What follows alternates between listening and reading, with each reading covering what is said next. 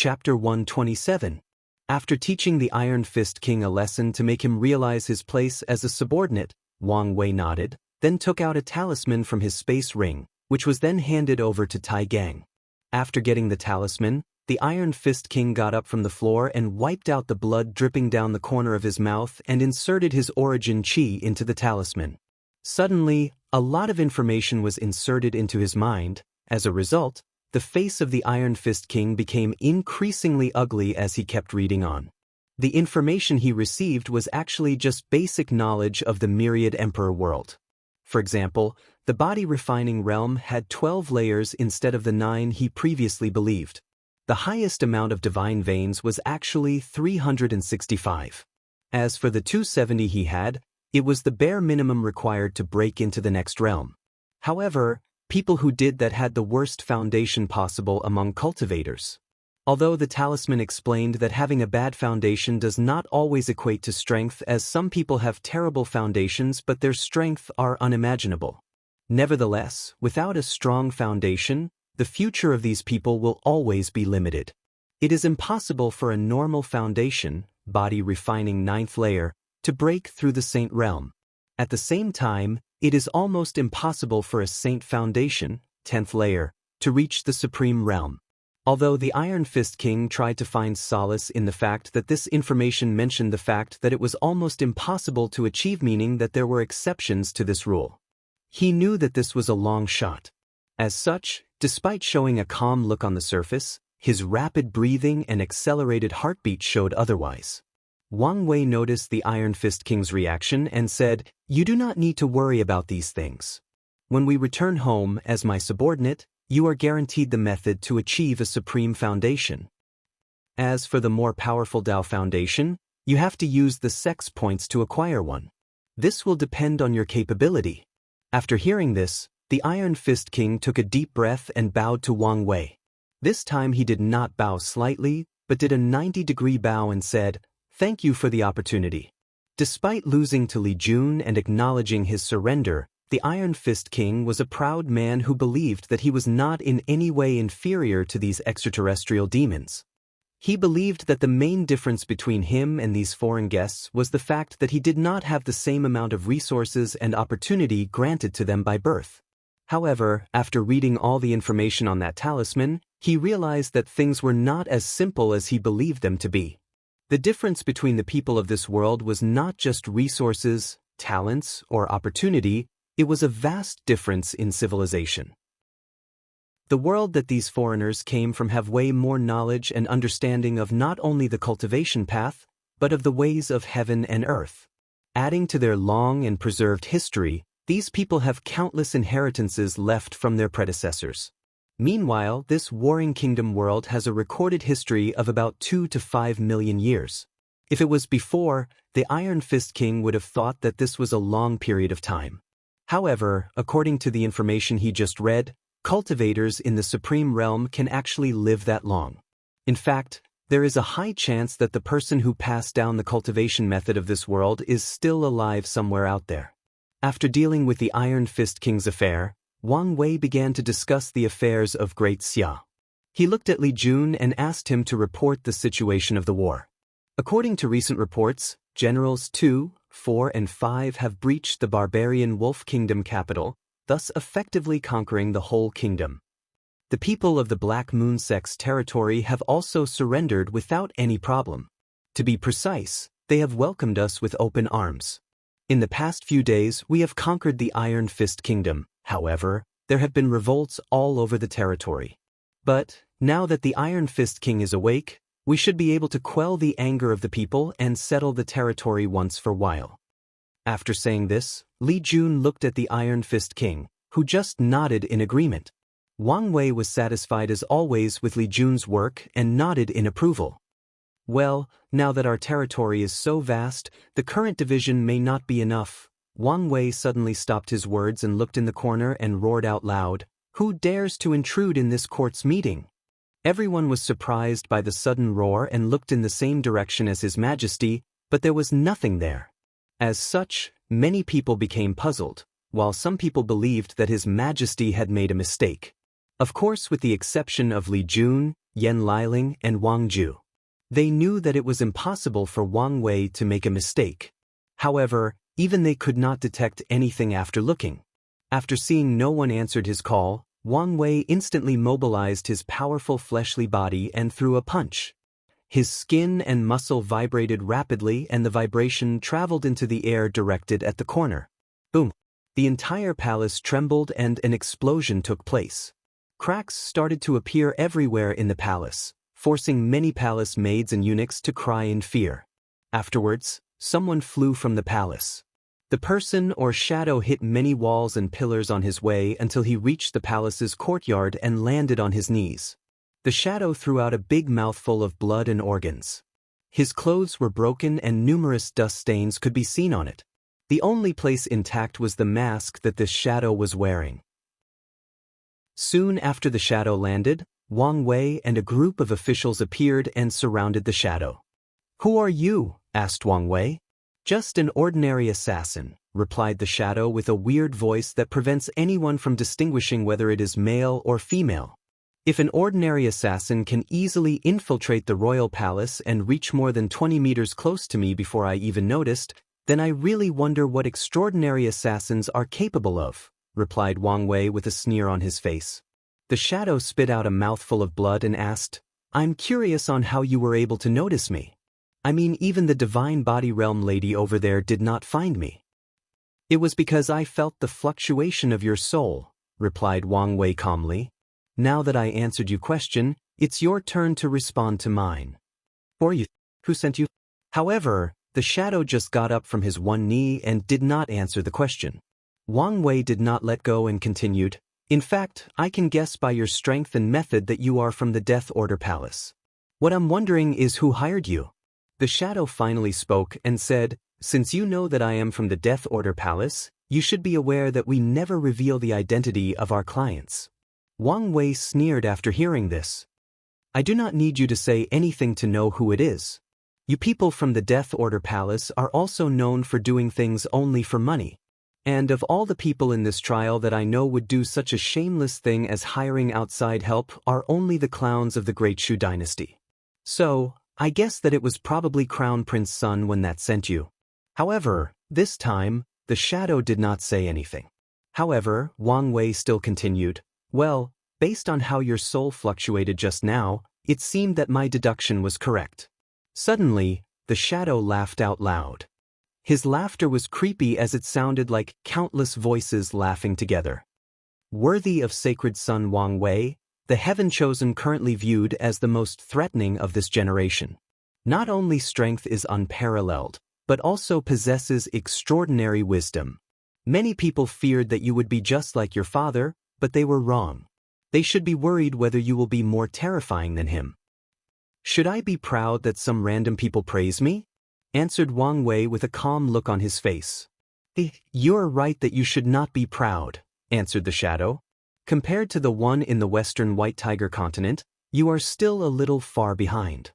A flash of intense dread appeared in the shadow's eyes after saying this, an emotion that Wang Wei detected through soul fluctuation. However, immediately afterwards, the shadow disappeared without a trace right in front of everyone. Wang Wei immediately concentrated to feel any soul fluctuation, but he failed this time and did not find anyone. Instantly, he activated his true vision ability and saw the Qi Luck dragon of everyone around. Suddenly, he noticed a strange purple Qi dragon outside the capital. Without hesitation, he flew straight to the sky and headed for it. However, midway en route, the Qi dragon instantly disappeared, and by the time Wang Wei arrived outside the city, he could not find anything. After looking for a few minutes without success, Wang Wei returned back to the palace and supervised the reconstruction. Chapter 128. After returning to the imperial palace, Wang Wei supervised the reconstruction of the destroyed parts.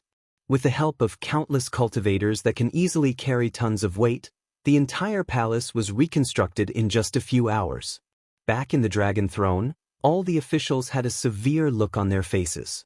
The emperor had just been assassinated, and yet, no one realized this, yet alone reacted fast enough to prevent this. The commander of the royal guard knelt in front of Wang Wei asking for him to be punished. In fact, Wang Wei did not blame him.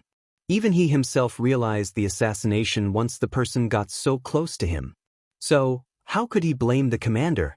However, seeing the way he was blaming himself, Wang Wei could guess that he probably would not accept it if he did not punish. As such, he deducted half a year of salary and sent him to the frontier to open territory and promised to reinstate his position after he acquired enough merits. In fact, many people blame themselves for failing to prevent this assassination. However, the person most affected was in fact Wang Ju. As a person in charge of intelligence and assassinations, and a cultivator in the divine body realm, she did not even notice the presence of the shadow.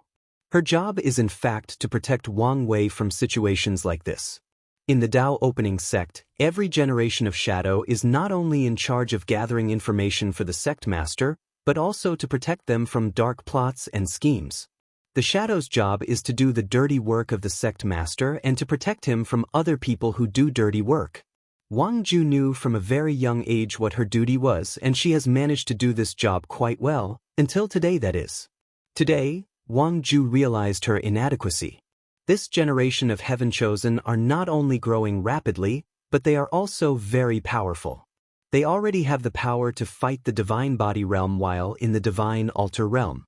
Today's event made Wang Ju realize that her talents might not be enough to keep up with this generation's Heaven Chosen. Maybe, one day in the future, someone else will take over her position. After thinking about this, she sighed and placed these thoughts in the back of her head. However, a frown was still on her face throughout the meeting. Meanwhile, Wang Wei first discussed how to calm down the people after the assassination. After all, it is easy to notice how the palace was destroyed. Many of the citizens were currently worrying about the situation. The next major discussion was about the next opponent that the great Xia have to face, the Fang Divine Dynasty. Well, Wang Wei can see how prideful and narcissistic the ruler of this dynasty is just by the name. However, unlike other enemies he faced, he has to take this one seriously as it is headed by one of the Heaven Chosen from that is participating in this trial. Grand Censorate. Grand Censorate. Wang Ju, yelled Wang Wei. His Majesty, responded Wang Ju. Did you say something? I'm asking you to explain the details of the Fang Divine Dynasty. Yes, as you wish, nodded Wang Ju, who took a deep breath to regain her bearing. The Fang Divine Dynasty is run by Empress Fang Lijuan, a member of the Divine Clan. She is this generation's divine child of the Fang family who was chosen to participate in the trial. As a matter of fact, there is another member of the Divine Clan in this world. As far as we know, the two of them seem to be in an alliance. However, this was not unexpected as the Divine Clans are usually part of the Divine Dao League. After Wang Ju finished her introduction, the majority of officials were in fact puzzled. As such, one person bravely asked, I'm sorry, Grand Censorate, but I'm very confused. What is the Divine Clan? Are they gods? And what exactly is this Divine Dao League you referred to? Wang Ju did not immediately answer the question, but gazed at Wang Wei instead. After seeing him nodding with his head, she then explained, the Divine Clans referred to a family that has cultivated a great emperor. Then, the great emperor left his Dao in his blood to pass down to the next generation. As a result, the members of the Divine Clans are thus born with a bunch of extraordinary abilities derived from their bloodlines. So, they are like the blood-human race of this world, said another official. Afterward, all the members of Wang Wei's group looked at this person with a speechless look on their face. I am speechless at the fact that you just compare the bloodline of a great emperor with a bunch of demonized humans, said Yan Liling. The official who said the previous comment became embarrassed and dare not raise his head again. Excuse me, His Majesty, said the Minister of Education. From what we know, you are also from an emperor lineage, meaning that one of your ancestors was also a great emperor, so why are you not part of the Divine Clan? You look too highly at these Divine Clans. They are nothing but a bunch of prideful, arrogant, and miserable people who are shackled by the very bloodline that they are so proud of, said Wang Wei with a sneer in his face. In fact, not just him, even Li Jun and Yan Liling had the same sneer on their faces. Clans like the Wang, Li, and Yan were always at odds with the people of the divine clans. Despite his words, Wang Wei could still some confusion in his official's face, so he further elaborated, "Our ancestors also ponder whether to pass their own Dao through bloodline.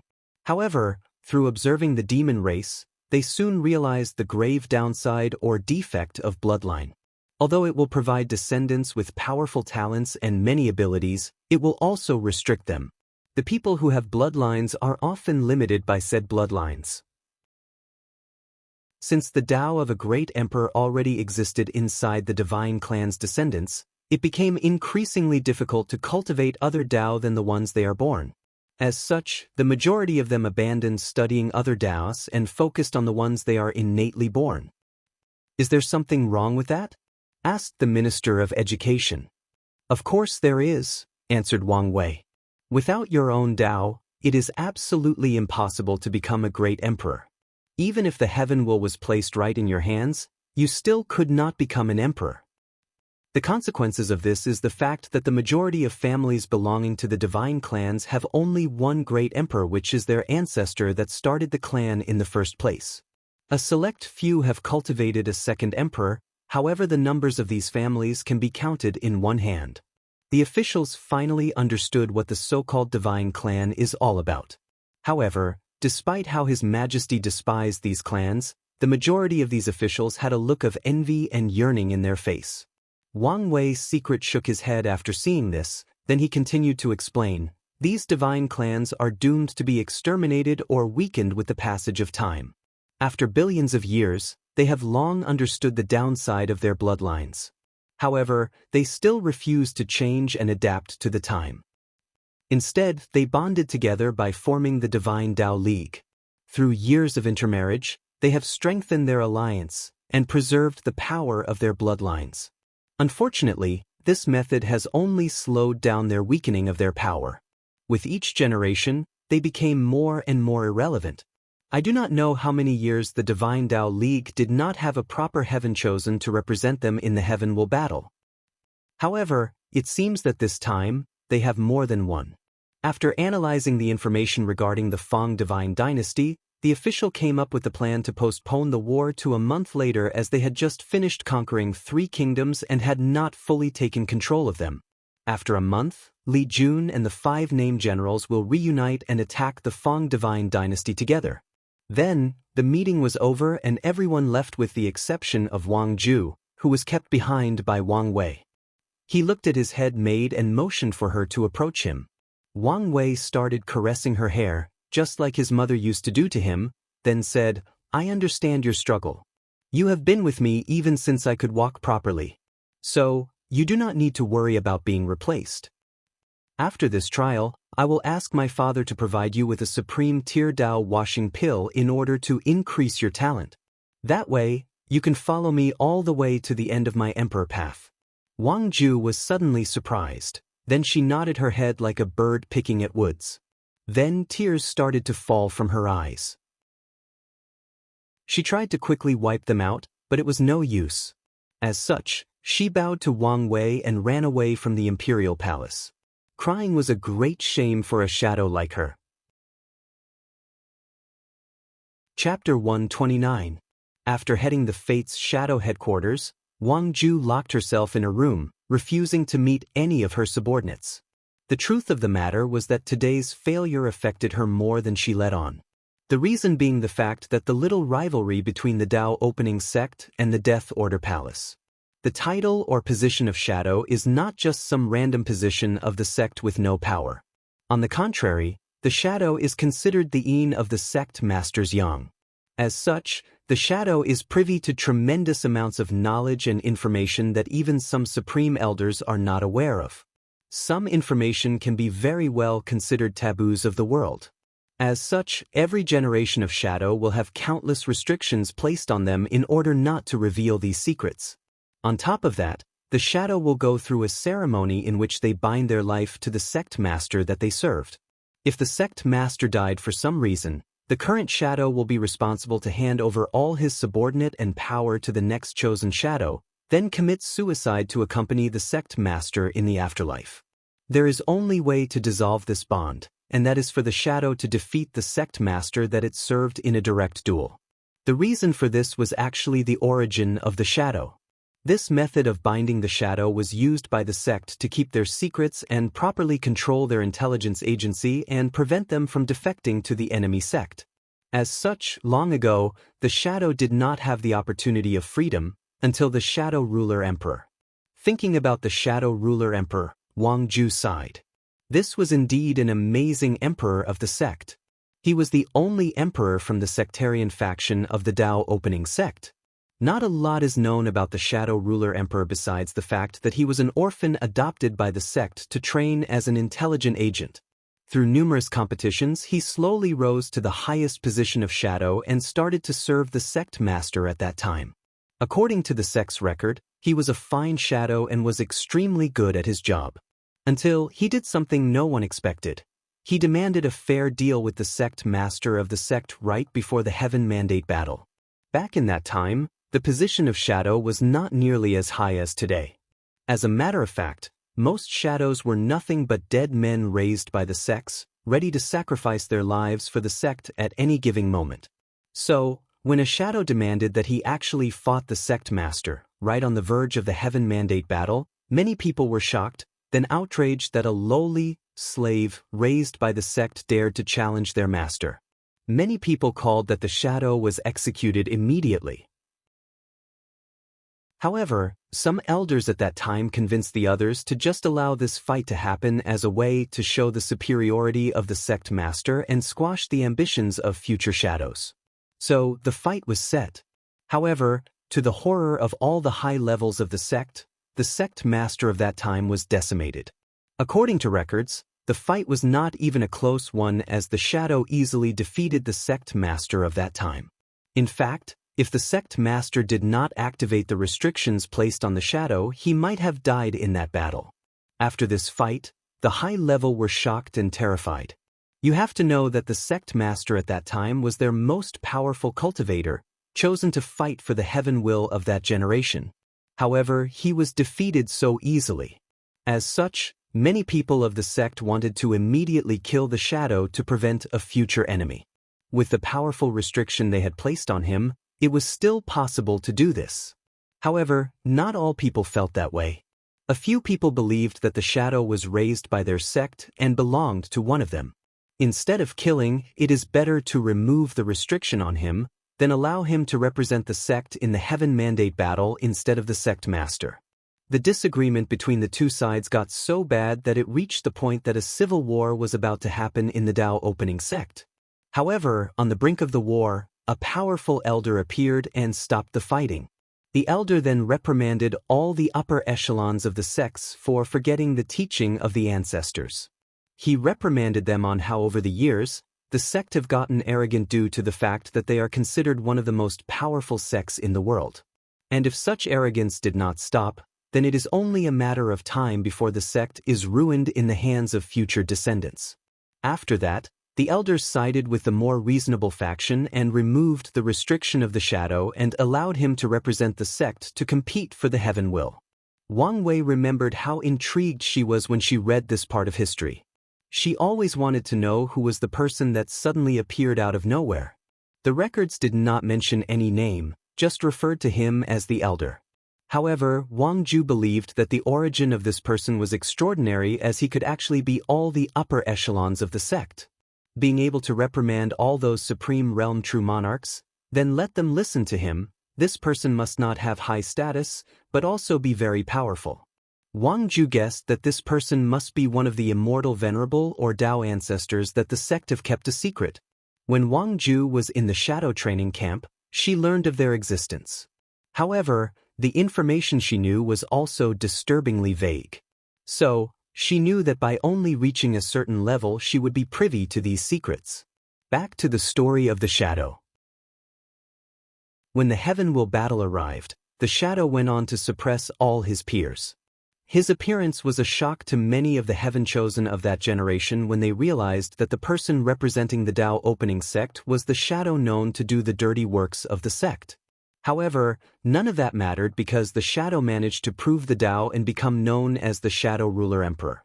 After this event, a new sect rule was created that allowed the shadow to challenge the sect master in order to remove their restriction and change from shadow to sect master. Of course, Wang Ju has no desire to challenge Wang Wei for the position of sect master. As a matter of fact, she is technically not really the true shadow, as this position is still in the hands of the person serving sect master Wang Tian. The reason that she remembered this story right now was because of what Wang Wei said to her today. The Shadow Ruler Emperor was treated terribly back then by the sect, however he still remained loyal. After he became emperor, the Shadow Ruler could have forsaken the Dao opening sect, or turned hostile to them, but he did not. So, when Wang Wei said those words today, it showed that he treated her like her family instead of just a subordinate. And it also made her realize that the loyalty of a shadow to the sect master is not a one-way street like she believed, but a tunnel that connects them both together. Just those soothing words were enough for Wang Ju, but she did not expect that her young master even promised to give her a Dao washing pill. She knew how precious that pill was, as it requires a total of 9 million years to make, not to mention all the precious materials needed. In order to refine such a pill, an alchemist has to place his furnace in a formation and let countless years pass in order for it to be finished. And most alchemists would not even live long enough to see the pill finish due to the long time required. And what is the purpose of this pill? Well, as the name suggests, it is to allow the Dao to wash away a person's body and increase their talents, whether it is their sensitivity to spiritual qi, the strength of their body, and more importantly, their understanding. This pill is only used by the sect when there is no heaven-chosen talented enough to represent them in a generation. With this, the sect can turn an ordinary genius into a heaven-chosen with a talent close enough to people with special physique. Even then, according to the sect's rules, the sect master cannot directly decide who to provide this pill to. The decision must be made when more than 3/4 of elders agree to the same person. However, Wang Ju is aware that each of the 3 families of the Dao opening sect have secret stashes of this pill hidden in their own clan. These clans will never publicly acknowledge that they have such a thing because the sectarian faction actually does not. The 3 families have gone through extreme lengths to keep the recipe of the Dao washing pill to themselves, thus weakening the strength of the sectarian faction. This is the reason that Wang Ju did not doubt Wang Wei's words when he promised to provide her with the pill. Chapter 130. While Wang Ju was dealing with her own emotional discovery, Wang Wei was drinking tea and relaxing in the imperial garden. Wang Wei was thinking about the assassin's words. The person mentioned that he was not as powerful as someone from the Western continent. Based on the fear he felt from the assassin's soul fluctuation, he guessed that this person must have had a run-in with a very powerful heaven-chosen, one that had a deep and lasting impact on them. Given the information he has read, Wang Wei guessed that the assassin was referring to the heaven-chosen born in the Di clan, Di Tian. Di Tian was a genius born with the power of reincarnation. As a result of this, after his birth, many Supreme Realm powerhouses who had reached the limit of their lifespan believed that they could find the way of immortality from the power of reincarnation.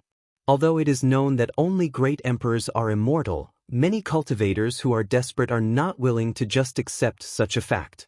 As such, many people believed that their chances lied in the Tao of reincarnation.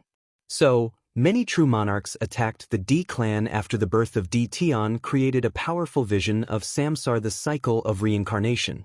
Unfortunately for these cultivators, the Di clan is a powerful emperor lineage in the Western continent that has cultivated 5 great emperors.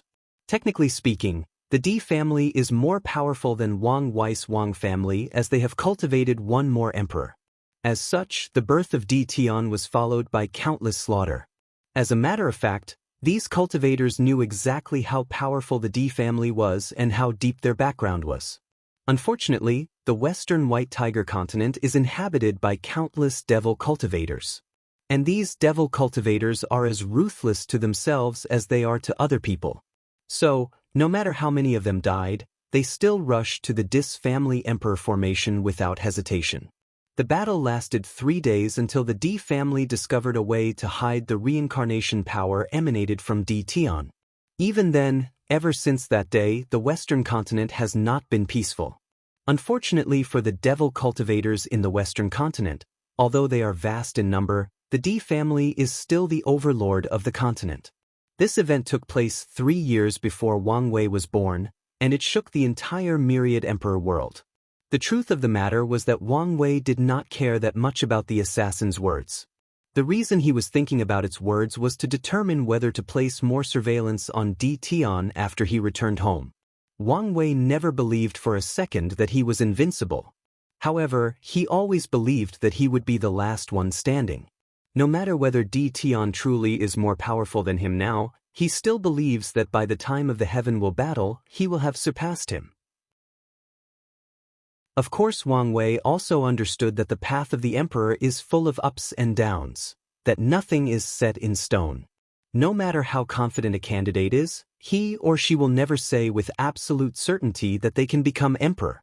As such, Wang Wei, being a person who likes to be prepared for any situation, has created a backup plan for him in the unlikely scenario that he failed to win the Heavenwell and proved the Tao. And that plan is actually simple enough. Seal himself to wash away his karma. Wang Wei believed that after cultivating the ancient desolate body refining scripture to the highest level, even if he failed in the Heavenwell battle, he can still survive. Afterwards, all he has to do is seal himself for countless generations to wash away his karma, then fight in another generation. And if he fails again a second time, then he will repeat the process again.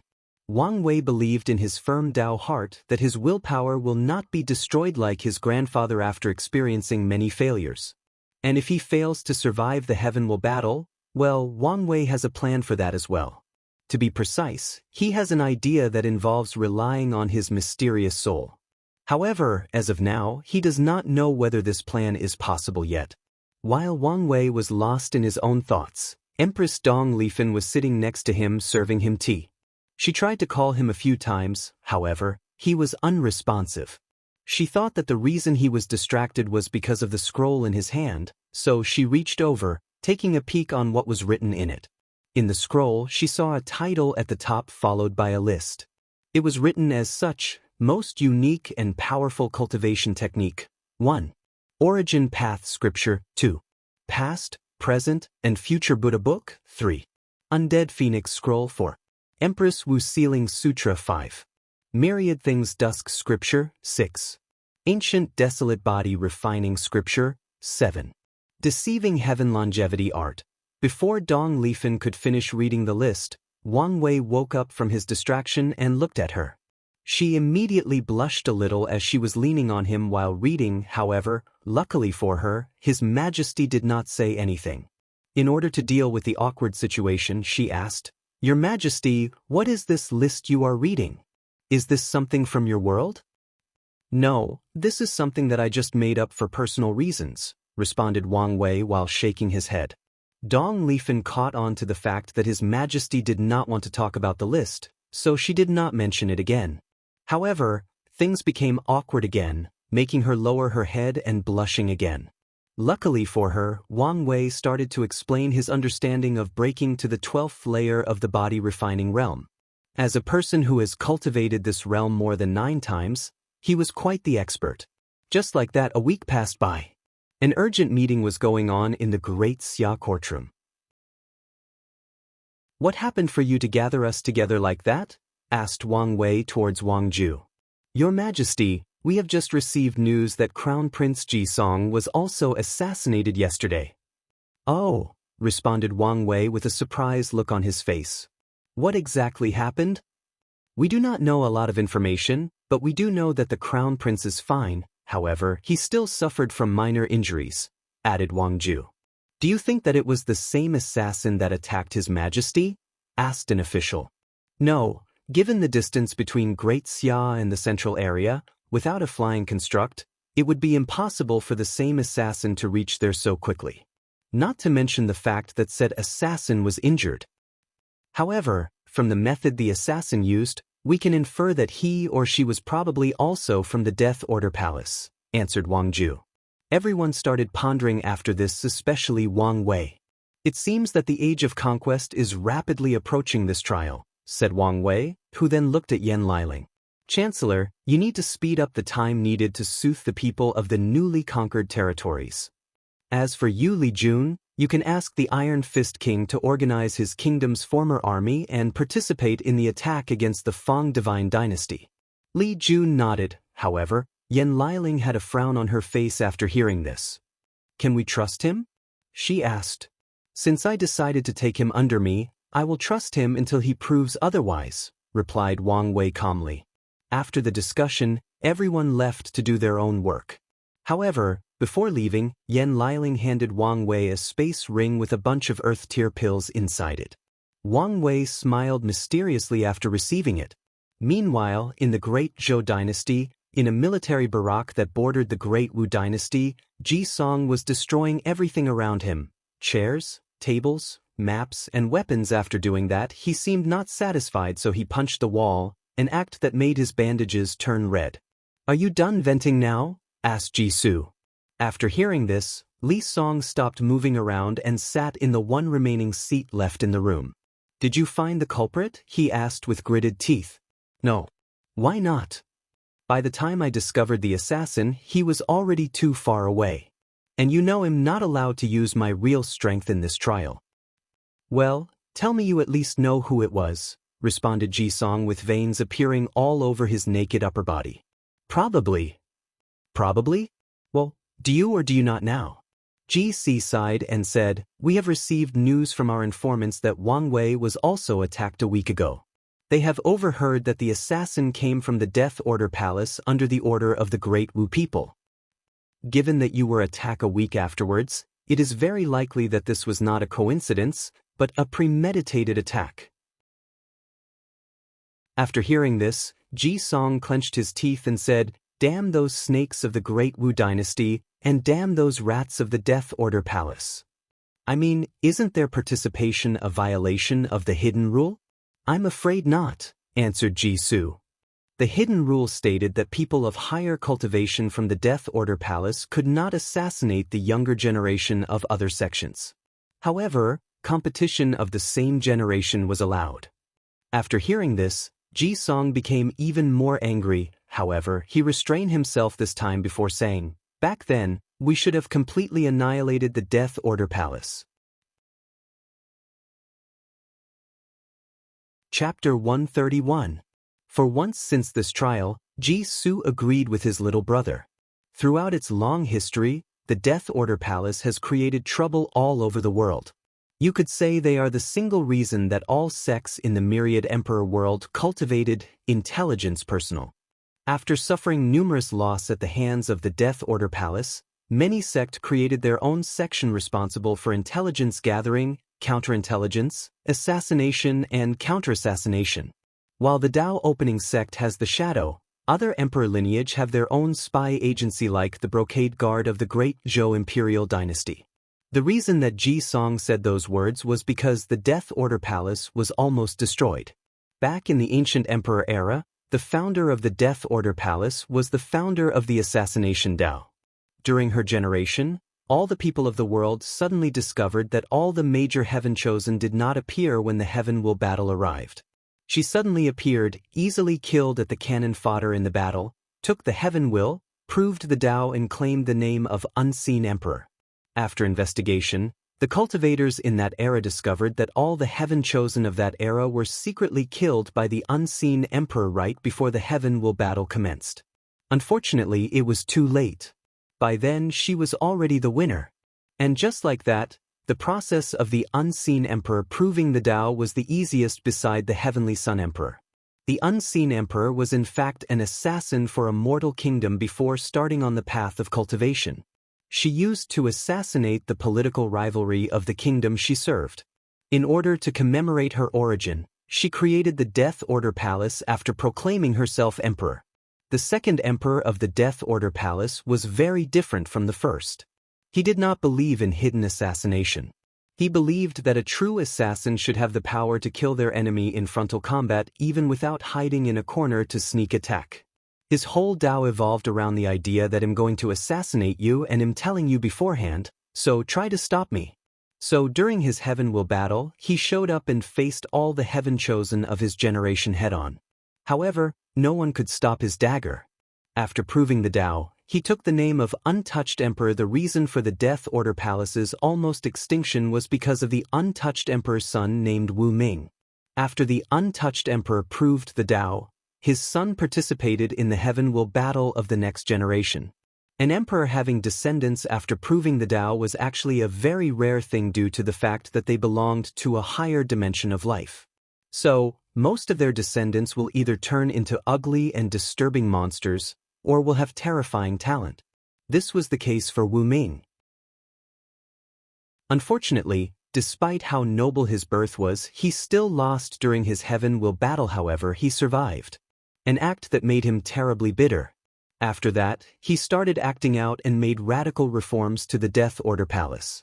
The Death Order Palace, who was a respectable sect with a bottom line, turned into power-hungry hyenas that only recognized money or origin sources. As long as someone had money, they could hire assassins from the Death Order Palace. It reached the point where even mortals could hire assassins as long as they had origin stones or sources. Because of this, a reign of terror began in the Myriad Emperor world. All sects and factions began to hire people from the Death Order Palace to kill their enemies, Heaven Chosen. It reached the point that someone once hired an assassin to go after a great emperor. That great emperor was furious and decided to destroy the Death Order Palace. Unfortunately, that emperor could not deal with the two-emperor formation of the palace and left in anger and shame. In fact, there is a reason that this great emperor did not have the power to even break the array of the Death Order place. Due to the reign of terror created by the constant assassinations, the majority of great emperors born during that time were actually pitifully weak due to the fact that the majority of true Heaven Chosens were long killed before they could grow up. The situation continued like this until all the sects had enough. Thus, all the emperor lineages bonded together to form an alliance. All the emperor lineages activated their emperor artifacts in order to break through to the defense of the Death Order Palace. Unfortunately, after they did so, a will of the Untouched Emperor appeared after disappearing for millions of years and stopped the cultivators. The emperor did not do anything to the sects as he only came to right the wrong that his son had committed. As for the cultivators of that time, they knew that they could not destroy the palace with the arrival of the Untouched Emperor. However, they refused to back down so easily.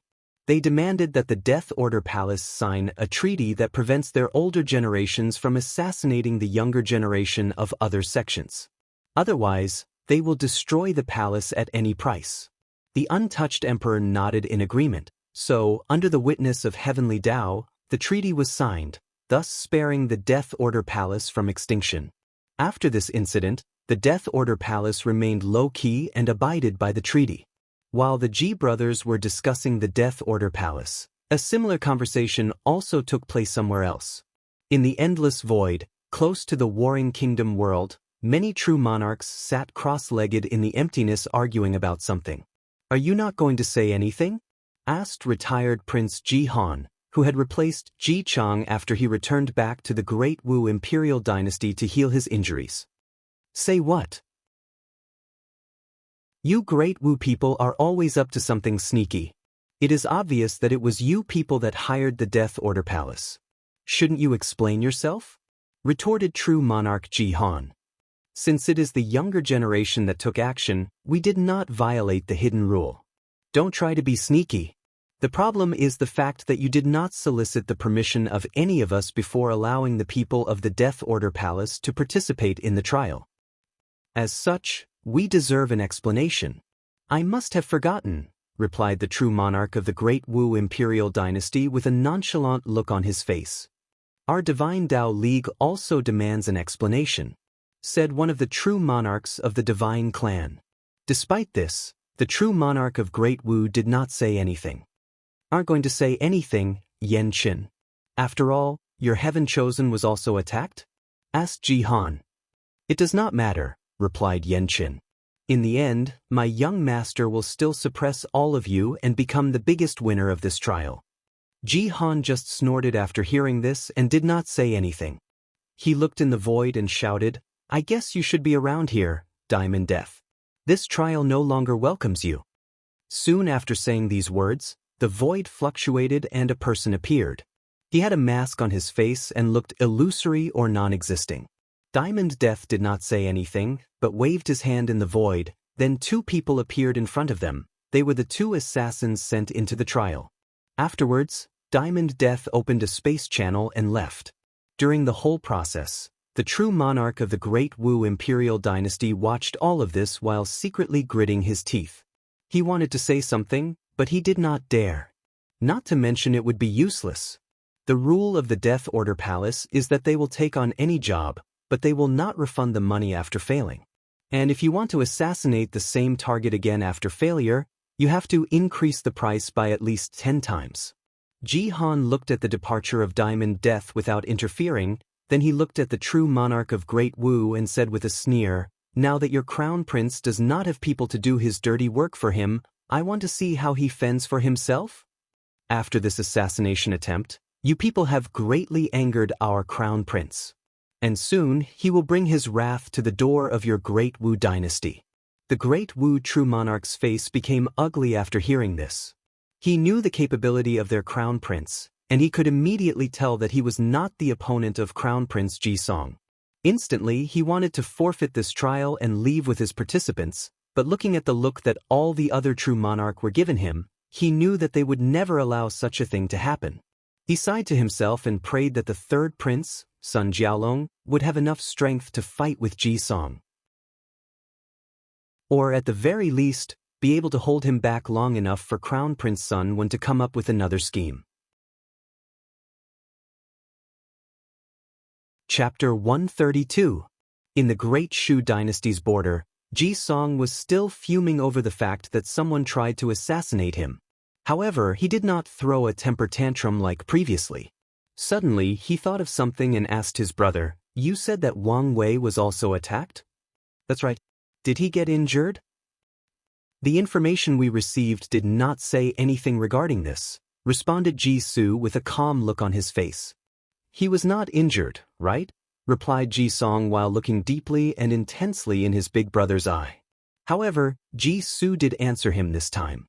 "This can only mean two things," continued Ji-Song with a sharp look on his face. "He is either stronger than me or his perception is way above me. Well, not just me, but even you, a divine body realm cultivator." After a few seconds, Ji-Su said, "It's probably the latter. After all, he is known for his powerful soul." After hearing this, Ji-Song clenched his hands, making all the huge muscles in his arm bulged. However, he did not act out this time around.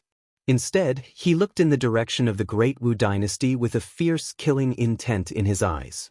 After that, Ji-Song popped up a few pills in his mouth, donned on his armor and started his conquest of the Great Wu Dynasty. With a fierce momentum, he used his own overwhelming strength to conquer cities after cities of the Great Wu Dynasty. Monarch Sun Wen started freaking out after hearing the constant news of his territory shrinking. As such, he quickly drafted all the military power of the noble clans in his dynasty. Unfortunately for him, the noble did not completely listen to him. Although they accepted being drafted into the war, they decided to drag the process as slowly as possible, thus hindering Sun Wen. An act which made His Majesty Sun Wen quite angry. For once in his life, he realized that his younger brother was right. These nobles are a bunch of cunning foxes. Without placing the fear of heaven deep in their bones and soul, they will start acting presumptuous. As such, he mobilized his own power and arrested all these nobles, then took over their military power by force. Unfortunately for him, this act was soon proven to be useless. The army refused to listen to his order. They claimed that they are only loyal to the nobles and the true royal family. It was then that Sun Wen realized that he had made a grave error. When he first came to this world, he used the promise of taking the royal family of the Great Wei dynasty back to their world in exchange for them to hand over their dynasty. A trade that the former royal family happily accepted. Sun Wen then happily thought that he had made a wise move, as this allowed him to be the first of all the heaven chosen to create his own dynasty. However, his so-called dynasty was in fact created on thin air. The event with the nobles proved to him that the foundation of the dynasty he created was actually very shallow. Over the years, Sun Wen has tried many ways to take both the political and military power of the dynasty from the royal family and the noble clans. And he believed that he had succeeded. According to his original plan, after taking over all the power of the Great Wu dynasty, he would use the people of the Death Order Palace to take out the two most powerful heaven-chosen of this trial, Wang Wei and Jisong. Then, he would sweep over the world with his powerful army and slowly weed out the other participants. However, his plan was nothing but him dreaming. Everything was merely his illusion. Not to mention that his assassination plan failed. All the power he thought he had was just an appearance. It was a show to blind his eyes. All this time, all the power of the dynasty was still held in the hands of the nobles and maybe even the royal family. All these times, Sun Wen thought he was quite clever and cunning when dealing with these nobles, that he was a master tactician playing chess with the whole kingdom. However, it turned out that he was the one being played with by these nobles. After coming to this realization, Sun Wen became even more aggrieved. By this time, it was already too late for him to reorganize the army to be able to fight against the rapid advancement of Jisong. So, without a choice, he asked his brother Sun Jiaolong to lead the army that was especially trained by them and a group of freshly recruited peasant army to defend against the Great Zhou attack. Unfortunately, this was just a stopgap measure, and one that can barely reach said standard. Sun Jiaolong was no match for Jisong, let alone their half-baked army. So, the advancement of the Great Zhou continued, albeit at a slower pace than before. And just like that, a few weeks have passed. Another war started in the eastern region. After calming the people of the territory, Li Jun, the five-number general and the Iron Fist King who was now referred by his name Tai Gang were starting their conquest of the Fang Divine Dynasty. Their advancement was even more rapid than the Great Zhou people. With puppets or constructs that are based on modern military equipment and strategy also inspired by modern warfare, the process was fast, easy, and efficient. As such, in just half a month, the Great Xia dynasty conquered more than a quarter of the Fang Divine Dynasty's territory. Of course, this was due to the fact that this time, Wang Wei decided not to slowly let the people adjust to the rules of the Great Xia before continuing to conquer more territory. The plan that Wang Wei decided was to quickly swallow the Fang Divine Dynasty, then slowly digest it by soothing the people and putting down rebellions. However, the rapid advancement of the Great Xia dynasty was brought to the attention of their ruler, Monarch Fang Lijuan. Fang Divine Dynasty, Imperial Palace. A court meeting took place. One official said with a sweet and melodious voice, "Goddess Empress, the situation of the border is quite perilous. We need to take actions as soon as possible. Can you tell this goddess the reason that we have lost so much territory in such a short amount of time?" Responded a nice voice, however it was full of coldness and alienation. The voice came from Monarch Fang Lijuan. She was sitting on a dragon phoenix throne, which is a throne carved with both dragons and phoenixes intertwining with each other. Despite the artistic beauty of the throne, it paled in comparison with Fang Lijuan's beauty. She was wearing a red phoenix gown with a crown on her head. She had skin as white as the purest jade, and eyes that shined brighter than the most beautiful of jewels. However, those eyes were cold and indifferent. And it was not the kind of cold from a person devoid of emotion, but the coldness from despising everything and everyone around. In Fang Lijuan's eyes, everyone was beneath her. She exuded a noble temperament, a temperament that said that she was born above everything and everyone, a sacred and divine temperament. After asking the question, the female officer who previously spoke handed a scroll to the goddess empress, as that was the way Fang Lijuan liked to be addressed, that explained how the Great Xia army used constructs to rapidly transport their army to anywhere in their territory. She was surprised as she was surprised by how novel and ingenious this idea was for a small thousand world like this one that does not have teleportation for transporting troops. This Wang Wei is not a simple role to come out with such a smart idea, said the Empress with her cold voice. However, this should not be enough for our territories to be lost so quickly. You are correct, Goddess Empress. Another reason is the fact that we do not have anyone who could stop General Li Jun from breaking through our cities, replied another female officer. Wait a minute, said Fang Lijuan. Are you saying that Wang Wei did not show up? And this Li Jun was the one who led the army against our dynasty? That is the case, Goddess Empress. So, what you are saying is that a quarter of this goddess dynasty was occupied without Wang Wei, the opponent that I am supposed to compete against, showing up. The room instantly became quiet after the Empress asked this question. The majority of people lowered their heads and dared not face those cold and indifferent eyes. After a few minutes of awkward silence, one official mustered the courage and said, "Goddess Empress, you should not underestimate Li Jun, as he is the successor of the Li family. He has grown up with sacred son Wang Wei since they were young and are closer than brothers. More importantly, he possessed the 20th heavenly physique, the battle maniac body." After hearing this, Feng Lijuan started thinking. She knew that anyone who possessed a special physique was not simple, as their talents were on par, if not greater than, their divine clan's member with pure bloodlines. However, she was still not happy about this. Feng Lijuan felt that she was underestimated by Wang Wei, and she will never allow anyone to look down on her. She is the only one who looks down on people.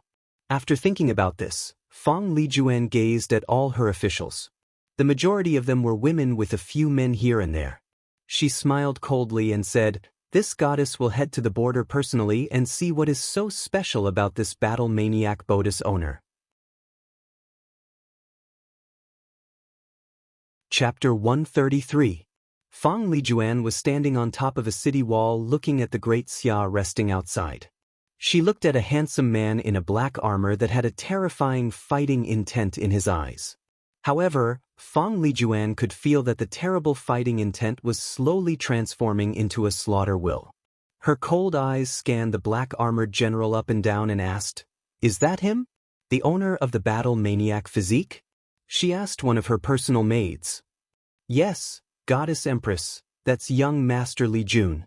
As long as you are able to defeat or stop him, our people can take care of his other subordinate." Feng Lijuan nodded her head, then jumped off the more than 300 meters city, landing lightly like a feather falling from high ground.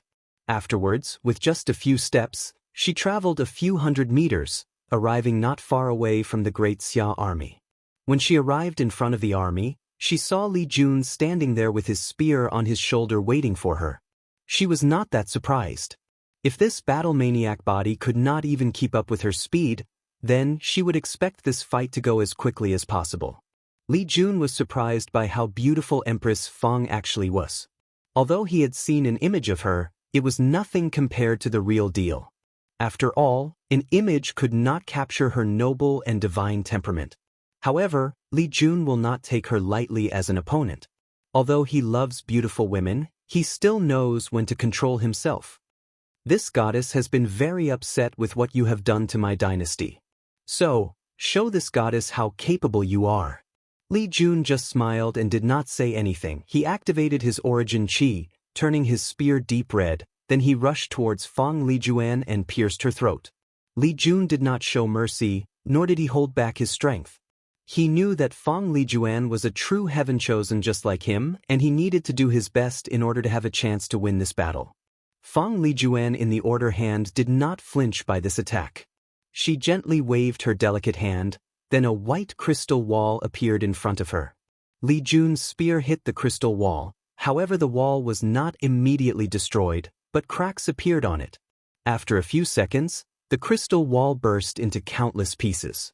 However, the pieces did not randomly scatter all over, but floated in the air, turned into countless sharp sticks and flew towards Li Jun under the control of Feng Lijuan.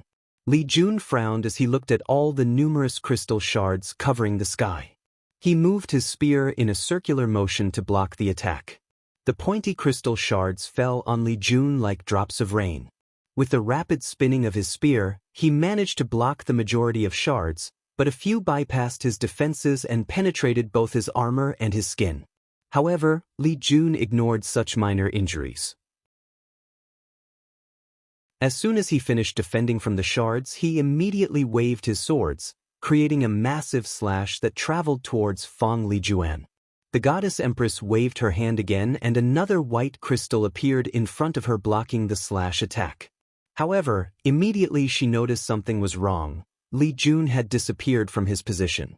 Suddenly, Fong Lijuan felt a sense of danger from behind her and turned around. Her pupils immediately dilated as she saw Li Jun's red spear approaching her throat. With the slightest hesitation, she raised her arms, which also instantly turned crystal white like an armor was encasing them to block the attack. Most of the attack was blocked, however, Fong Lijuan's skin was also pierced, thus injuring her. Furthermore, the force of the clash pushed her a few meters away from Li Jun. Fong Lijuan looked at her bleeding skin and frowned. Then she looked at Li Jun and said, "I cannot believe that you actually injured this goddess' divine body. If you do not wish to be injured, do not participate in battle. With your background, it is quite easy for you to spend the rest of your life living a wealthy and luxurious life." "You are right," responded Fong Lijuan with a cold and cruel smile. "All right, let's stop with the warm-up." After saying this, her eyes suddenly turned completely white. The divine temperament of hers increased. Everyone who looks at her will have the urge or desire to kneel down and worship her. Afterward, a crystal armor encased her entire body, leaving only her eyes that can be seen. However, even her eyes started to shine like crystals. One thing that was different about the crystal that formed the armor was the fact that it was blue instead of white. The blue crystal armor resembled the most beautiful piece of art. It was as if gods themselves took their time to carve it. Li Jun looked serious when he saw this. He knew that Fong Lijuan had just activated the power of bloodline, meaning that she was taking this fight seriously. As such, he prepared to take things more seriously as well. However, before fighting, he said, "It's fine to fight seriously, but it is better to move the battlefield somewhere else." After hearing this, Fong Lijuan looked around and noticed how their short confrontation had destroyed the terrain around here. There were crystals scattered everywhere, and the wall she previously was still there. More importantly, the soldiers of the Great Xia had to run far away in order not to be killed by the aftermath of their battle. Fong Lijuan understood Li Jun's concern for his soldiers, so she agreed to move the battle to the forest nearby. Of course, it was not because of the goodness of her heart that Fong Lijuan agreed. She knew that if she insisted on fighting in order to injure the Great Xia soldiers, Li Jun could just run in the direction of her own army to kill them. At that time, Fong Lijuan will have to decide whether to stop him or continue to kill these soldiers. And as prideful as Fong Lijuan was, she refused to use such underhanded methods. As such, she just agreed to move the fight to another location.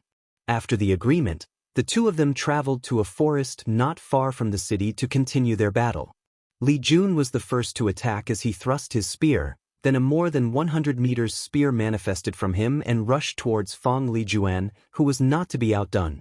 She waved her hand and a gigantic blue crystal sword also manifested it and clashed with the oncoming spear. The two attacks canceled each other out, but the two of them did not stop afterwards. They rushed towards each other and clashed head-on. Li Jun swung his spear, while Fong Lijuan took out a sword from her space ring as a weapon. After coating the sword with her blue crystal, she directly clashed with Li Jun's spear. Boom, boom, boom. The clash of these two made the air tremble and the ground quaked. The shockwave of their clash blew away all the trees in a more than 500 meters radius, killing all the animals living nearby. Clouds of dust could be seen in the path they traveled through, along with many broken trees. However, none of these two people care about this kind of thing. Li Jun did not take any advantage during the clash against Fong Lijuan. However, he kept scanning and observing her moves in order to find a flaw. Unfortunately, there was none. So, he decided to make one himself. He clashed with Fong Lijuan's sword again, but this time, he suddenly increased the amount of origin chi used to slightly move her swords out of trajectory. This move created a short pause in Fong Lijuan's action.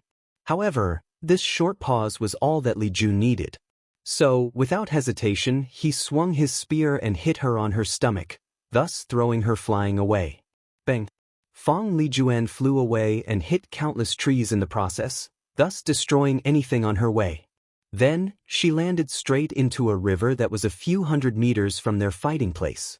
Despite successfully landing a powerful hit, Li Jun was not happy as he could feel that the crystal armor defended most if not all of his attack. And he was right. A few seconds later, Fang Lijuan rose up from the bottom of the river with a few cracks on her crystal armor. However, there was not even a scratch on her body. Her crystal eyes looked in the direction of Li Jun and rushed towards him without any pause. The battle had just begun and it was not clear yet who would be the final winner. Chapter 134. By the time that Fang Lijuan had arrived in front of Li Jun, the cracks on her crystal armor had already healed completely. So without pause, she attacked him again with her sword. The two of them clashed against each other again, further destroying what little was left of the forest. Li Jun wanted to use the same tactic he did before, however, Fang Lijuan did fail for the same trick twice. As soon as Li Jun increased his strength to try to move the direction of her swords, she also increased hers to counterattack the force generated by her opponent. However, it was more than this. Fang Lijuan anticipated Li Jun's attack, so when he tried to use the same attack again, something unexpected happened. Countless crystal spikes suddenly appeared from Fang Lijuan's armor and headed straight towards Li Jun, who tried to react in time by the sudden change of event. He instantly activated all his 365 veins and controlled the spiritual chi of heaven and earth to create a barrier around him. Unfortunately, his reaction speed was still too slow. Numerous crystal spikes still managed to break through his barrier and armor to pierce his body. Li Jun vomited a mouthful of blood and he started to breathe with difficulty. One of his lungs has been pierced. Any injury to the internal organs are considered dangerous in this cultivating realm, so Li Jun wanted to remove the crystal spike in his body. However, Fang Lijuan did not give him the opportunity. She rushed towards him with her swords to finish the job she started. However, Li Jun was also prepared this time. Without hesitation, he waved his spear in the ground with tremendous force. Boom! The ground exploded, then a cloud of dust appeared between the two of them. This cloud of dust managed to hinder the sight of Fang Lijuan, providing Li Jun with enough time to move more than a few hundred meters away from her. An act which made Fang Lijuan quite unhappy. If she was in the supernatural realm and had a divine sense, this kind of low-level tactic would not have worked. Meanwhile, Li Jun had already removed the spikes from his body. However, his lungs were still bleeding, so he mobilized his origin chi to stop the bleeding. Unfortunately, the process did not go as smoothly as he expected.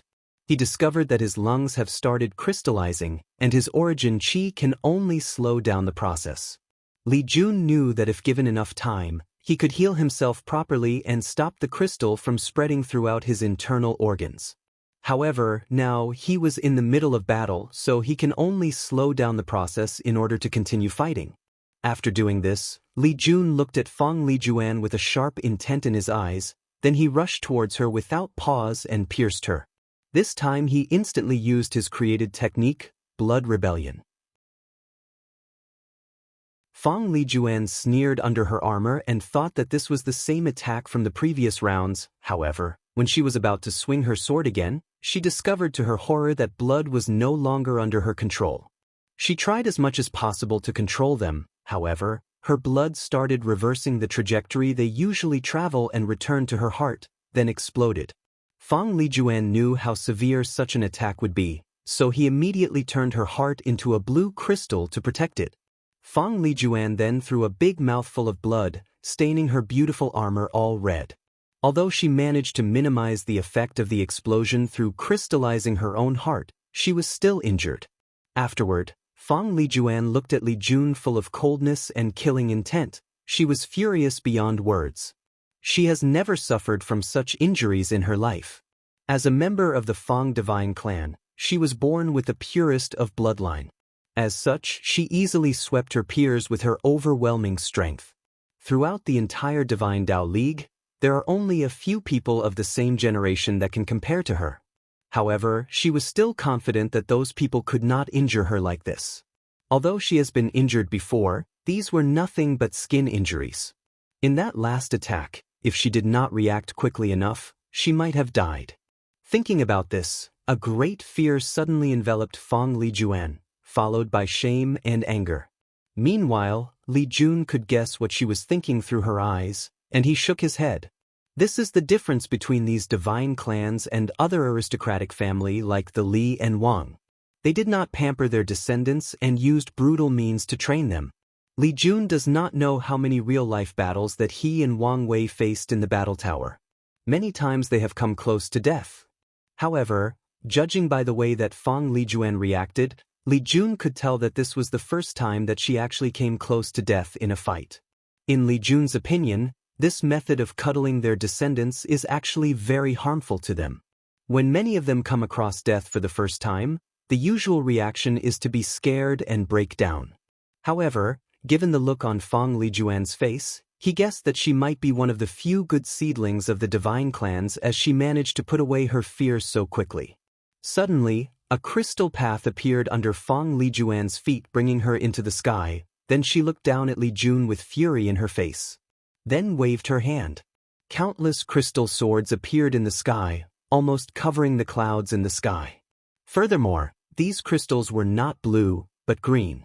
Li Jun looked at Feng Lijuan standing in the air with a spiral crystal path holding her up and said, "This is not fair. You know that divine altar realm cultivators cannot fly, especially in this small thousand world with low spiritual qi." However, Feng Lijuan just snorted coldly and responded, "There is no such thing as fairness in a fight. Furthermore, it is not this goddess' fault that your ancestors did leave you people with no bloodline abilities." "You are right about fighting not being fair," replied Li Jun. "However, I will not get into an argument with you about bloodline." After saying this, Li Jun stepped into the air by creating places for his feet to step on. This was the method Wang Wei used to fly, and it was taught to Li Jun. After reaching the same height as Feng Lijuan, Li Jun had a smirk on his face when he saw the surprised look on her face. However, deep inside, he was a little worried. After using this technique, he realized how much origin qi it required to maintain it, not to mention the stamina requirement to always maintain a balance in the air. You should know that Li Jun has cultivated the 9 nirvana blood qi up to 7 nirvanas, making his divine qi extremely large compared to his peers, and his origin qi is also large in quantity. However, according to his estimate, he probably won't last more than 2 hours fighting in the air like this. So, Li Jun wanted this battle to end as soon as possible. With a wave of his spear, he controlled the spiritual qi around him and turned them into countless weapons: swords, sabers, spears, guandao and halberds. With a wave of his spear, all the weapons rushed towards his enemy. And Feng Lijuan did the same. With the wave of her hand, all the crystal swords clashed with the oncoming attack. Bang, bang, bang. All these weapons clashed together, then exploded. The aftermath created powerful shockwaves that traveled for miles on. All the surrounding grounds were destroyed, the clouds in the sky were blown away. Even the Feng Divine Dynasty's city that was a few thousand of meters away trembled slightly from the shockwave of the battle. And the two armies that were still in the midst of battle stopped for a few moments and looked in the direction of the fight. All they could see was that countless weapons were falling down from the sky like the heaven was raining weapons, followed by powerful explosions. Even at this distance, the soldiers could feel the power of these attacks. Many people suddenly realized why these people decided to have this battle so far from them. Meanwhile, after a few minutes, the attack of these two heaven-chosen finished, and the clouds of dust created by their attack also blew away. Both Li Jun and Feng Lijuan were on the ground, breathing heavily. Li Jun had countless cuts on his body. His armor was mostly destroyed, revealing his injured muscular body. He stood there with blood slowly falling from the few crystal swords that pierced his body. As for Feng Lijuan, she was in even worse shape. Her crystal armor was also broken with pieces scattered all over, and she knelt in the ground with one knee. Her beautiful and divine face grimaced with pain while blood slid from them. She had different kinds of injuries all over her body. Some were sword slash, saber cut, or spears pierce. However, this was not the reason that she was so heavily injured. During the attack, she realized that all the attacks that hit her contained a powerful will that bypassed the defense of her armor and destroyed her inside. She realized that this was her opponent's fighting will. However, even trying to use her crystal ability to increase the defense of her inner organs proved to be futile. The fighting seemed to completely ignore her crystal and just proceeded to destroy the crystals themselves. Fang Lijuan raised her head and looked in the direction of Li Jun. Her eyes had a terrible killing intent in them. Li Jun suddenly felt something was wrong, however, he was too late to react. Fang Lijuan bit the top of her tongue and screamed, "Crystal World!" Immediately afterwards, the entire environment around her in 1,000 meters radius turned into crystals. Whether it was the ground, trees, animals, river, and dust.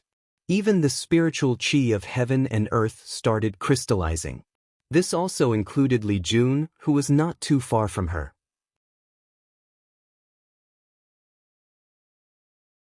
Chapter 135. Li Jun's face became ugly after seeing Fang Lijuan's attack. Instantly, he realized that this must be a bloodline secret technique that is only used when a person is in dire circumstances. He also knows that only a person with the purest of bloodline can do such secret technique, and a price must also be paid. Unfortunately, knowing all of this does not provide any help to Li Jun. As soon as he saw the approaching crystals, he tried to move out of the way, but he was not fast enough. Li Jun suddenly notices that his feet were frozen or crystallized. Then, in just a few breaths, all the blood, muscles, and bones of his legs were also crystallized. He mobilized all origin chi to prevent the process. However, to his horror, even his origin chi started to crystallize. In that brief moment of resistance, the crystallization process had already reached Li Jun's divine sea. All the vast ocean of origin chi in his body started to also turn green. As such, Li Jun did not have a lot of time to think of a solution.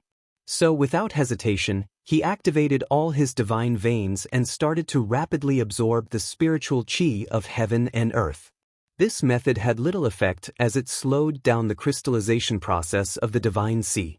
Li Jun knew that the reason that this method worked was because of his perfect Tao foundation. As such, he looked at his divine altar that resembled the battle tower and he sighed.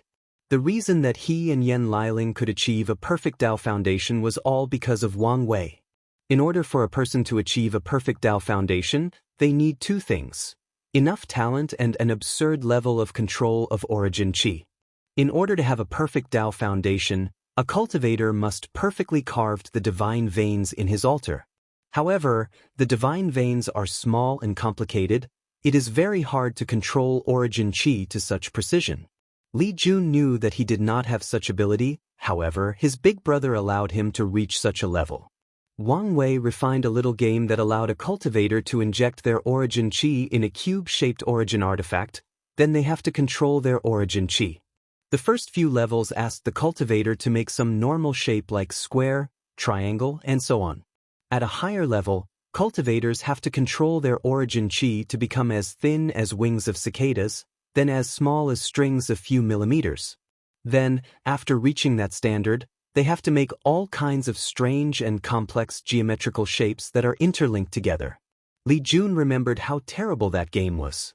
Every time he failed to reach the standard of control required by the game, the words, "You are a big loser," would appear on the screen, then a powerful lightning thunder would zap him. Forget how painful the lightning was, Li Jun always felt that this game was mocking him the way it called him a loser. Although Li Jun knew that the game was designed or programmed to act like that, however, he always felt that somehow that game had gained some level of sentience and was mocking him personally. So, he would throw it on the ground every time he failed, but picked it up immediately in order to prove to it that he was not a failure. So, just like that, with years of practice, Li Jun managed to reach the standard required to forge a perfect Tao foundation. Despite what Li Jun felt regarding that game, he still knew how precious it actually was. This was essentially a game that taught people how to have a perfect foundation. In fact, even if someone never reached such a high level, just being able to exercise control over origin chi made it an invaluable asset to the sect. So, when Wang Wei invented it, all the high levels of the sect were alarmed and arguments about how to properly use it happened for a while. Before this game, all the people of the sect only believed that only people with a certain level of talent could achieve the perfect Tao foundation. However, this game proved that talent was not absolute. that hard work and persistence can also allow people to have high achievement as well given that an opportunity is provided to them. As such, most people wanted to use it as a way to train disciples. However, the Wang family did not want to hand over such a precious thing so easily despite the fact the other three factions placed pressure on them. In the end, with the interception of Wang Wei, the Wang family decided to refine the game for the other factions, but the refining method will stay in the hands of the Wang family. Of course, the other families had no choice but to accept this condition as when they tried to refine similar products, the final result was too far from the one that Wang Wei personally refined. All of these thoughts appeared in Li Jun's mind in just a blink of an eye, before he concentrated on how to deal with his current situation. Although his perfect Tao foundation slowed down the crystallization process of his divine Qi, the same cannot be said for Li Jun's inner organs. In just a short time, intestines, stomachs, and kidneys. He spewed out a mouthful of blood. However, chunks of green crystals came out of his mouth instead. Without hesitation, Li Jun mobilized his slaughter intent to fight the crystallization process, and this method was useful. However, this method was also just a stopgap measure that slowed down the process. So, Li Jun began to use his slaughter will to fight against the green crystals. He focused all his spirit in order to muster all the strength possible. Unfortunately, it was still useless. In just a few seconds, the crystallization had reached his lungs, spleen, and heart.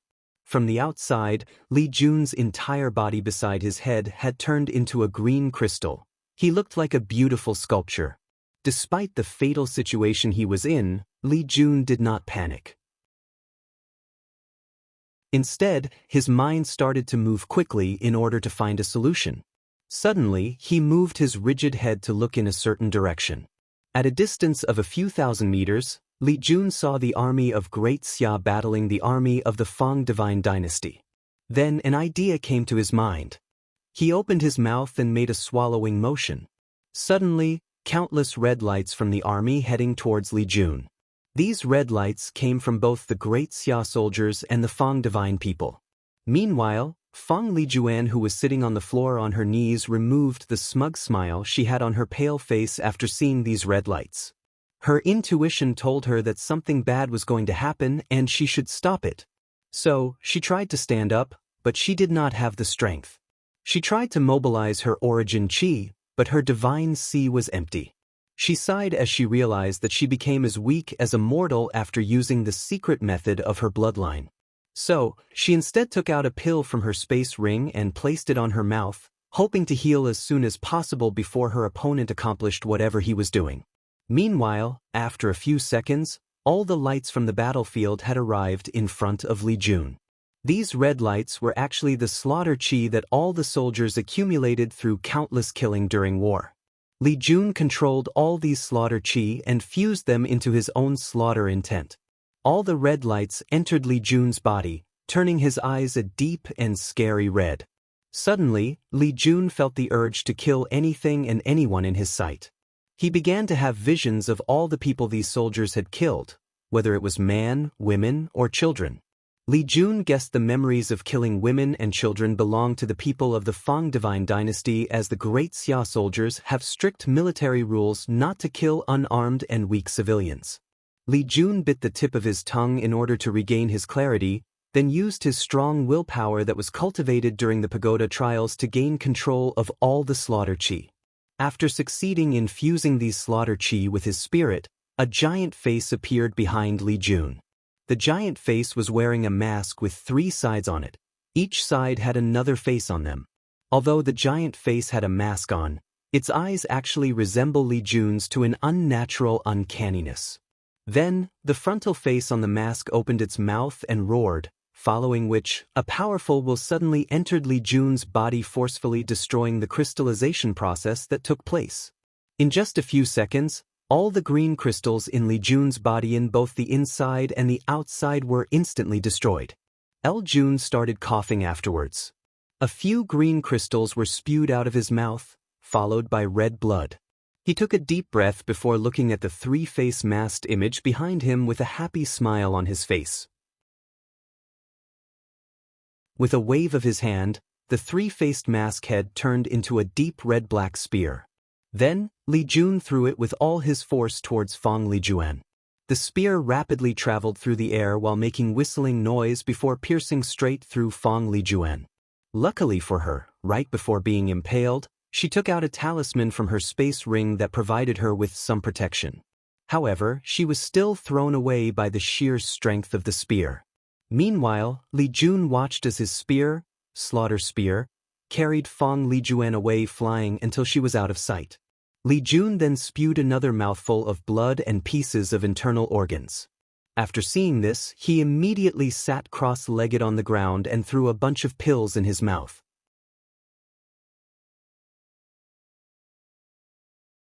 Chapter 136. While Li Jun was slowly healing the injuries he suffered from this battle, far away from him, on top of a mountain stood a person that was observing the battle from a far distance. This person was a handsome young man with gray hair and eyes.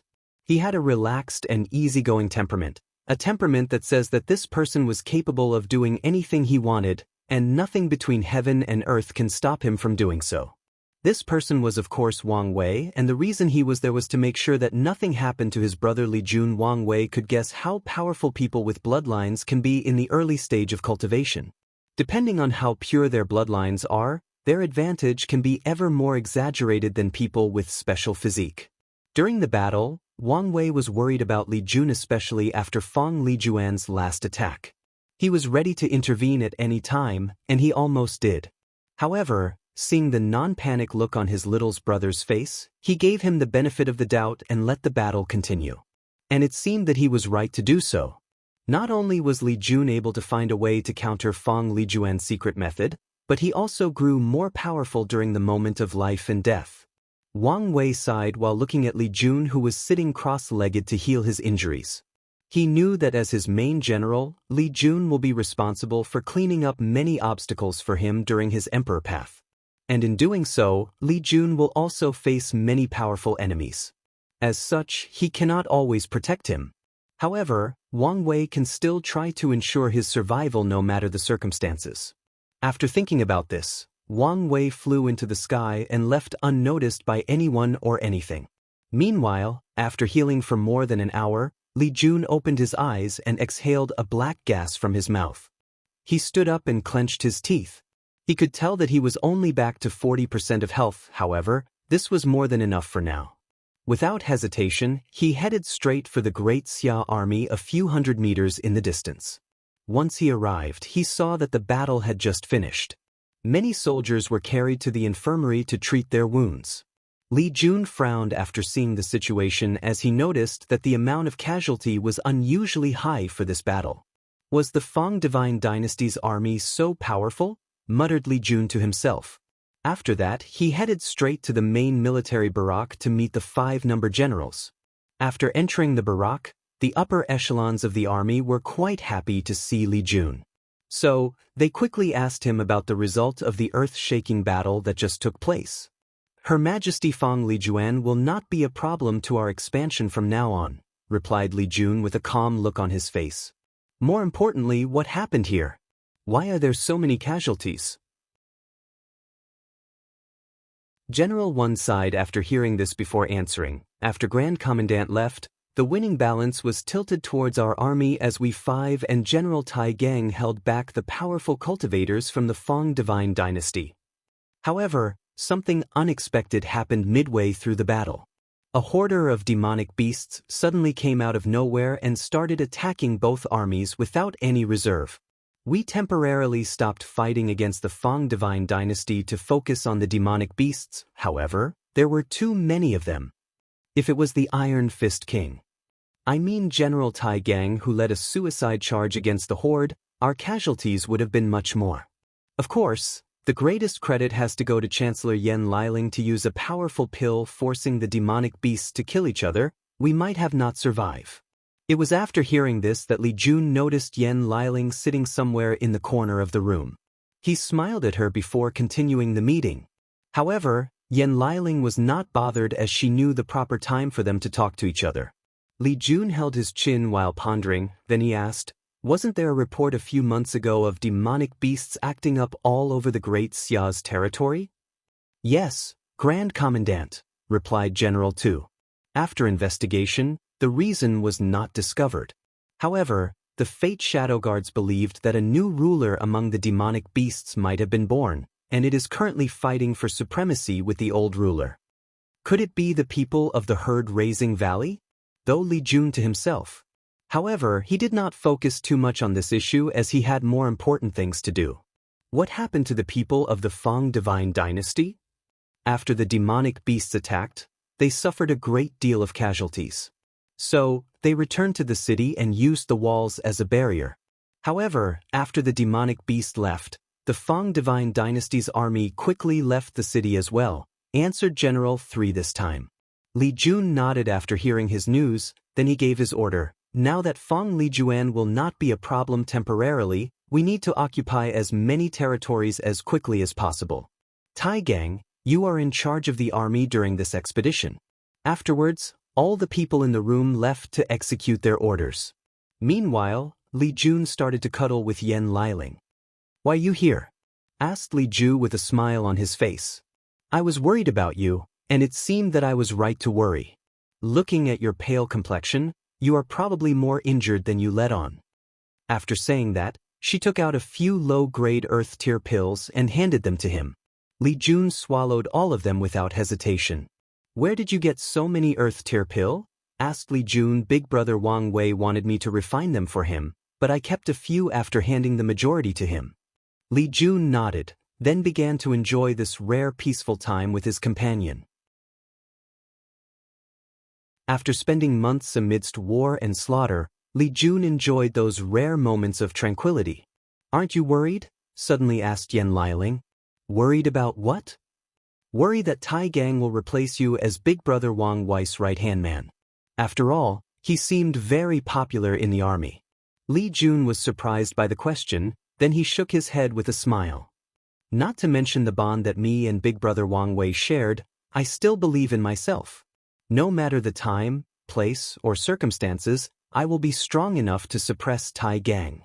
Furthermore, way before Big Brother Wang Wei decided to select a few more generals under him, he talked to me about it beforehand. He even promised me that I can also directly tell him if I did not like a candidate he chose. After saying this, Li Jun looked in a certain direction.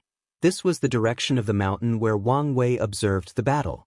Although Li Jun did not see anything, he could feel someone watching over him in that direction.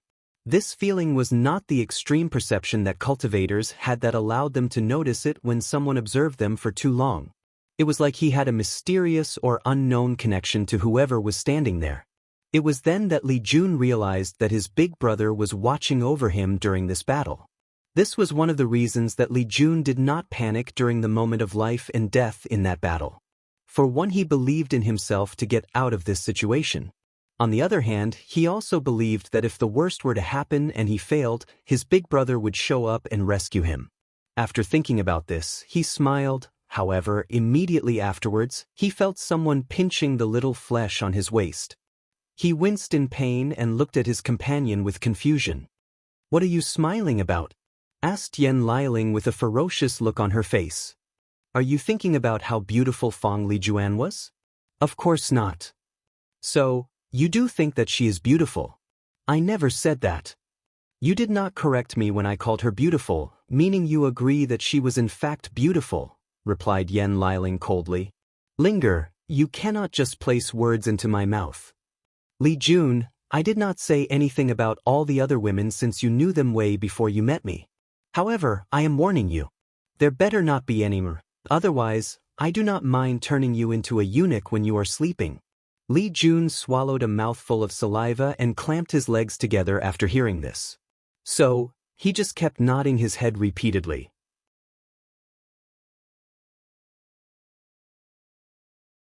Chapter 137. Deep in a mountain, inside a man-made cave, a beautiful woman opened her jewel eyes and exhaled a deep breath. She had a pale complexion, however, this fact did not diminish her sacred and divine temperament. This woman was of course Feng Lijuan, who was secretly healing her injuries after her defeat at the hand of Li Jun. That last spear almost killed her despite the fact that she used a powerful talisman to defend herself. However, right before she was about to die, her bloodline activated itself and saved her life. However, this further aggravated Feng Lijuan's injury.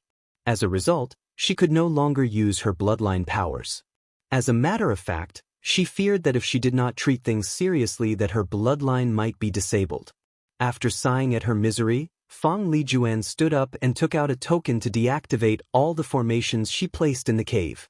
Afterward, she spent a few seconds to determine where she was, then headed back to the Feng Divine Dynasty's capital. Inside the Imperial Palace, Feng Lijuan was sitting on her Dragon Phoenix throne looking at all the excited faces of her officials.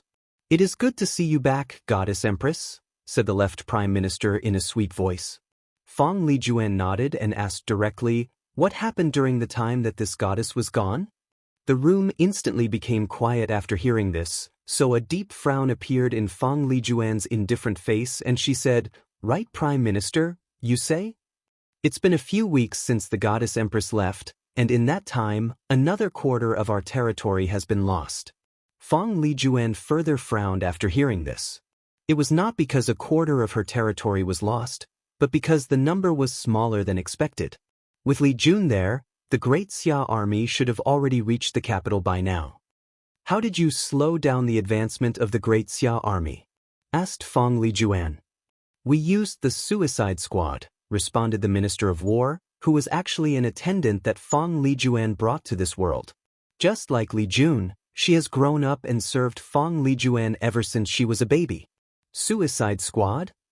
By implanting an exploding talisman among the soldiers, we send them into suicide mission against General Li Jun, thus preventing him from interfering too much into the battlefield.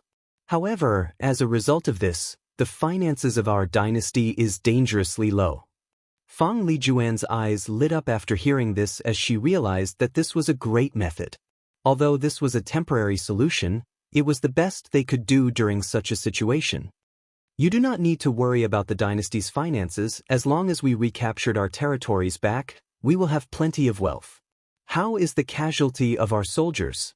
"The casualties were extremely high, but all of them are happy to die for you, Goddess Empress," replied the Minister of War. Feng Lijuan nodded, then started discussing the affairs of the dynasty before dismissing all the officials. Afterwards, she took out her conferred god list and imperial seal and connected to the dynasty's Qi luck. Feng Lijuan observed how the Qi dragon of the dynasty was crawling and resting while licking the wounds all over its body. After closer observation, she also noticed how the dragon was on the verge of turning back to a flood dragon. Feng Lijuan sighed after seeing this, then a firm look appeared on her face. She headed to a secret room of the palace and activated a formation. Immediately afterwards, a handsome man holding a wine jar appeared in front of her. The young man had listless eyes, and he gave the feeling that he has not slept for countless years. And yet he still remained extremely handsome. "Oh, Wana, my love, why have you called me at this time of day?" asked the handsome man with a smile on his face. "Huang Min, do not call this goddess Wana as we are not that close," responded Feng Lijuan with a look of disgust on her face. "Well, technically speaking, you are my fiancé. This was the decision of our divine clans. The goddess never accepted such an engagement." That's fair." "So, for what reason have you called me?" asked Huang Min after taking a sip from his jar. "I'm calling you to form an alliance together," responded Feng Lijuan after taking a deep breath. "Xianxia, I have heard of your defeat at the hands of the bloodline-less successor of the Li family. Is that true? Are you trying to mock this goddess?" "Of course not, my love. I'm merely trying to ascertain the reason for your change of mind regarding our dynasty's alliance." "Just answer yes or no," replied Feng Lijuan with gritted teeth. "I have no problem with forming an alliance, however, regarding our engagement." Feng Lijuan sneered after hearing and answered decisively, "You are dreaming if you think you can use this situation to force this goddess to agree to our engagement. Even if this goddess lost in this trial, the Feng Divine Clan can still find another small thousand world to send me to conquer. And if worse comes to pass, I would rather use Luck Stone to attain a purple gold Qi luck." After saying this, Fong Lijuan secretly clenched her hands. If it was up to her, she did not want to use either of these methods. If she uses the first method, then she will have to waste a lot of time. Not to mention how long her family will spend to find the appropriate world to send her after all. Not all worlds can be used to gather chi luck. Even if they did, she will have to spend a great deal of time in order to conquer it. She has already spent more than 10 years in the Warring Kingdom world.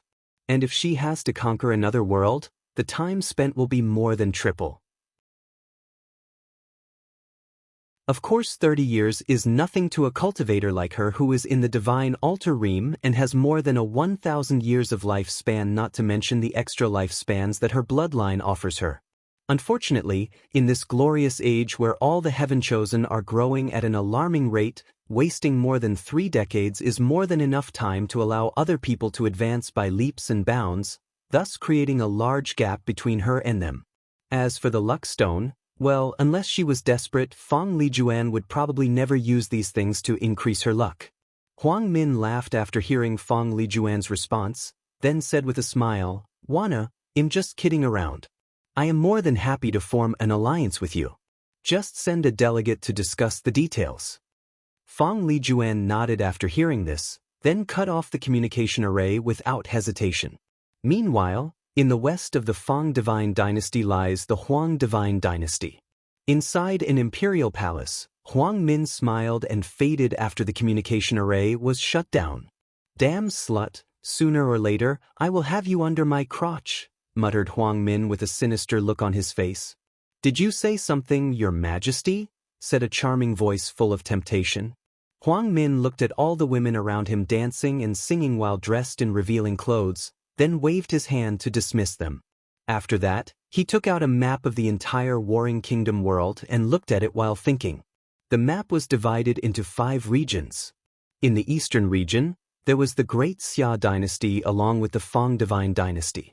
Further west was his Huang Divine Dynasty, which also bordered the Fong Divine Dynasty in the eastern side. On the western side was the Savior Coalition, which was a dynasty made up of many native kingdoms of this world. They banded together under the idea that they needed to save this world from extraterrestrial demons that have invaded. One of the reasons that Huang Min agreed so easily to this alliance was because he himself was having trouble with the Savior Coalition. To be precise, he was having trouble with their leader. This guy was like a cockroach. Every time Huang Min meets him, he will defeat him to the point of almost killing him. However, somehow, he always managed to escape.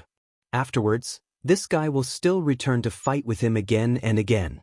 What's worse, Huang Min has noticed that this guy has become more and more difficult to defeat. In the last battle, he was forced to activate his bloodline to defeat his opponent. However, Huang Min did not really care about the Savior Coalition. What worried him the most was that on the western side of the coalition lay the central region where the 3 central dynasties occupied the majority of the territory. Huang Min knows himself best, and he realized that he could not fight alone against the people of the central dynasties or the heaven chosen of Great Xia. So, he accepted Fong Lijuan's alliance in order to team up with and fight these giants. Huang Min then continued to look at the map in order to see whether he had better options. In the northern region, there is a vast frozen piece of land. However, due to the terrible temperature, few people or things can actually survive there. In the southern region, there was a vast forest where the majority of demonic beasts lived. This place was no place for humans to live as it was designated as the demonic beast territory. In the western region was a vast desert. Although this place had many desert kingdoms or dynasties, there was little to no resources there. As a matter of fact, the living conditions there were probably worse than even the frozen north. As a result, the majority of cultivators there are extremely weak. As far Huang Min was aware, there probably was no heaven chosen who picked the western region as their starting point. After thinking about this, Huang Min sighed and put away the map, then continued drinking while pondering about the future. Meanwhile, in a city located in the Great Xia territory, a man had just finished drinking and was walking home. His head was spinning, resulting in him wobbling while walking. However, the man still fumbled his way home. Suddenly, a gray light flashed from his eyes and he fell into the ground.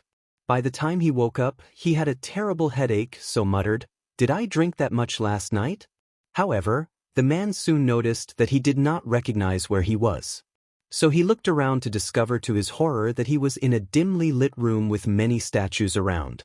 The man suddenly sobered up and looked around him while being on alert for any sudden movement. After noticing that nothing happened, he became bold and started observing these statues. He realized that they were not statues, but more like puppets.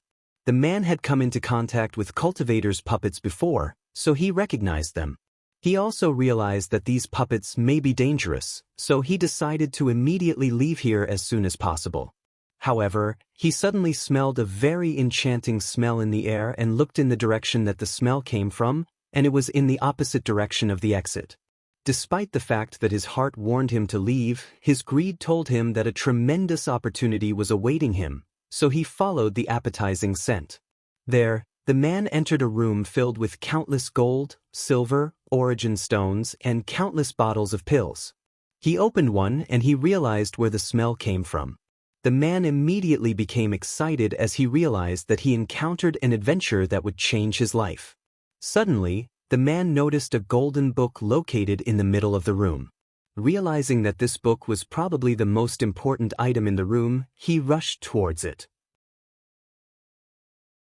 Unfortunately for him, as soon as he arrived a few meters from the book, countless patterns appeared around the book, then they spread out all over the room. The man looked at the shining book with yearning. Although he could not see the whole title of the book, he still saw a few words that read, "Longevity Art." The man hesitated whether to try to take the book. However, after seeing the formation array that was about to activate, he did not do so. However, he still took a token that was near him before rushing out there. While running away, the man could see that all the puppets were starting to be activated, so he hurried to the exit. After leaving the weird place, the man sighed to himself, then left the mountain area he found himself in. A few days after this incident, inside the Zheng family manor in the great Xia capital, Patriarch Xianxia was holding a token in his hand with a look of excitement and said to his servant, "Are you sure that it was a secret realm?" "Yes, Patriarch. One of our servants discovered it by accident a few days ago after drinking too much." Xianxia nodded before asking back, "How many people know about this?" "Currently, only me and you, Patriarch." Xianxia nodded and waved for his servant to leave. Then, he looked at the token in his hand with excitement. He finally discovered a way for their family to rise again.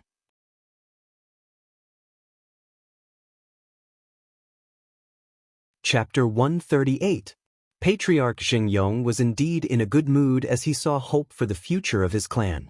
The past few years have been very stressful for him, and he spent most of his time thinking whether Wang Wei will send a troop of soldiers to kill all the people of his family. Xianxia gazed at the token in his hand with a smile on his face while thinking about his next move. In this world, there are two things related to space: space rings and secret realms. Space rings can be made by a few rare refiners through a spiritual material called heaven meteor. Many cultivators have tried to use this material in order to create a teleportation array, but unfortunately, no one has succeeded. As for secret realm, who are also referred to as cave realm, are small dimensional spaces born naturally from heaven and earth full of spiritual qi. As a result of this, the secret realms are often a blessed place for cultivators. Xianxia knew how important secret realm can be to a family, as his Zheng clan used to have a secret realm of their own. Unfortunately, after years of use, the secret realm was destroyed. Additionally, from the information he received, Xianxia guessed that this particular secret realm was probably an inheritance left by an ancient power. After pondering for a while, he contacted one of the loyal divine altar cultivators of the Zheng family and sent him to check out the secret realm. Without alerting anyone, the divine altar cultivator secretly left the capital and headed in the mountain range where the secret realm was discovered. After using the token he was giving, he was teleported inside. However, as soon as he stepped inside, he was attacked by one of the puppets. The cultivator fought for a few hours before taking out the core of the puppet, thus rendering it immobile. Afterwards, the cultivator walked a few meters in the inner part of the secret realm when he smelled a very attractive smell. With his years of experience, he could tell that these pills were at least high-grade profound tier, and probably even reached the earth tier.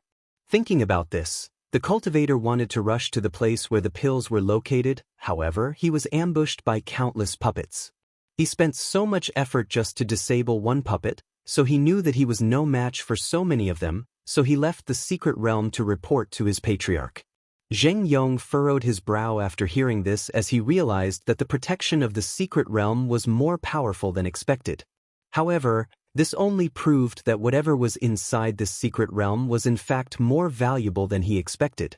As such, Zheng Yong contacted the transcending mortality ancestor of their Zheng family to go and check out the secret realm. The Zheng family's ancestor was more than happy to do so, as she too understood the significance of such a secret realm to their clan. After entering, she noticed that all the puppets were lined up together like a well-trained army. She ignored them and flew in the air, bypassing them. After entering the Zheng class ancestor discovered that her flying ability was banned inside the room. However, she was able to notice all the wealth and pill bottles around. She opened one of them to smell it. She immediately recognized it as an earth-grade pill, as the mere wisp she took was enough for her origin essence to increase by a small amount. She checked a few more bottles and realized that they were all of the same quality. Then, she raised her to look at the altar where a golden book was lying there. She did go after the book as he already knew that there were formations arranged there. Instead, she tried to place a few bottles of pills inside the small space ring she had in her hand. Unfortunately, as soon as she did that, the array in the room activated and she was prevented from doing so. Following which, countless puppets were activated and attacked her. However, she was not afraid. As a transcending mortality cultivator, how could she possibly be afraid of a few puppets? Unfortunately, she was too arrogant or looked too high at her ability. Although she was more powerful than one puppet, however, with all of them working together, she was not a match for them. Not to mention that these puppets have the ability to work together like they all had one mind. As a last result, the Zheng family ancestor had no choice but to run away from the secret realm. Immediately afterwards, she secretly returned to the capital and told her encounter to Zheng Yong, who had an ugly look on his face after hearing this. "Ancestor, if we use all the secret strength of the Zheng family, could we capture the secret realm?" asked Zheng Yong. Unfortunately, Patriarch Zheng received a negative answer to his question. After pondering for a while, Zheng Yong had a flash of determination in his eyes. Later, that night, in a secret room of the Zheng manor full of anti-spying formation, a meeting took place. Before I say another word about the topic of our discussion tonight, I need you two to sign a soul contract that states that if any of you reveal the slightest bit of news about the topic we discussed tonight, all your direct and indirect bloodline descendants will suffer thunder retribution from heaven. "Zheng Yong, is there any need to be so cautious?" asked Patriarch Chang Lu. "Old Zheng, what made you so serious?" asked Patriarch Lingzan. "Are you two going to sign it or not?" responded in a cold and indifferent voice. Seeing the reaction of Zheng Yong, the two of them realized the severity of the situation, thus decided to sign after pondering for a while. A few minutes later, Patriarch Lingzan screamed, "What? You discovered a secret realm." "Don't yell out loud, you idiot," reprimanded Patriarch Chang Lu, an act which made Lingzan look around with suspicion. Then, he took a deep breath in relief after realizing that only the three of them were in the room. Immediately afterwards, Lingzan became excited at the prospect of their family. The past few years have been a nightmare for his Lung family. Most of the property was taken over by His Majesty Wang Wei. Their family had lost all the power they had in the previous kingdom. They were forced to obey the law and would be punished as long as they made even the slightest of mistakes. He has never been so aggrieved in his past 250 years of age. However, now, he saw hope for his family's future. While Lingzan was imagining the happy future of his clan, Patriarch Lingzan was way more calm or level-headed than him. As such, he asked, "Old Zheng, let's be honest with each other, why did you tell our family about the secret realm? Shouldn't you keep this kind of good thing for your own clan?" After hearing, Lingzan woke up from his fantasy and looked at Zheng Yong with suspicion. As for Xianxia, he wanted to lie and said that he thought about the two of them as a way for their clans to unite in times of struggle. However, he knew that despite the rash way that these two acted sometimes, they were by any stupid. After all, no stupid person can hold the position of patriarch for as long as these guys have. Not to mention that these guys probably would not believe him if he told them such blatantly lies. Despite the fact the three clans have been in alliance for countless years and have intermarried for numerous generations, they would not hesitate to betray each other given the price was high enough or the circumstances demanded for it. So, he told the truth. He told him about how difficult it was for his ancestor to break through all the obstacles of the secret realm by herself, and he needed the strength of their clans. After the other two patriarchs understood the entire situation, they nodded and discussed how to properly divide the wealth inside the secret realm.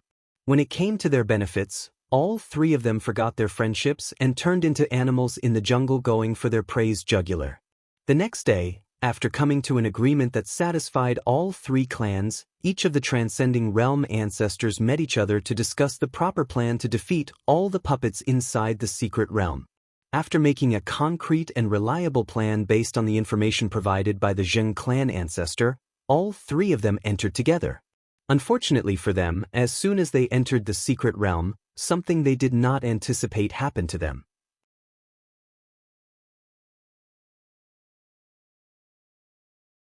Chapter 139. After entering the secret realm, all three of them noticed that something was wrong because they immediately realized that they could fly in the air. According to the information previously received, the Zheng clan ancestor flew over to the inner part of the secret realm.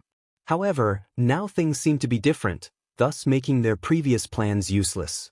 However, despite the sudden change, the three of them did not stop their movement and still proceeded to where the pills and inheritance was. However, as soon as these ancestors took a few more steps, countless puppets started attacking them, so they fought back with their immense strength.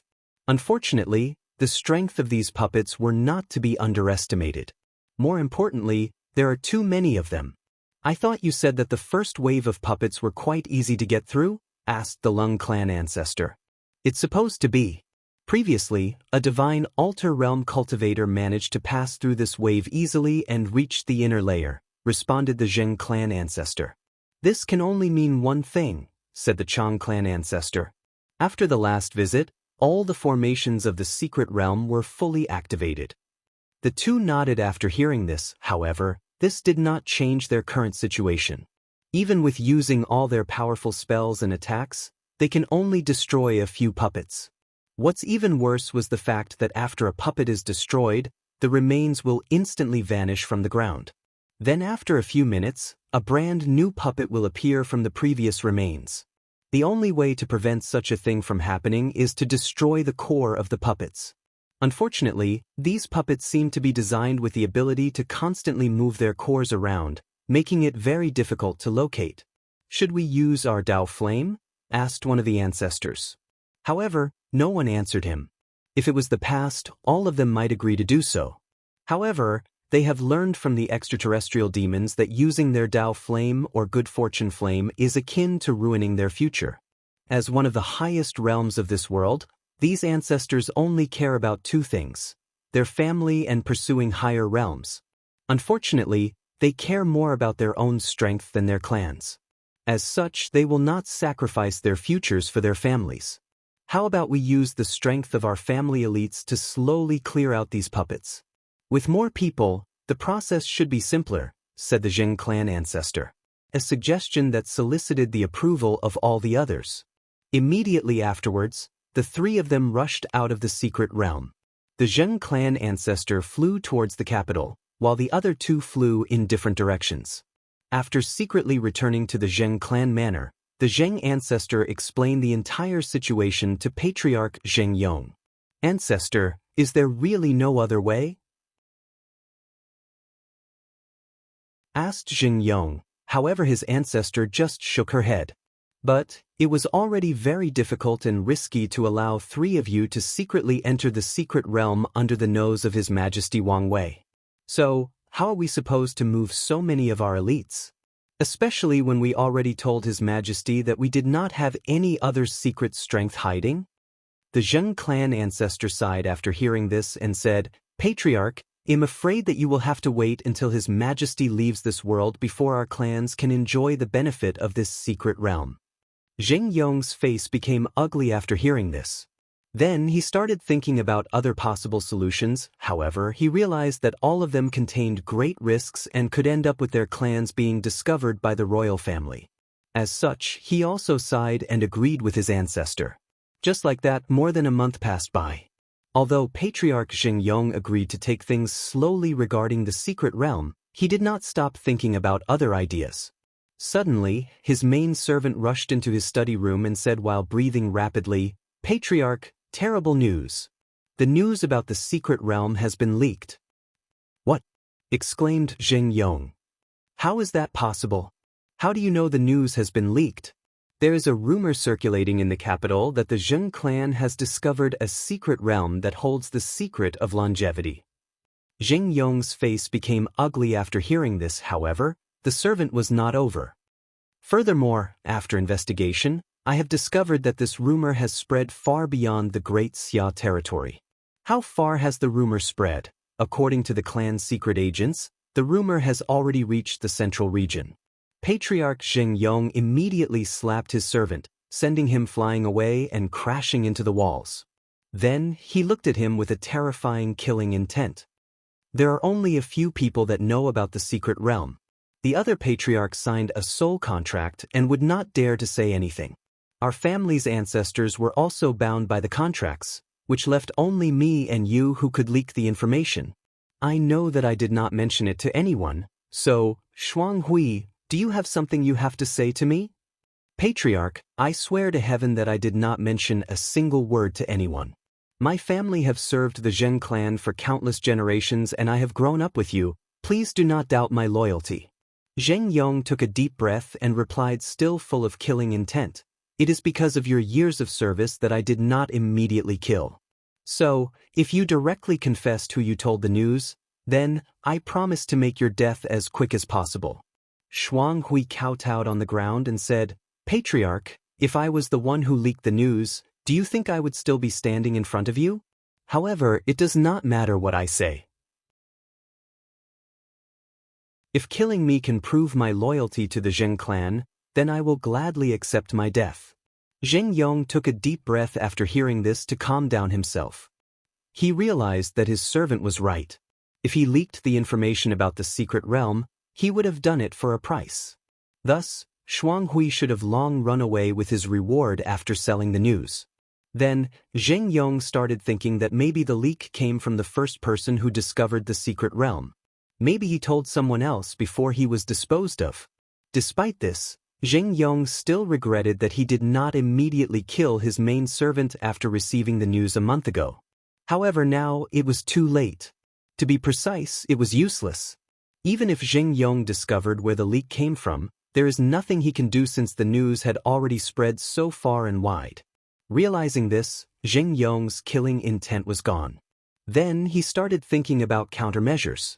Now that the information has been leaked, he needed to take precautions to ensure the safety of his clan.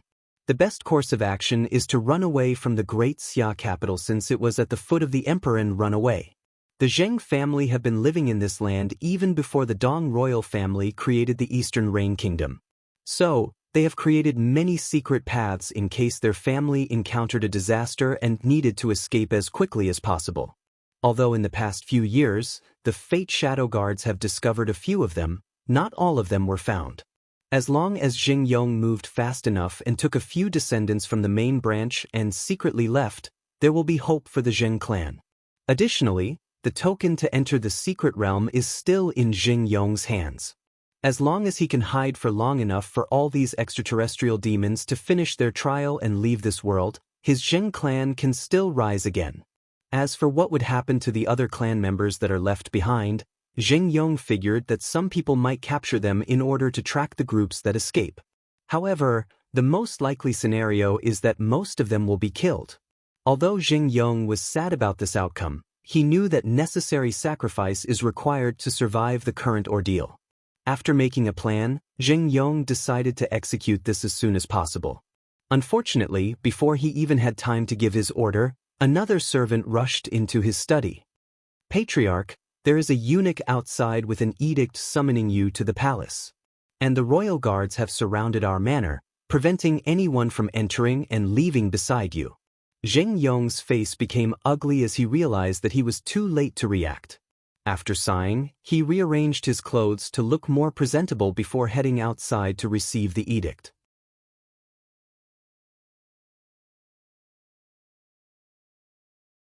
Chapter 140. Wang Wei was sitting in his dragon throne reviewing papers about the situation throughout the dynasty.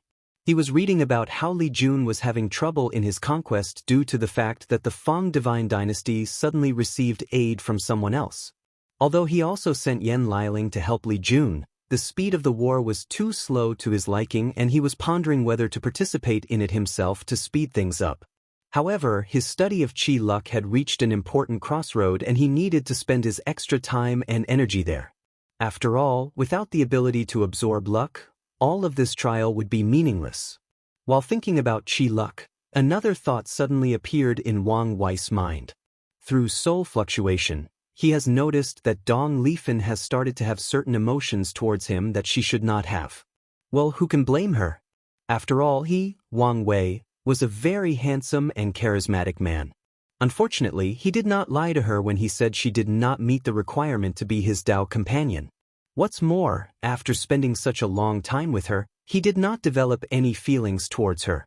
So, he decided to warn the poor girl so that she does not get her hopes up and become disappointed. While Wang Wei was thinking such narcissistic thoughts, a royal guard brought a man inside the throne room to meet him. Instantly, Wang Wei recognized him as the patriarch of the Zheng clan, Zheng Yong. After Zheng Yong met with His Majesty, he did the proper bow before saying, "Minister Zheng Yong has seen His Majesty." "You may rise," replied Wang Wei before staring up and down at Zheng Yong without saying anything. Meanwhile, Zheng Yong had sweat falling down his back despite having a calm look on his face. Today can be considered the first time that he has truly met His Majesty in person. Although he has seen him through image formation when he made speeches to the people of Great Xia, although he has been playing political games with His Majesty for the past 2 years, this was still their first official meeting. And Zheng Yong was under tremendous pressure. The deep gray eyes seemed to be able to see through all of his mind, soul, and secrets. Furthermore, somehow, he had the illusion that His Majesty was holding a string that attached itself around his neck, determining his fate. Nevertheless, Zheng Yong did not show any of his thoughts on the surface and he also did not speak any more words, just waiting in the suffocating silence. Meanwhile, Wang Wei spent more than a few minutes observing this cunning old fox of the Zheng clan. The first thing he noticed was the fact that this guy was actually hiding his cultivation level. From the outside, he looked like he had just entered the divine altar realm. However, the truth of the matter was that he was already at the peak with 270 divine veins, just one step to break through the supernatural realm. Given his age of close to 300 years old, this was actually quite the extraordinary talent for someone in a small thousand world. Another thing he noticed was through soul fluctuation that this patriarch was currently both in fear and wary of him. However, he still managed to compose himself and not show it on the surface. After finishing his observation, Wang Wei opened his mouth and said, "I'm sure you have heard of the rumors that are spreading throughout the capital." "Yes, Your Majesty. What do you have to say for yourself?" "Your Majesty, all I can say is that these rumors are false. Whoever is spreading these rumors should be arrested as soon as possible and dealt with according to the law." "Is that so?" responded Wang Wei, this time actually releasing his own aura. An act which made Patriarch Zheng Yong feel a terrifying pressure weighing on him. What's worse, the pressure was not physical in nature, but headed straight for his soul. He felt that his mind, spirit, and soul would explode at any moment. However, Zheng Yong still gritted his teeth and said while blood was slowly falling from his nose, "This minister swear to heaven that he is not lying." After hearing this, Wang Wei removed his aura then smiled brightly before saying, "Is that so? Well, it seems that some people in the Fate Shadow Guards have been negligent in their work. Since it is just a rumor, Zheng Patriarch, you can take your leave." Zheng Yong began to breathe heavily after the aura was removed. However, he was not in the slightest happy after seeing the smile on His Majesty's face. He could feel that things were not only not as simple as he imagined, more importantly, things seemed to be out of his control or understanding. And there is nothing more fearful for Zheng Yong. Today, he had come to the palace with the full intention of dying without revealing the news that he had the token for the secret realm. He hoped that his death would shift the world's focus from the Zheng clan to the royal family by showing to the world that His Majesty Wang Wei killed him after receiving the information about the secret realm. Unfortunately, his plan failed. As such, Zheng Yong left the palace with nothing but a bleeding nose and a frown on his face. Fang Divine Dynasty, Imperial Palace. Fang Lijuan was sitting on her dragon phoenix throne discussing recent events around the world. The secret of longevity? Said Fang Lijuan with a sneer on her face. Can a small thousand world like this one have the secret of longevity that many cultivators in our myriad emperor world have been searching for countless eras? According to our investigation, this secret realm contained countless earth-tier pills in it, said the Minister of War. So what? Does this goddess care about a few lowly earth-tier pill? The Minister of War sighed secretly after hearing this.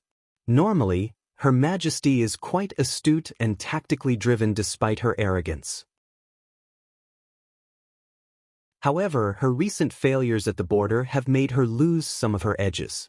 As such, the Minister of War continued to explain, in this world there are very few alchemists who can refine earth-tier pills. However, the success rate of these alchemists are abysmally low. So, it is impossible for them to refine so many pills. As such, we can deduce that this secret room was in fact one left from ancient time. Fang Lijuan frowned after hearing and said, "What's your point?" Given the fact that this world also practiced the origin path, it is not too far-fetched to believe that a senior from the myriad emperor world came to this world to spread the Tao and left a powerful inheritance before leaving, responded the Minister of War while secretly cursing Li Jun. In fact, this argument has many problems, such as the fact that the majority of worlds in the community around the myriad emperor world cultivate the origin path. So, it is possible for someone from other worlds to leave an inheritance. As such, the Minister of War continued, in fact, it doesn't really matter whether the secret of longevity really exists in the secret realm, but its location matters. Great Xia? Muttered Fang Lijuan, who seemed to think of something. Sacred Son Wang Wei of Great Xia has been labeled by our factions as currently the most threatening of all the participants. However, having such a label on the head is not necessarily a good thing. Who among the Heaven Chosens are not prideful individuals?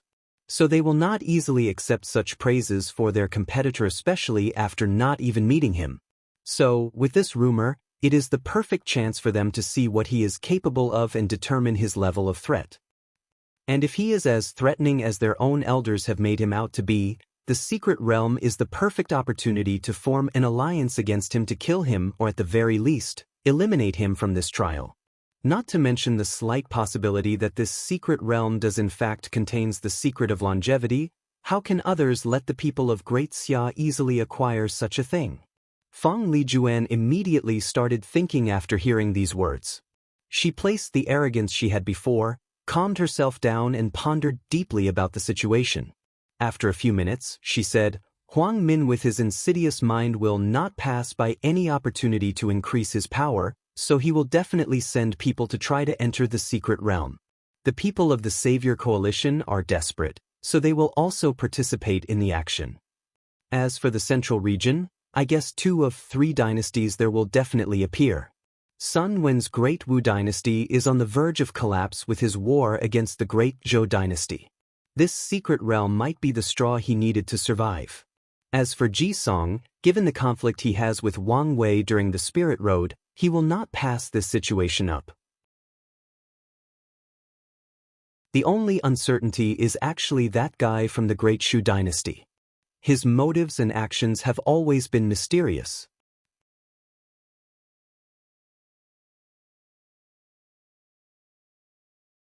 Chapter 141. Great Wu Territory. In a military barrack, Ji Song was conducting a meeting in the military camp. After hearing the rumor regarding the secret realm, he decided to head there immediately as this was his chance to get his revenge. Of course, he would not get his way this easily.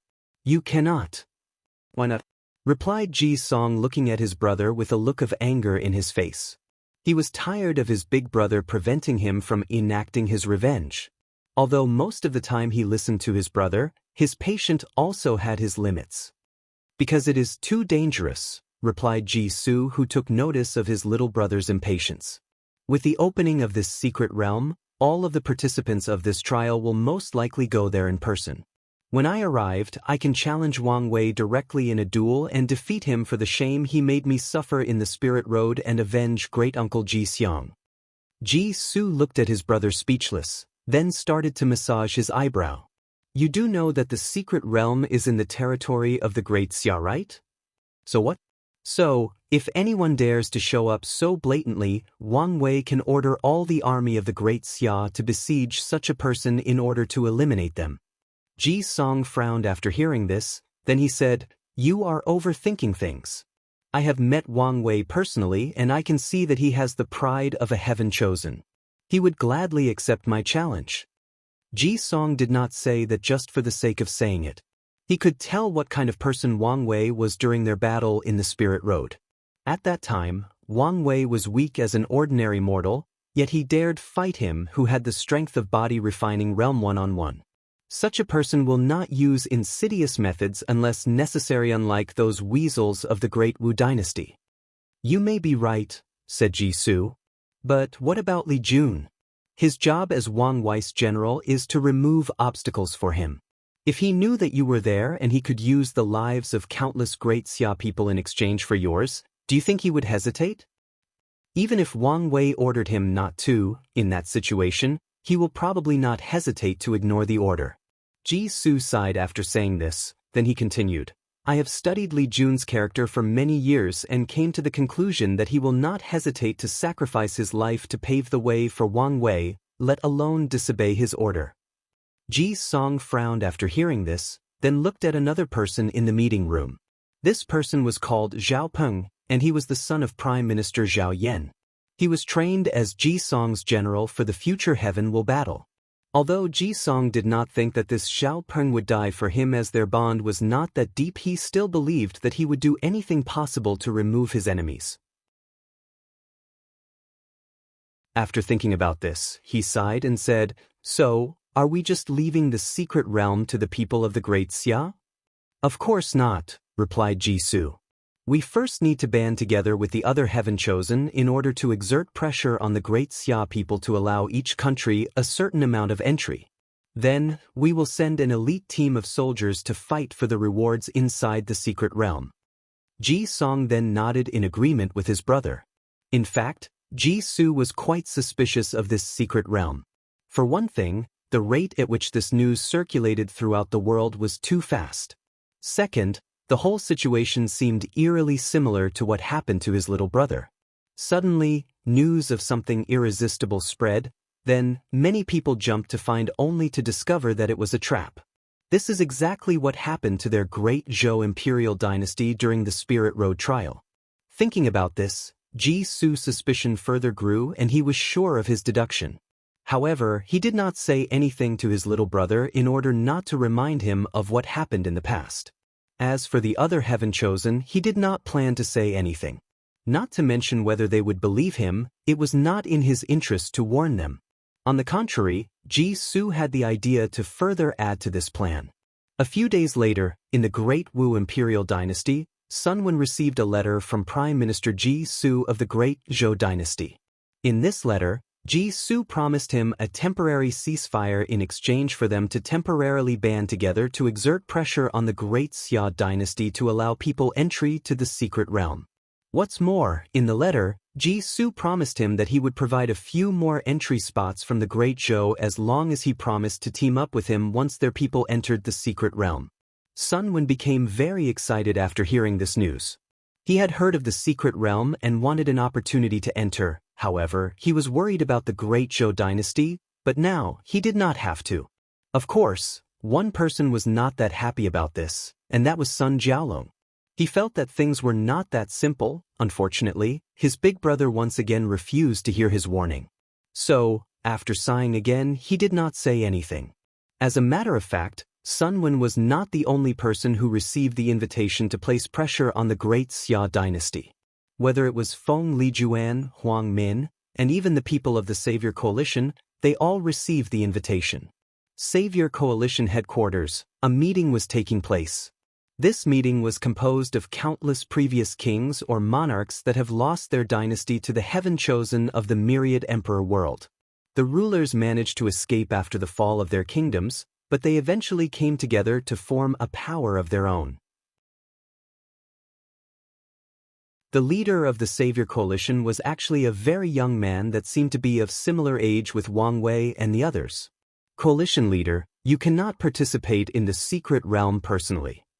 Yes, it is too dangerous. If those extraterrestrial demons gang up on you, you will not survive. The coalition cannot survive without your leadership. Coalition leader, think about the people.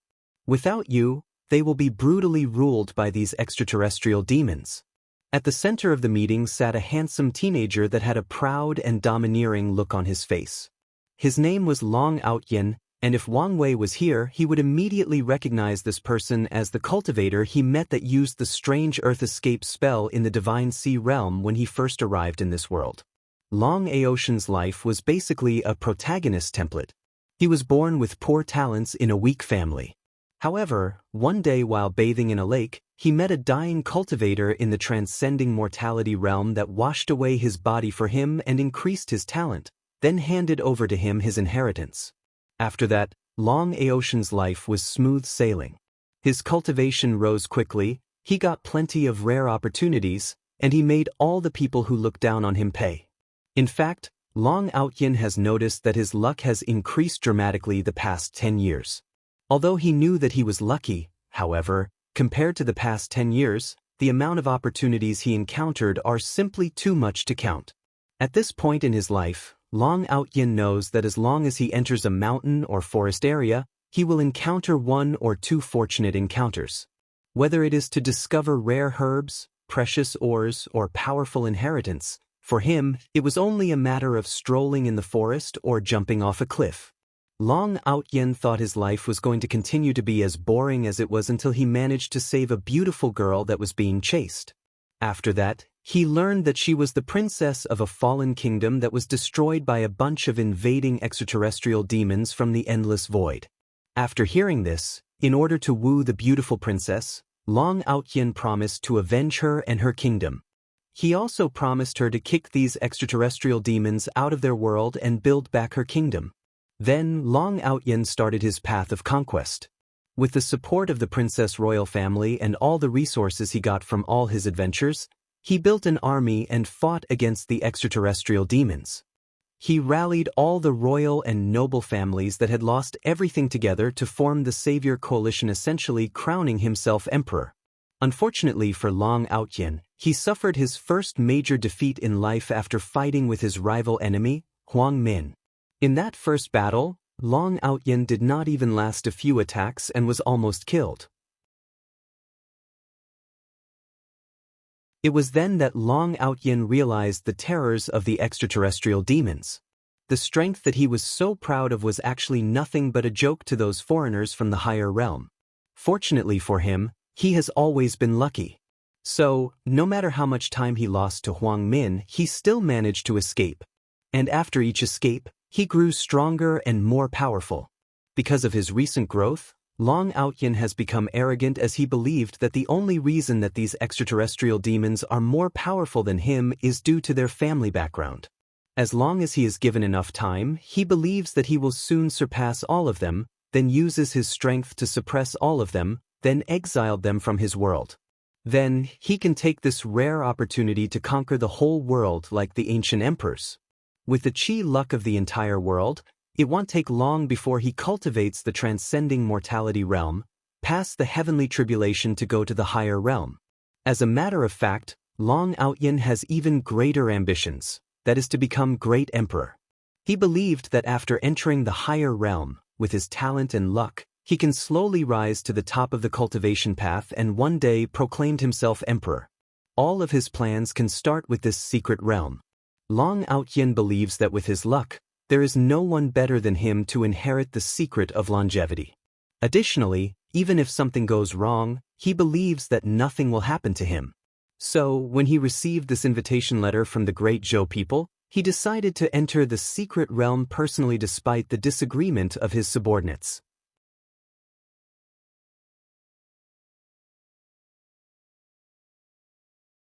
Chapter 142. Great Shu Dynasty, Taoist Temple. Feng Heng was sitting cross-legged on a black and white futon. In his hand was an invitation letter from Jisoo. Suddenly, the swastika tattoo on his body lit up, then a short-haired middle-aged man appeared. It was his teacher. "What are you going to do?" asked Shi Fuyu. "Honestly speaking, I have no desire or interest in this so-called secret realm," responded Feng Heng while pondering.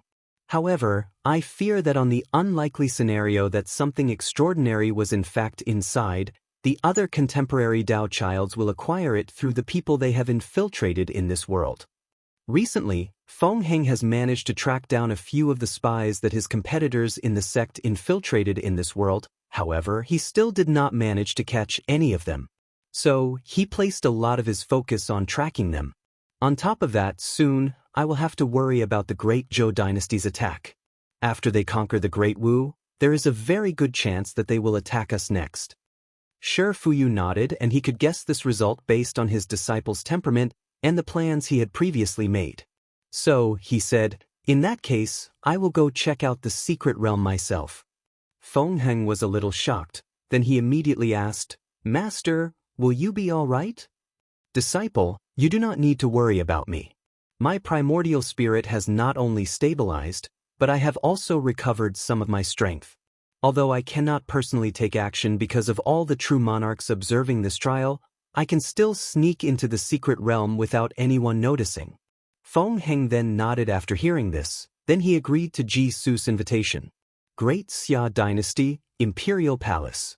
Wang Wei was reading a letter that contained all the signatures of all the remaining power of this trial. The letter asked him to allow these factions to send elite troops to enter the secret realm and compete fairly in the secret realm without interference. Of course, Wang Wei knew that this was essentially a threat, but he did not care about this. He smiled to himself, then muttered, "It should be about time." A month later, a visitor came to see Wang Wei in the palace throne room. It was Patriarch Zhengyong. Unlike the previous time he saw him, Wang Wei noticed that he was more haggard and listless, like his mind has been restless or on edge for a long period of time. More importantly, he seemed to be injured. "Minister Zhengyong has seen His Majesty. You may rise." "Patriarch Sheng, what brought you to see me today?" Immediately after hearing this, Zhengyong knelt on the ground, placed his forehead on the floor and said, "I beg His Majesty to save the Zheng clan." "Oh, did something happen to your clan? Right under this monarch's nose?" As a matter of fact, Wang Wei knew exactly what happened to the Zheng clan and the reason that their patriarch had come to see him. With the news that a secret realm was discovered by the Zheng clan, many people have investigated and discovered the entrance of the secret room. Unfortunately, the token to enter the secret realm was still in the hands of Zhengyong. As such, the people interested in the secret realm started to observe every move and action of the Zheng clan.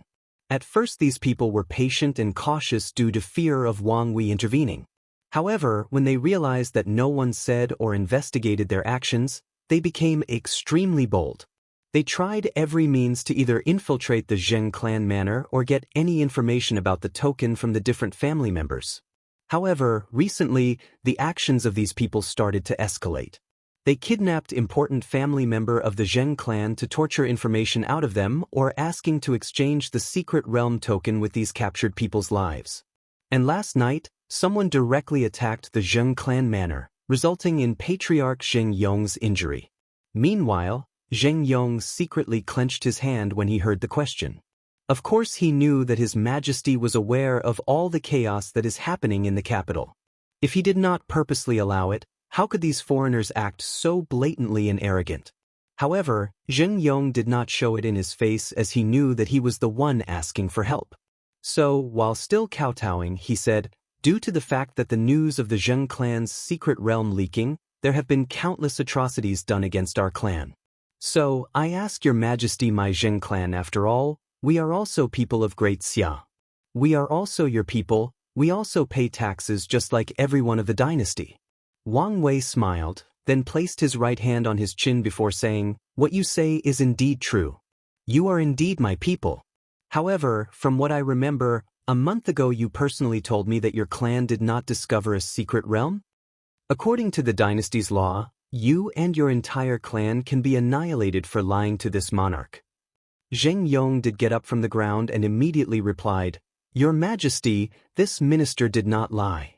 This secret realm has been part of the Zheng clan's inheritance for countless generations. As such, we did not discover it, nor is there any secret of longevity inside. This is the reason that the minister said that these rumors were false. He, said Wang Wei with an interesting smile on his face. Even when the situation has aggravated to this level, you still want to quibble and play word choice with me. Zheng Yong slightly raised his head and looked directly at Wang Wei. He pondered for a brief second, clenched his teeth and opened his mouth to say something. However, he was stopped by a motion of Wang Wei. I don't have the patience to watch you try to finesse your way out of this situation. After saying this, he threw a letter to Zheng Yong, which contained the demand of all the factions of the world to have access to the secret realm.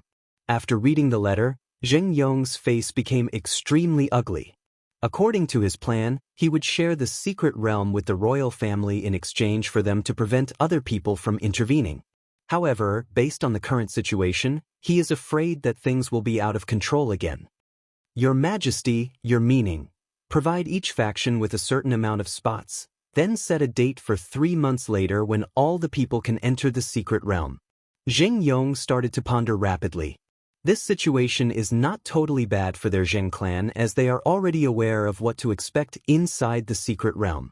As long as they can get a few of the wealth or pills inside, it is enough for them to survive until His Majesty leaves the world. Additionally, Zheng Yong believes that most of the Heaven-Chosens disdain those earth pills inside the secret realm and are probably after the Golden Book.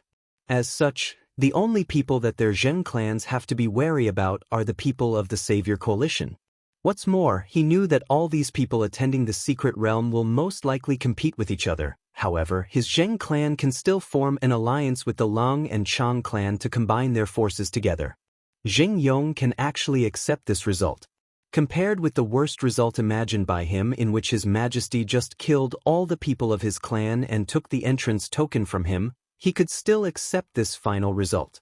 As such, Patriarch Zheng Yong accepted Wang Wei's preposition and he left the imperial palace with satisfaction.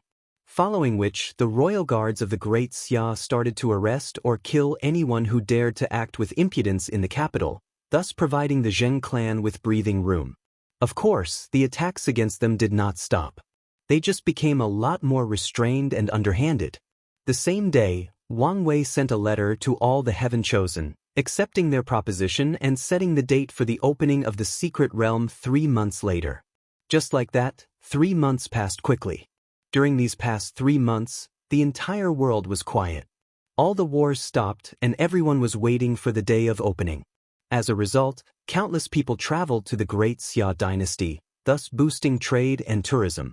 The dynasty's economy boomed rapidly in the past 3 months. When the day of opening arrived, countless elite soldiers dressed in different armors stood in front of Snow Tiger Mountain, which is the place where the entrance of the secret realm was located. These people came from all over the world, and they were considered the elites of elites in the respected dynasty.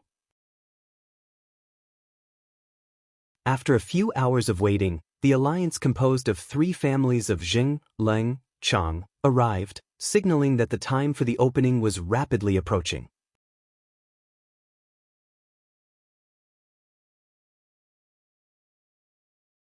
Chapter 143. In front of Snow Tiger Mountain, all the elites of different factions were waiting for the opening of the secret realm. The leader of the Great Zhou dynasty soldiers that will enter the secret realm move around looking for something. After a while, his gaze locked on the group of people chosen by the Great Xia dynasty. He observed each of them carefully. He saw how the soldiers donned the best of armor, stood up straight like spears, and a powerful aura emanating from them. The leader recognized this aura from elite soldiers that have gone through countless battles, an aura born simply from killing. Could the Prime Minister be wrong? He muttered under his breath. Should I personally enter the secret realm? While he was distracted, someone came to see him. The great Zhou leader recognized this person as the leader of the great Wu soldiers that would enter the secret realm. The man cupped his hand and said, Commander Xianxia, on behalf of Monarch Sunwen, I would like to thank Prime Minister Jisoo for providing us with their own entry spots in this secret realm. Xianxia smiled happily and answered, There is no need for pleasantry. In foreign lands like this, it is better to have more allies than enemies. Afterwards, the two of them had a brief chat before separating. Meanwhile, after watching the people of Great Wu leaving, Xianxia seemed to have made his mind about something. A few minutes before the secret realm opened, a bunch of people flying suddenly arrived. These people were the few supernatural realm cultivators in this world, including the three ancestors of the Zheng, Leng, and Chang clan. The majority of these people have lived in seclusion, away from the mundane affairs of the world. Others have secretly joined to fight against the heaven-chosens of the myriad emperor world, and some have surrendered to them. Among all of these flying cultivators, the most noticeable was one that was actually protecting a carriage being carried by a few demonic birds. After the carriage landed, countless soldiers encircled the carriage, then a man wearing bright golden armor. The man had a handsome and youthful face. Unfortunately, it was ruined by his smug and arrogant look. This man was naturally Long Outyin. After exiting the carriage, he looked at the supernatural realm cultivator, who then waved his hand to manifest a golden throne. The reason that he brought this supernatural realm was because he wanted to share the wealth in this secret realm with him. Long Outyin was the kind of person who treated his subordinate very well, especially given the fact that this supernatural realm cultivator was the reason that he survived many of his battles against Huang Min. Long Outyin nodded before sitting on the throne. Then all the elite soldiers of the Savior Coalition carried the throne while waiting for the arrival time.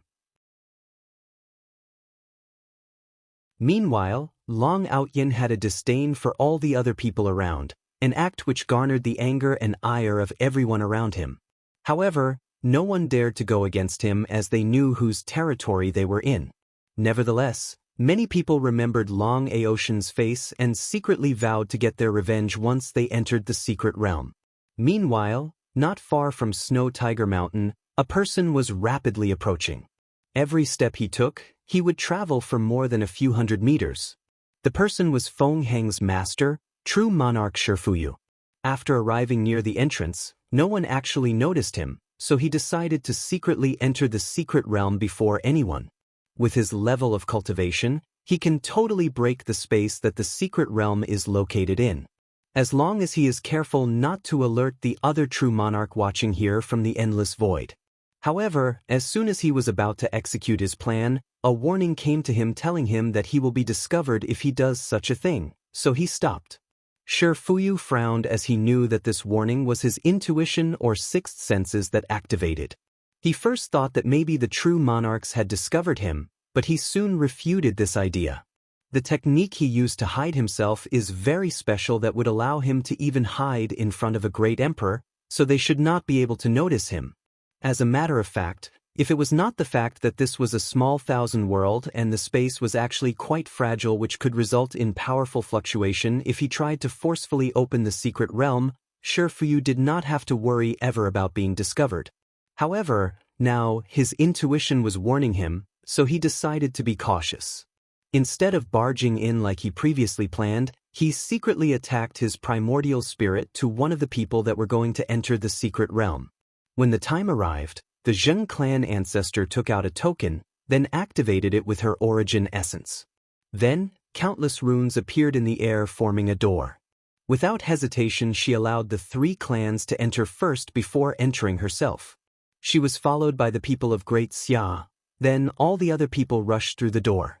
Luckily, Wang Wei had anticipated this and made sure that each faction decided between themselves the order between themselves.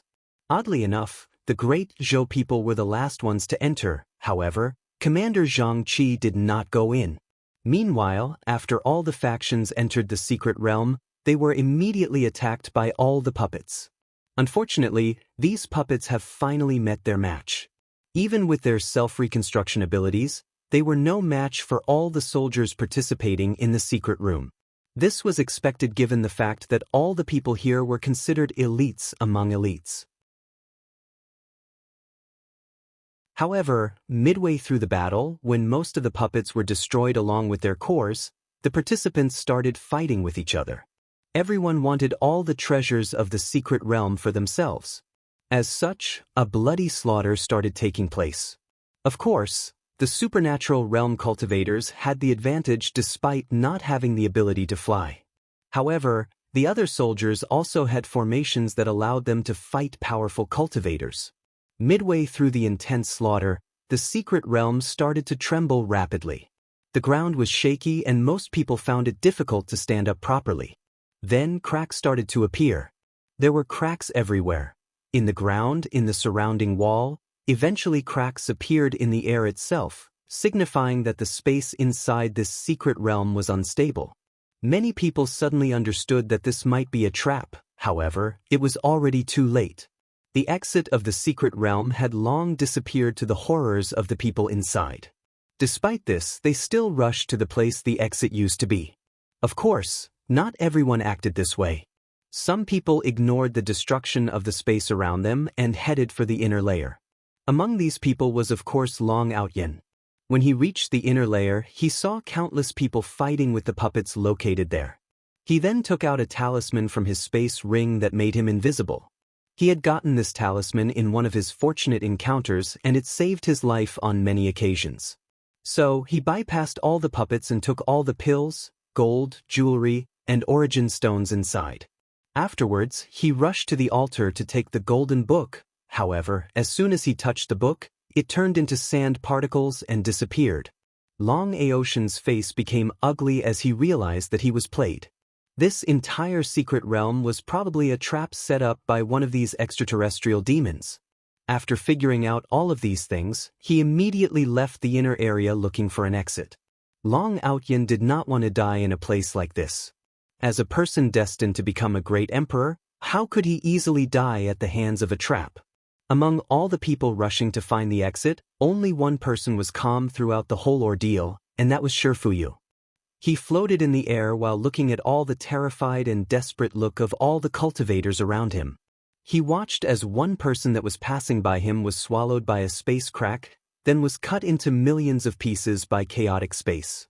He watched as more and more space cracks appeared around the secret realm. As a result, more and more people were killed. He sighed, then waved his hand. Amidst the chaotic space, he opened a space passage especially for him. Then he entered it without hesitation. Someone actually noticed the weird space passage that appeared and rushed towards it. Unfortunately, the passage closed instantly after Shifuyu left, releasing a special space energy in the process. This space energy was very little and tiny, then it scattered throughout the secret realm.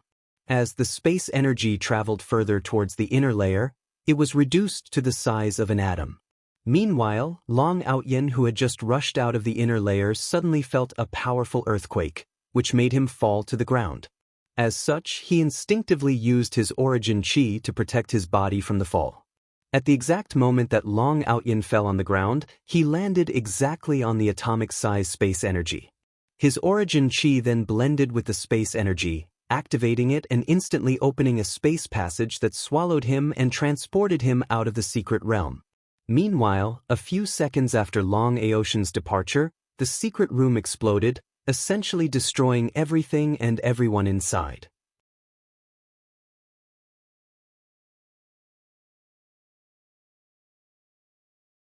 Chapter 144. Snow Tiger Mountain. The people that did not enter the secret realm looked at its destruction with shock and confusion. A few people suddenly realized the meaning behind this explosion and immediately ran away. Meanwhile, in the clouds above the Snow Tiger Mountain, Wang Wei was floating in the air while looking at his masterpiece with a smile on his face. He has been planning this game for more than 2 years, ever since the noble alliances threatened him with the supernatural realm cultivators. After discovering a secret realm that once belonged to the Dong royal family, he started planning this game.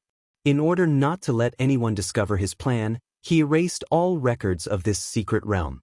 Anyone who knew about it had their memories erased. At first, this plan was created in order to kill all the supernatural realm cultivators of the Zheng, Leng, and Chang clan. However, Wang Wei figured out it was a waste to use an entire secret realm to actually kill a few supernatural realm cultivators. So, he increased his layout or plan to cover the entire world. With this event, the majority of the elite of this world were killed, thus weakening the strength of all the factions of this world. Not to mention all the supernatural realm cultivators that were killed in this incident. What happened 2 years ago taught Wang Wei that these people could cause serious problems to his rule if they ever banded together. Although the majority of them are actually hermit and recluse, he did not want to rely on their willingness to decide whether they would cause trouble. As such, he took preventive measures and killed the trouble in the bud. In order to do so, he had to make it look like the Great Xia was actually also a victim, so he also sent an elite group of soldiers inside the secret realm. Of course, the soldiers that entered were not actually elites of the Great Xia. They were in fact all the nobles he previously captured during the invasion of the barbarian Wolf Kingdom. Afterwards, he placed the most expensive armors he could find on them, trained them for a few months to look like proper elite soldiers, then had Li Jun installed slaughter chi into their bodies to make it look like they had witnessed countless battles. As a matter of fact, in order to be cautious, Wang Wei did not even take out all the wealth that he placed inside the secret realm. Instead, he allowed them to be destroyed along with all the cultivators, or so he thought. After watching his masterpiece for a while, Wang Wei flew to the closest city of Snow Tiger Mountain and met with Grand Censorate Wang Ju. "Is everything done?" he asked her. "Yes, Your Majesty. Under your order, all the Fate Shadow Guards started a large-scale assassination against all the officials of the other factions. Whether it was generals, ministers, scholars, or alchemists. We have targeted all the backbones of these dynasties, essentially crippling them." "What was the result?" asked Wang Wei with a nonchalant look on his face. "We have accomplished a great deal of success in the Fang Divine Dynasty, the Huang Divine Dynasty and the Savior Alliance, and the Great Wu. We did get some success in the Great Shu Dynasty, however, given how weak our influences are there, the result was not as satisfactory as we expected. However, the people of Great Zhou seem to have anticipated our attack, resulting in failure. As a matter of fact, a few of our agents were killed there." Wang Wei nodded after hearing this, not that surprised by this outcome. He never believed that his opponents were all idiots. Based on Ji Su's intelligence, he would never fail for the same method twice.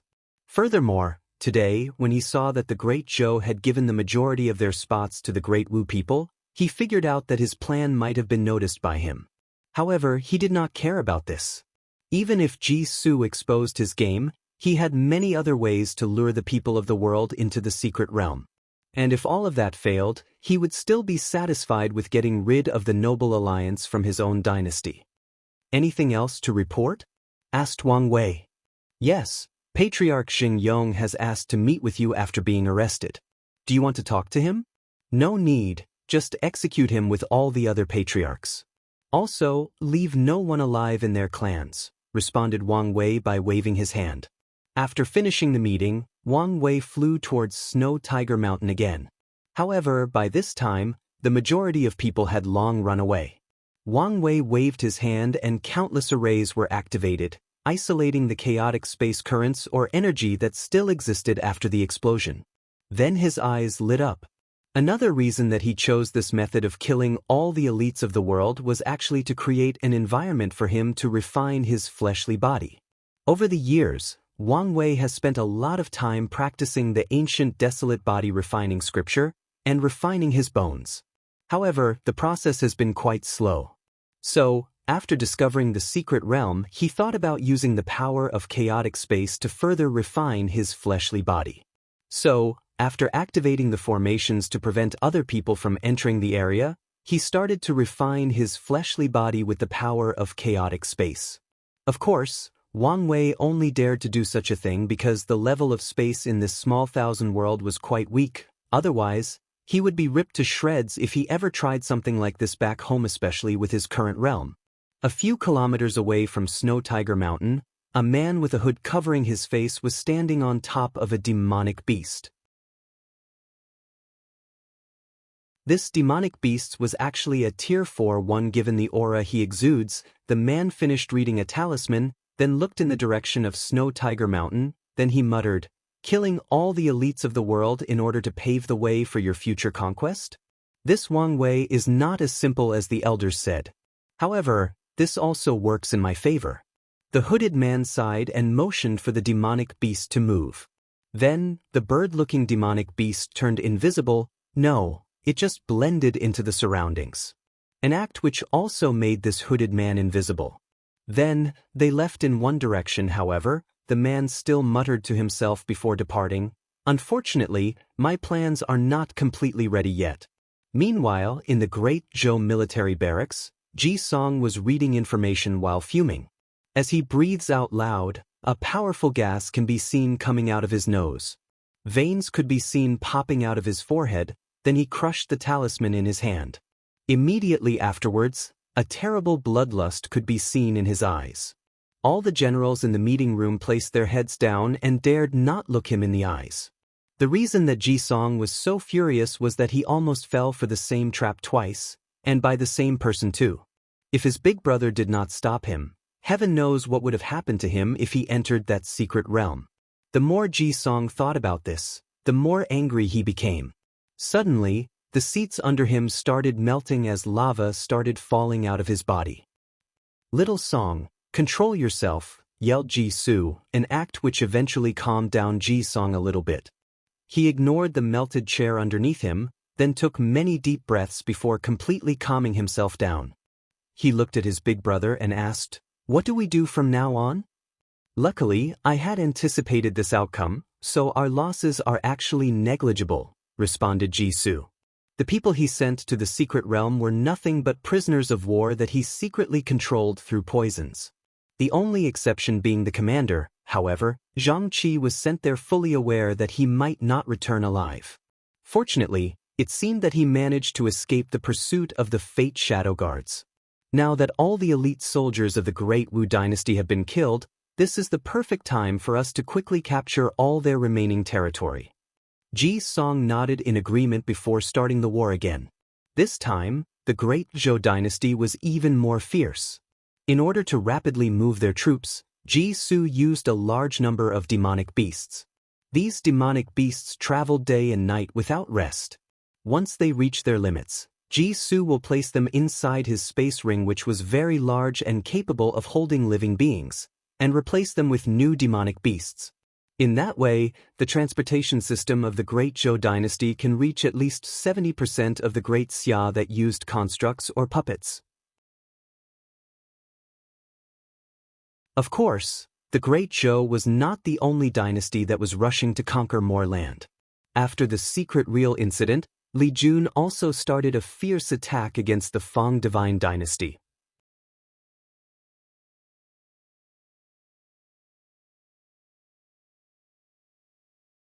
Chapter 145. The Great Zhou army was relentless in their conquest of Great Wu, especially their monarch, Ji Song. He was standing in front of the Great Wu army with just leather armor on his body. Without hesitation, he threw a powerful punch in the air, then a flaming meteorite rushed from him into the opposite army. The meteorite burned everything and everyone in its path. The Great Wu soldiers soon discovered that some of their companions were burned to the point that their flesh had melted with the armor they were wearing, making it impossible to distinguish the difference between one another. After the first attack, Ji Song did not stop. He continued to punch in the air, creating more meteorites in the air. After this attack was over, he opened his mouth and spewed out hot lava, scorching the remaining soldiers. With him along, he took out an army of more than 300,000 men. This time around, Ji Song did not leave anyone alive. After finishing his conquest, he motioned for his soldiers, who looked at him with both fear and reverence, to clean up the aftermath of the battle before heading to his next destination. Just like that, Ji Song slaughtered his way all the way through to the Great Wu Dynasty's capital. Unfortunately, once he arrived there, he ran into a little trouble. Sun Wen used the remaining Qi luck of the dynasty to activate a powerful formation to protect the last remaining territory, effectively preventing the downfall of his Great Wu Dynasty. Ji Song looked at the countless ruins surrounding the entire city with a frown in his face, then he started attacking it. Numerous flaming meteorites and lava landed on the protection dome. Unfortunately, besides shaking a little, the array was not damaged even the least bit. Ji Song frowned before deciding to use more powerful attacks. He refused to believe that he could not break through this formation. However, his big brother stopped him before he continued.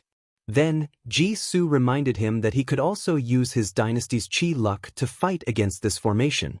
It was then that Ji Song realized how stupid his behavior was.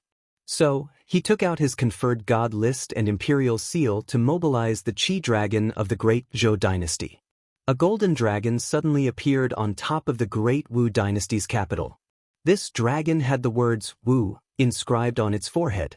After appearing, the dragon roared to the heaven to demonstrate its superiority, then it rushed to the flood dragon of the Great Wu dynasty and started to devastate it in a one-on-one battle. Ji Song watched this battle with a smile on his face. He could feel that his dynasty's luck would be the final winner. However, this process would take a little while as the flood dragon had the power of formation to support it for a while. However, Ji Song was patient enough to wait for the outcome. Meanwhile, in the Fang Divine Dynasty, Fang Lijuan was in a border city overseeing the battle against the Great Xia army. In just a short few weeks, she already lost another quarter of her territory again. Given the fact that her bloodline backlash has not completely healed, her strength was dramatically reduced. Of course, in her current situation, it didn't really matter whether she had any strength. The majority of her officials and generals were assassinated, leaving not only the dynasty, but the army in shambles. Even if she had the ability to stop Li Jun, her army was currently not in shape to fight against the Great Xia given the fact that the chain of command was essentially crippled. On top of that, the reinforcement she received from Huang Min quickly left back to their own territory as they were needed there. At this point in time, Fang Lijuan had to acknowledge that she has failed greatly in this trial and it is only a matter of time before her dynasty is destroyed and she will be forced to leave the warring kingdom world. While Fang Lijuan was thinking about her next step of action, her Minister of War who managed to survive the assassination from the Fate Shadow Guards intact entered the military barracks to report something. Goddess Empress, one of our scouts discovered a severely injured person close to our military barracks, said the Minister of War. Did someone from the Great Xia manage to bypass our blockade? That's not it. Oh, did you capture a member of the Fate Shadow Guard? That's not it either. So, why are you bothering this goddess with a random injured person? Asked Fang Lijuan with a puzzled look on her face. According to the information received, this person just suddenly appeared near our barracks, without any sign or movement. Oh, responded Fang Lijuan, a little intrigued. If this person has such magical means, maybe she could use it to turn the tide of this war. Do you know who this person is? We have identified the person as the leader of the Savior Coalition, Long Aotian. Fang Lijuan frowned after hearing this, not expecting this outcome. How could a native have such magical means? However, she still decided to see him. Soon, a person lying on a wooden bed was carried in front of Fang Lijuan.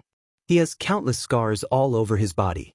Some were so deep that you could easily see his bones or internal organs. Fang Lijuan checked before realizing that this person's breath was so small that he could die at any point. So, she waved her hand to say, "He is useless to us, so just put him out of his misery." The Minister of War nodded and started to move the bed outside in order to execute the order. Wait, suddenly said Fang Lijuan. Wasn't he one of the people who entered the secret realm? I believe so, responded the Minister of War after pondering for a few seconds.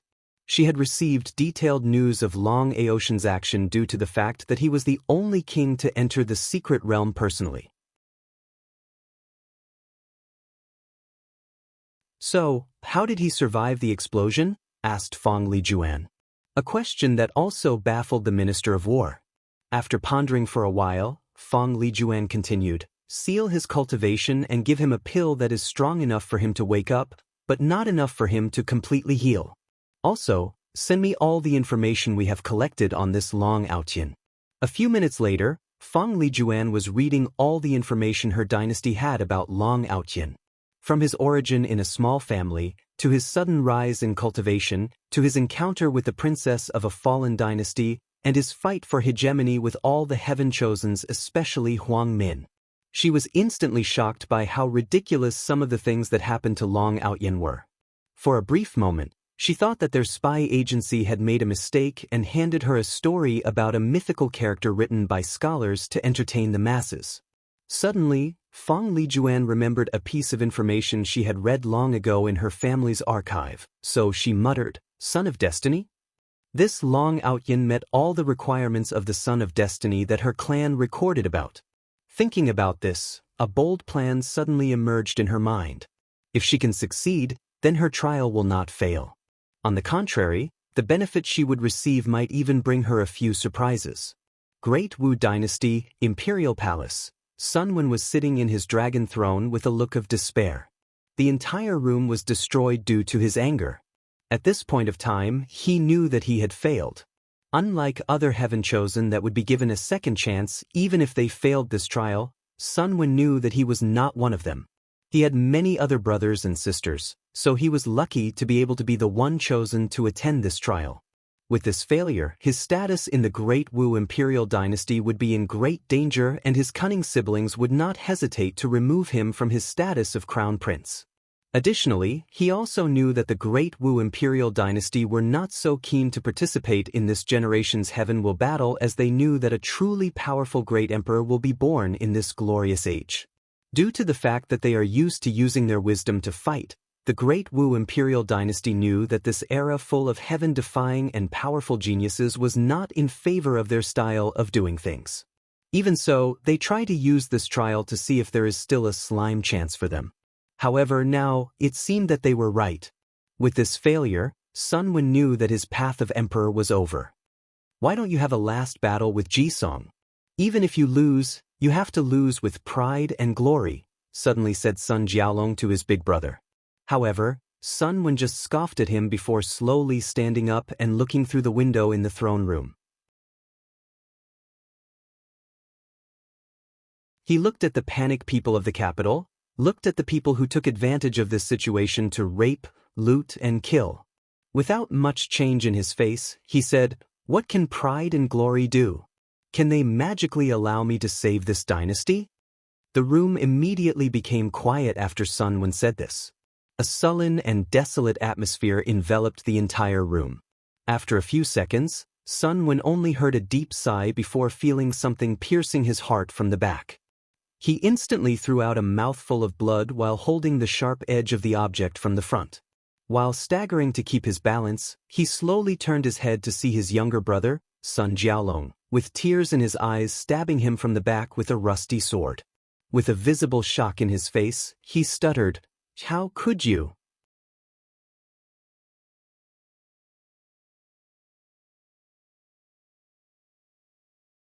Chapter 146.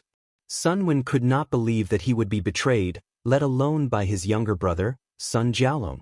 Their sovereign father has many children and many wives and concubines. As such, the competition between the siblings is quite intense. However, one of the reasons that Sun Wen managed to rise to the top was actually because of the support of his little brother. After all, the two of them are actually from the same mother. Most of Sun Wen's siblings are also tactically minded, so they are weak when it comes to direct confrontation. The only exception being Sun Jiaolong, who since he was young had always advocated being strong, courageous, and fearless in battle. So with his little brother's support in the muscle department and his tactical ability, Sun Wen was able to get an edge or advantage over his other competitors and acquired the position of Crown Prince. However, things did not seem as simple as Sun Wen imagined. After Sun Jiaolong stabbed his big brother, tears started to fall from his eyes. He looked at the slowing fading lights from his big brother's gaze and said, "I did not want to do this." Many times I tried to suggest to you to be like a real king, one that is powerful enough to support heaven and earth, one that can face any adversity with strong will and fierce determination, one that only uses politics and tactics when necessary. However, you never listen to me. All you can think about is how smart and cunning your plans are. Tell me, what have your schemes and plots accomplished? Where have they got you? Sun Wen looked incredible at his younger brother. He did not expect him to have so much emotions bottled up inside him. To Sun Wen, his little brother was a dumb guy that only knew how to use force to solve everything. And without him, he would have long been killed by his other siblings. However, he was completely wrong. In his little brother's eyes, he was probably just a clown and cowards without a spine. Despite figuring out this, he was still a little confused. "WWWI?" asked Sun Wen with blood falling from his facial orifices. "For the future of the Great Wu Imperial Dynasty," replied Sun Jiaolong with trembling hands. "With the way things are in our dynasty, it is only a matter of time before we become irrelevant in the grand stage. Or even worse, completely destroyed. Our dynasty needs a true great emperor." Sun Wen was surprised by his little brother's words before looking down at the rusty sword that pierced his heart. He seemed to have thought of something and said, "So, that's how it is." Then, he smiled before losing the last light of his light. After Sun Wen's death, the rusty sword in Sun Jiaolong suddenly absorbed something from Sun Wen's body, then the rusty sword turned golden and the character for human became even more clear. It seemed to contain a certain spirit. Afterwards, countless golden spots started to enter Sun Jiaolong's body, transforming him completely. Whether it was his strength, comprehension, talent, and soul were improved dramatically. More importantly, his luck broke from Golden Dragon straight to peak Purple Gold Dragon, skipping the purple luck. The process only lasted for a few minutes before stopping. Afterwards, Sun Jiaolong looked at the sword in his hand with a complicated look on his face. He loathed this sword as the requirement to activate it is to kill a powerful king after losing his kingdom or dynasty. On the other hand, he will rely on it for his future emperor's path. At first, Sun Jiaolong was going to kill one of the heaven chosens of this trial to activate the sword. However, based on his big brother's terrible abilities that he displayed in the past years, he soon realized that such a thing might not be possible. So, in desperation, he decided to make such a drastic decision. As for his other siblings back home, he did not have the chance to kill them due to the cultivators always protecting them. More importantly, Sun Jiaolong knew that if he activated this sword back in the Myriad Emperor world, a powerful vision would occur throughout the entire world, thus revealing the identity of this sword. And with the strength of their Great Wu Imperial Dynasty, it would be very difficult for them to preserve the sword. After reining in his thoughts, Sun Jiaolong looked at the protection array that was deactivated after the king's death. The Qi Luck Flood Dragon of the Great Wu Dynasty roared in sadness before dispersing into countless moes of lights, signaling the end of the dynasty. Meanwhile, both Ji Song and Ji Su were shocked by the sudden change in the situation. However, they soon regained their bearings and marched with their army straight for the imperial palace. They thought that maybe Sun Wen had decided to surrender. Inside the Dragon Throne Room, Sun Jiaolong took one last look at the fallen Great Wu and swore to himself that he would never allow such a thing to happen to the Great Wu Imperial Dynasty. Afterwards, he placed the body of his big brother in his space ring before crushing a talisman. Immediately afterwards, a space crack appeared and swallowed Sun Jiaolong, and he found himself floating in the endless void. There, he saw countless true monarchs looking at him with different gazes. Some looked at him with intrigue, some with sneer and disdain, some just looked like they took pleasure in his suffering. Of course, the particular gaze was very intense, full of anger and fury. It was the Tao protector of his big brother and his granduncle, retired Prince Sun Quan. "Why did you do it?" asked true monarch Sun Quan with a gruff voice, trying to control the fury inside of him. "Great uncle, I have my reasons." "Let's hear them then." "I believe that this is not the place to discuss this kind of thing," replied Sun Jiaolong while gazing at all the other true monarchs that seemed to be watching their conversation like it was a drama play in the brothels.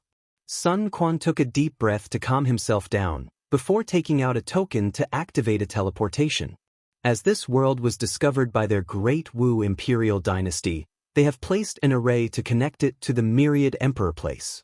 Meanwhile, after the two of them disappeared, the true monarch started discussing the situation among themselves. I cannot believe that he actually killed his own brother. Isn't common knowledge that royal families are the most ruthless? Father killing son and brothers killing each other is a very common thing. Adding to that the competition of the heaven will, well, anything is possible. That may be true, however, they usually do these kinds of things in secret. After all, they still have to save their family's face. Well, desperate times call for desperate measures, I guess. None of that actually matters, suddenly said some from the Divine Tao League.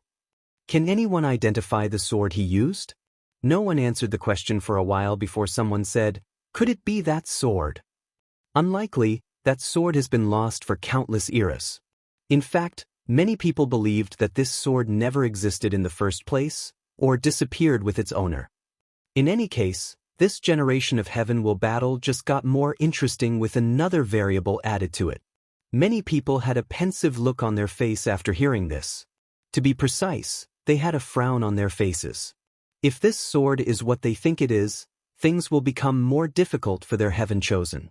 Of course, one person thought differently from the other people, and that was true monarch Xianxia. He had the utmost faith in his young master, and he sneered at the idea that a mere weapon could actually decide the fate of the Heaven Will. Any person who had such an idea did not truly understand the meaning of a glorious age. Any time that one generation of Heaven Will was sacrificed for the next generation, it means that a fierce and brutal battle will take place in order to cultivate a very powerful great emperor. According to Xianxia's guess based on past knowledge, there is a high chance that an eternal emperor will be born in this generation. As such, no matter how powerful the weapon in Sun Jialong's hand is, it can only allow him the ability to stand on the same footing as Heaven Chosens like his young master or Crown Prince Jisong. And if Sun Jialong has the mindset that a weapon is enough for him to pave his way to the Tao, then that would only prove that his Tao heart is unsteady and he has no future in the path of the emperor. Meanwhile, after Sun Quan teleported back to the Myriad Emperor world, he looked deeply at Sun Jialong, his meaning very obvious. To which Sun Jialong just took out his swords and showed both the front and back to him. Human destiny sword? Muttered Sun Quan with a great shock in his face.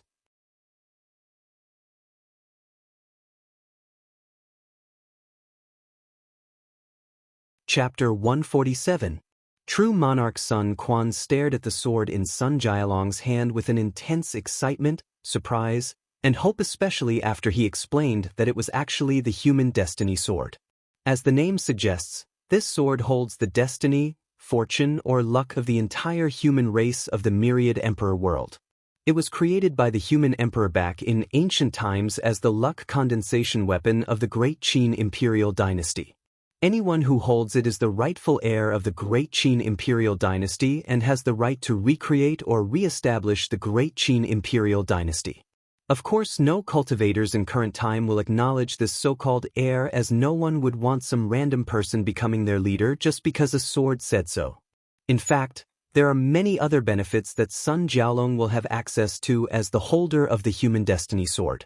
For one, he will have access to the Myriad Emperor Tao scripture, which is an emperor-level technique created by the human emperor that cultivates the Tao of emperor or the Tao of sovereign. Just this fact was enough to make retired Prince Sun Quan very excited, as their Great Wu Imperial Dynasty finally has a second emperor scripture. Besides the one created by their founder, the remaining 3 emperor scriptures were in fact quasi-emperor tier techniques, maybe just a little more powerful than that. However, they still did not reach the level of a true emperor art. Another benefit that Sun Jialong will receive is the increase in talent and strength. As a successor to the human emperor, Sun Jialong's talent must reach a certain level, and if he does not, the sword will make it up for him. A third benefit is the fact that he should have access to the Great Qin treasury. There are rumors that the Great Qin Imperial Dynasty, as the only dynasty that ever conquered the entire world, held countless wealth. wealth enough to make a single man have more resources than both the Tao Opening Sect and the Emperor Enlightening Academy combined. There are also rumors that the human emperor discovered a method of longevity and left it in this treasury. The fourth benefit that Sun Jiaolong will receive is the fact that after reaching a certain level of cultivation, he will be able to activate the human preservation array through the sword, as such, being able to have the power of an emperor formation anywhere in the myriad emperor realm. This is one reason that Sun Jiaolong did not fear showing his sword to true monarch Sun Quan. Although with his current cultivation realm he cannot yet activate the array, however, once someone tries to take the sword from him by force, the array will open up automatically to protect him. Despite this, Sun Jiaolong will still choose to remain low-key in the future as the significance of this sword is too great to the myriad emperor world. This sword represents the legitimacy to rule the entire myriad emperor world. Although the majority of cultivators would never accept or allow this, however, there are many of them that would. As long as Sun Jiaolong decided to reveal his status as the human emperor's successor, countless people would still rally behind him, thus allowing him to form a powerful force very quickly. The myriad emperor world has been long divided by all the factions of the world. As such, no sect or dynasty would allow another powerful faction to rise up and take a piece of the pie that was already divided. If any faction wants to get more power, there is only one way, and that is to cultivate a great emperor. And even that may not be enough. The myriad emperor world has reached such a stable balance that not just any great emperor can decide the direction of the entire world. Said emperor must be extremely powerful in order to do so. This balance created by all the powerful factions of the world has both a positive and a negative. The positive is that the world is generally quite peaceful. There are few large-scale wars between factions as they usually use their heaven-chosen to decide the outcomes of things. A perfect example of that is the fact that there has been no Emperor Tao war since the Middle Emperor era. In other words, no emperor lineage has fought each other until extermination since the last era. The negative part of this balance is the fact that the myriad emperor world has become stale or stagnant for countless millennia. Nothing new or unexpected has happened for millions of years. Many people believed that the reason that the glorious age arrived in this era was because Heavenly Tao wanted to shake the status quo of the world, so it set out to cultivate a powerful great emperor that could bring brand new and better changes to the entire world. In fact, Sun Jiaolong did not reveal the most terrifying part of the human destiny sword to anyone. The most heaven-defying ability this sword granted him was the fact that he became the son of destiny of the myriad emperor world. Sun Jiaolong knew that with this title or position, his life from now will be extremely smooth at the very least until the heaven will battle. No matter what troubles he encounters, no matter what powerful enemy he faces, he will always find a way to succeed or escape in one piece. More importantly, from now on, wherever he goes, he will discover countless fortunate opportunities that increase his strength, wealth, or power. He will encounter countless beauties that will be helpful to his rise to the top. As a matter of fact, this is not just Sun Jiaolong's wishful thinking. Throughout the myriad emperor world's billions of years of history, there has only been one son of destiny, and that was the Heavenly Sun Emperor. The entire life of the Heavenly Sun Emperor was smooth sailing. Anywhere he goes, he will discover rare spiritual medicine, plants, or techniques. If he ever encountered an enemy he could not defeat, this enemy would be filled with bad luck until he or she mysteriously died in a weird or strange accident. One time of his many concubines was dying after severing from a powerful curse. So he wanted to find a rare elixir or pill to cure her. Just as the Heavenly Sun Emperor left his home, he heard an explosion not far from him, so he checked it out. It turns out that an alchemist blew itself out while refining a precious pill. When he arrived at the location, the Heavenly Sun Emperor discovered that the alchemist had died, but the pills in the furnace survived. And it turns out these pills were the very one he needed to treat his concubine.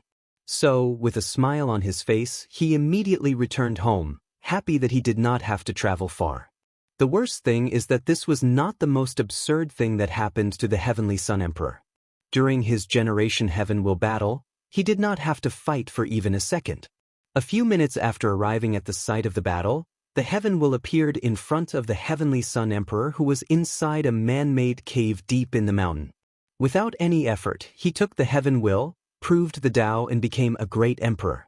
He then took the name of Heavenly Sun to show he was favored by heaven, that he was the son of heaven and earth itself. Of course, Sun Jiaolong will never believe that by being the son of destiny he will automatically become a great emperor. During the glorious age, luck is useless, as only by killing all participants will the Heaven Will appear before the final winner. Furthermore, the fate of the Heavenly Sun Emperor is the perfect example of why no real powerhouse should rely on luck all their lives. After the Heavenly Sun became emperor, no one was willing to accept losing just like that. So, many doubts about the ability of the Heaven Sun Emperor aroused. People kept saying that it was only because of luck that he became an emperor, an act which actually infuriated him. So, the Heavenly Sun Emperor used his powerful strength to suppress all these people. However, no one was convinced, as he was just using his higher cultivation level to bully people weaker than him. In fact, one of the most famous recorded incidents at that time was that a Heaven Chosen of that time spit directly in the face of the Heavenly Sun Emperor, refusing to bow to him even if it killed him. The Heaven Chosen directly called him a weak coward who relied entirely on luck to go through his whole life. After that incident, the Heavenly Sun Emperor did kill the Heaven Chosen. Instead, he set out to prove everybody wrong by attacking one of the most powerful forbidden land of the myriad emperor world, the Netherworld. Unfortunately, the Heavenly Sun Emperor's action just proved that the world was right about him.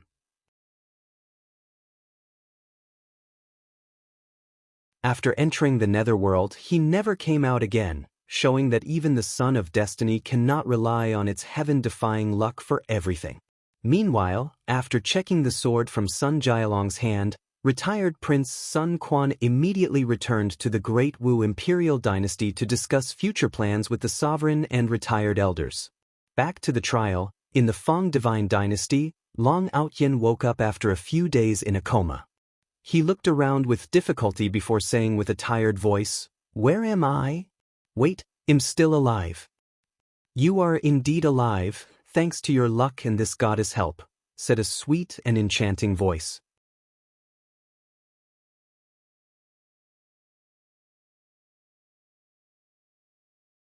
Chapter 148. Long Outyen moved his head in the direction of the voice with great difficulty. Then he saw the most beautiful woman he had ever seen in his life. She was wearing a white hanfu, fully displaying her divine and sacred bearing. Her eyes were cold and indifferent, making every man wanting to do everything to curry her favor, to elicit a simple smile from her, to see any kind of jubilance emanating from them. "Are you a fairy? No, maybe a goddess?" muttered Long Outyen subconsciously after seeing Feng Lijuan. "You can say that," she replied, still with a cold look on her face. However, Long Outyen did not care about this. The colder she was, the more he wanted to conquer her. Of course, Feng Lijuan could see the possessive nature in Long Aotian's eyes, but she did not care about it. Most men that she meets have the same look, so she is used to it by now. "You should not move so quickly, otherwise your wounds will open," warned Feng Lijuan when she saw Long Outyen trying to get out of the bed. However, he refused to listen to her. How could he allow his future wife to see him in such a weak state? As such, Long Outyen wanted to show that he was fine by getting. Unfortunately for him, he was still in a terrible state. Although the space he teleported through was somewhat stable, it was not enough for him to survive unarmed. As such, Long Outyen was almost grinded into tiny dust particles during a chaotic space teleportation. After trying to get up, all the bandages on Long Outyen suddenly started bleeding, signaling that his wounds were reopened. Feng Lijuan sighed after seeing this, then walked next to him to help him change his bandage. An act which placed a wide grin in the face of Long Outyen.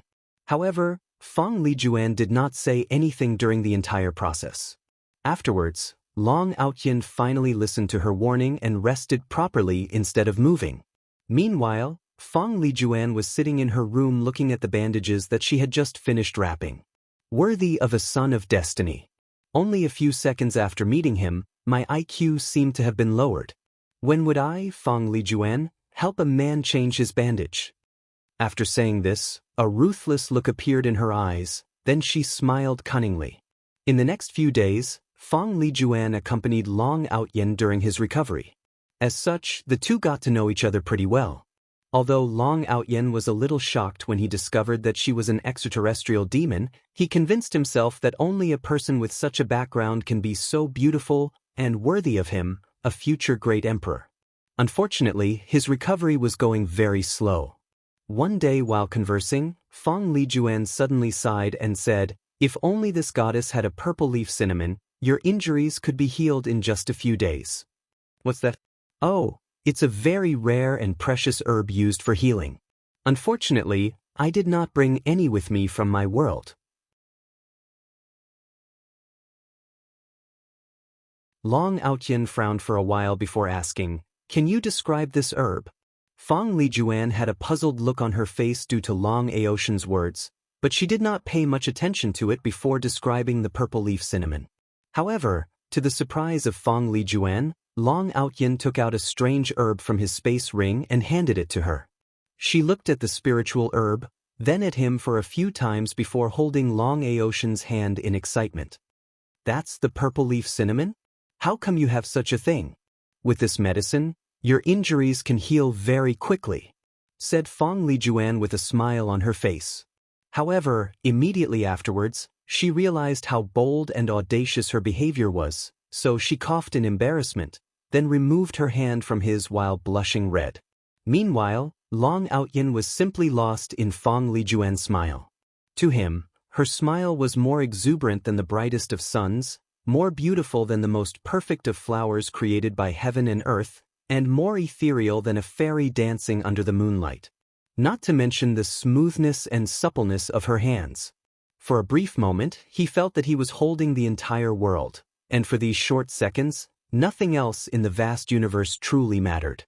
After taking a few seconds to regain her bearing, Fong Lijuan pretended nothing had happened before saying, "With this spiritual herb, I can refine a pill for you that allows you to recover in just a few days." Without waiting for Long Aoshan's response, she left the medical room and entered her own private room. However, the shy and happy look on her face was gone, replaced by a cold and indifferent one. She looked at the purple leaf cinnamon on her hand before muttering to herself, "I can't believe that I have found this extinct herb in this tiny small thousand world. Worthy to be this world's son of destiny. I just gave it a try without expecting anything, but who knows that he actually had it." After saying that, Fong Lijuan swallowed the entire herb raw, then started cultivating in order to digest it properly. After a few hours, she opened her eyes with excitement. Suddenly, her eyes turned white, showing that she had activated her bloodline. Fong Lijuan immediately became excited as her bloodline backlash from the battle with Li Jun was finally cured. More importantly, she knew that this was the minimum effect of this herb. The main use of this herb is to purify her bloodline, further strengthen her talent and strength.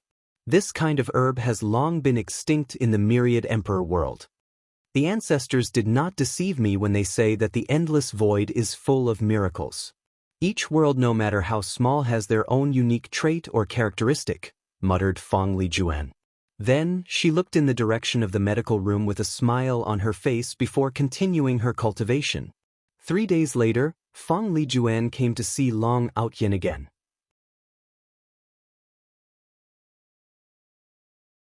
An act which delighted him given how he missed her terribly the past few days.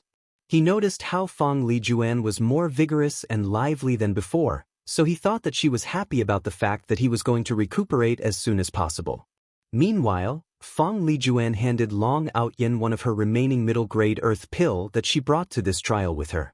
After taking it, he felt a powerful energy rushing throughout his body, rapidly healing his injuries. Long Outyin was surprised by the efficacy of this pill. He did not expect a random herb that he picked from the forest would be so precious. He thought maybe Fong Lijuan would know what to do with all the herbs he had in his space ring that he could not identify. As such, he took out a pile of spiritual herbs and showed it to her. With a surprised look on her face, Fong Lijuan began to identify some of the herbs she knew, while putting aside the unrecognizable ones to be tested later. After finishing her task, she sighed and told Long Outyen that she did not have the time to refine pills for him as she was in the middle of a war. As such, in order to show his trust in her, he told her she could keep all the materials. An act which made Fong Lijuan further blushed in front of Long Outyen before running out of the medical room with all the materials. Long Outyen looked at this with a smile on his face. He could tell that she was one step closer to subduing the goddess of his dream. In the meantime that Long Outyen was playing lovey-dovey with another woman, his wife Princess Ling Hua had a worried look on her face back at the Savior Coalition. Due to the fact that her husband left her and her family a special talisman, they managed to survive the assassination from the Fate Shadow Guards. However, the same could not be said for the other royal families that rule the Savior Coalition. As such, Princess Ling Hua was forced to take control over the coalition. Unfortunately, news of the fact that the coalition leader had entered the secret realm and is now dead spread throughout the nation, resulting in massive panic and chaos. Ling Hua acted swiftly by saying that the coalition was in fact not dead, just severely injured and recuperating.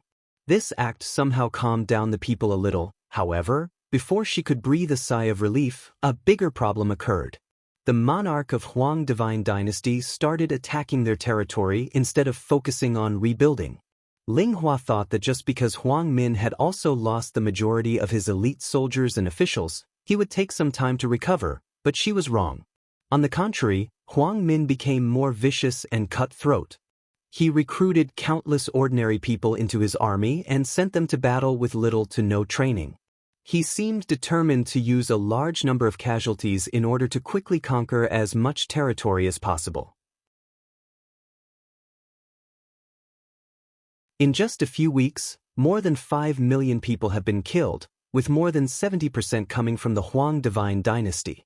Unfortunately, this method seemed to be working as more and more territories of the Savior Coalition kept falling into the Huang Divine Dynasty's hand.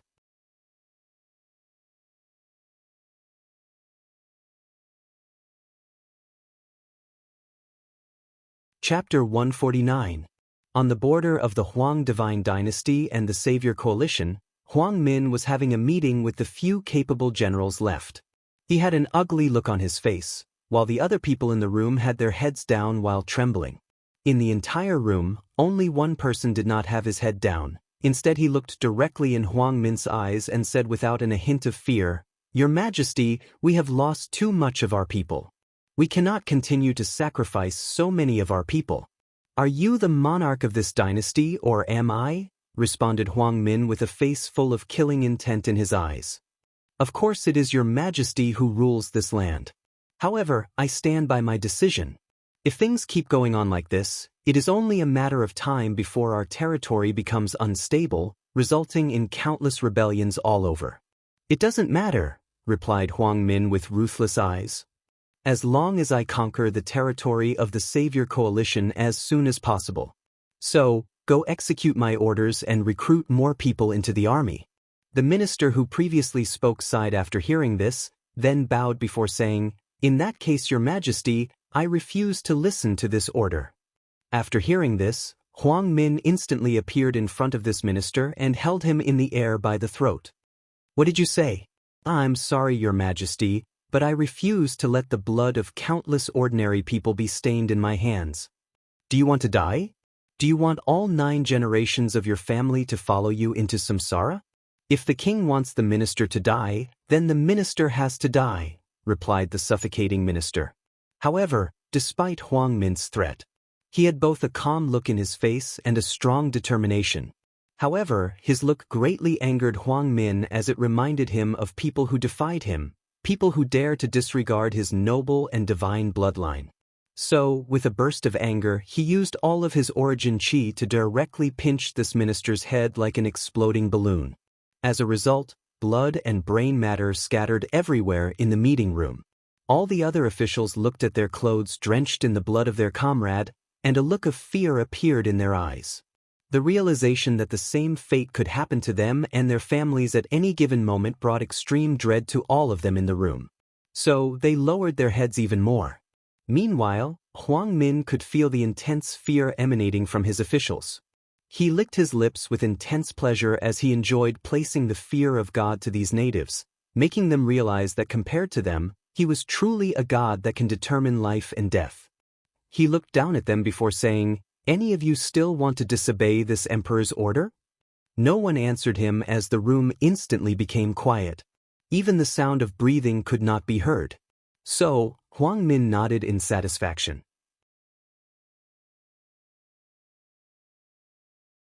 Afterwards, an official went to execute his order. Countless common people were forcibly recruited into the army, then separated from their loved one and sent to the war in the frontier. Using countless lives as sacrifice, the Huang divine dynasty's border continued to grow rapidly. Meanwhile, Huang Min was overseeing the entire war at the borders. The reason that he was in such a hurry was because he had an intuition that something would happen to him. He figured out that it was only a matter of time before either the great Xia people reached his border after conquering Fang Lijuan's territory, or the great Zhou people will come after him once they have settled the territory of the great Wu. So, Huang Min's plan was to increase his dynasty's luck solely based on the territory size, then absorb enough luck for him to reach purple gold before immediately leaving this trial. Huang Min knows perfectly well that his plan is actually quite flawed, as he would be backlashed by karma if he did such a thing. However, he was desperate and he did not have much time to plan anything better. As for the repercussions of his actions, he believed that his Huang divine clan would find a way to help him deal with it. Meanwhile, in the Savior Coalition, Princess Ling Hua had just made a plan to respond to the emergency situation of the coalition. Her plan was simple. She used a technique to turn into Long Outyen, then started making inspirational speeches to all the people in her remaining territory. She told them of the cruel methods that the people of the Huang divine dynasty had to suffer under their ruler's hand, and motivated all the capable men and women to take arms and defend their home. Of course, Ling Huan made her appearance look sick and weak to explain the reason that the coalition leader did not take action personally. And her plan worked wonderfully. All the people were banded together under the idea of defending the country and fighting foreigners. Whether it was men, women, and even children, they took anything that can be used as weapons and headed to the border to fight these invading barbarians. Unlike the people of the Fang divine dynasty that were forced to enter the army, the Savior Coalition volunteered of their own free will to join the army in order to defend their dynasty. While the people of the Savior Coalition were sacrificing their lives for a noble cause, their leader was drinking wine and chatting with a beautiful goddess. Due to his powerful body, Long Outyen only took 3 days to heal his injury after taking the Earth Tear pill. Now, he was having a romantic dinner with Fang Lijuan. "Waner, this wine from your home world is truly the finest delicacy that I have tasted in my life. How many times has this goddess told you not to call me Waner? It is already your honor to allow you to call this goddess by her real name. I know, I keep forgetting. So, Waner, how is the war going?" Fang Lijuan sighed, before ignoring the rude behavior of this audacious man. "Of course it's going terrible. It is only a matter of time before the great Xia reaches the capital, thus completely destroying this goddess dynasty. Is there anything I can do to help? If we team up together, we can definitely stop Li Jun. Is not that this goddess refuses your help, but with your strength, it will be useless for you to intervene. Not to mention that Li Jun has a female companion that is not far in strength with him. On top of that, the true big boss of the great Xia, Wang Wei, has not even shown up yet." Long Outyen secretly formed a fist with his right hand. In the past few days, he watched a terrible battle between Li Jun and Fang Lijuan. It was then that he realized how weak he truly was. Even his so-called battle with Huang Min was nothing but a joke, and he was truly lucky to survive. What's worse, Long Outyen learned that there was even a more terrible heaven chosen behind the great Xia dynasty. Long Outyen sighed before taking a big sip from his wine. He realized that his path to become a great emperor still has a long way to go. Fang Lijuan realized that her words might have hurt Long Outyen, so she immediately said, "Well, thanks to the special formation you provided, our army has been able to greatly slow down the advancement of Great Xia." Long Outyen just smiled wryly after hearing this. Afterwards, the two of them just drank and chatted about other topics. After they finished drinking, the two of them stood on top of an ancient wooden building gazing at the stars. The moonlight illuminated them, making both of them look like an immortal couple descending from heaven. Suddenly, Long Outyin turned to face Fong Lijuan, held her hands and said, "Wanner, I know you have a high background and status, but if you can overlook my humble background, I want to spend my entire life with you." Fong Lijuan was shocked by the sudden declaration, so she blushed shyly. Then a happy smile appeared on her face, so he opened her mouth to say something, but she immediately stopped before frowning. "Is there something wrong? Do you not feel the same way as I do?" asked Long Outyin with a worried look on his face. "That's not it," replied Fong Lijuan after sighing. "The truth of the matter is, I am actually already engaged." "What? With whom?" asked Long Outyin with a flustered look on his face. "To Huang Min." "Him?" asked Long Outyin with fury in his face. "In that case, you'll just kill him to annul the engagement."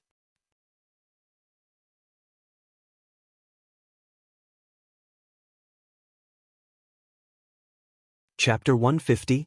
Fong Lijuan immediately stopped Long Outyin from doing anything stupid, then she said coldly, "How are you going to kill him?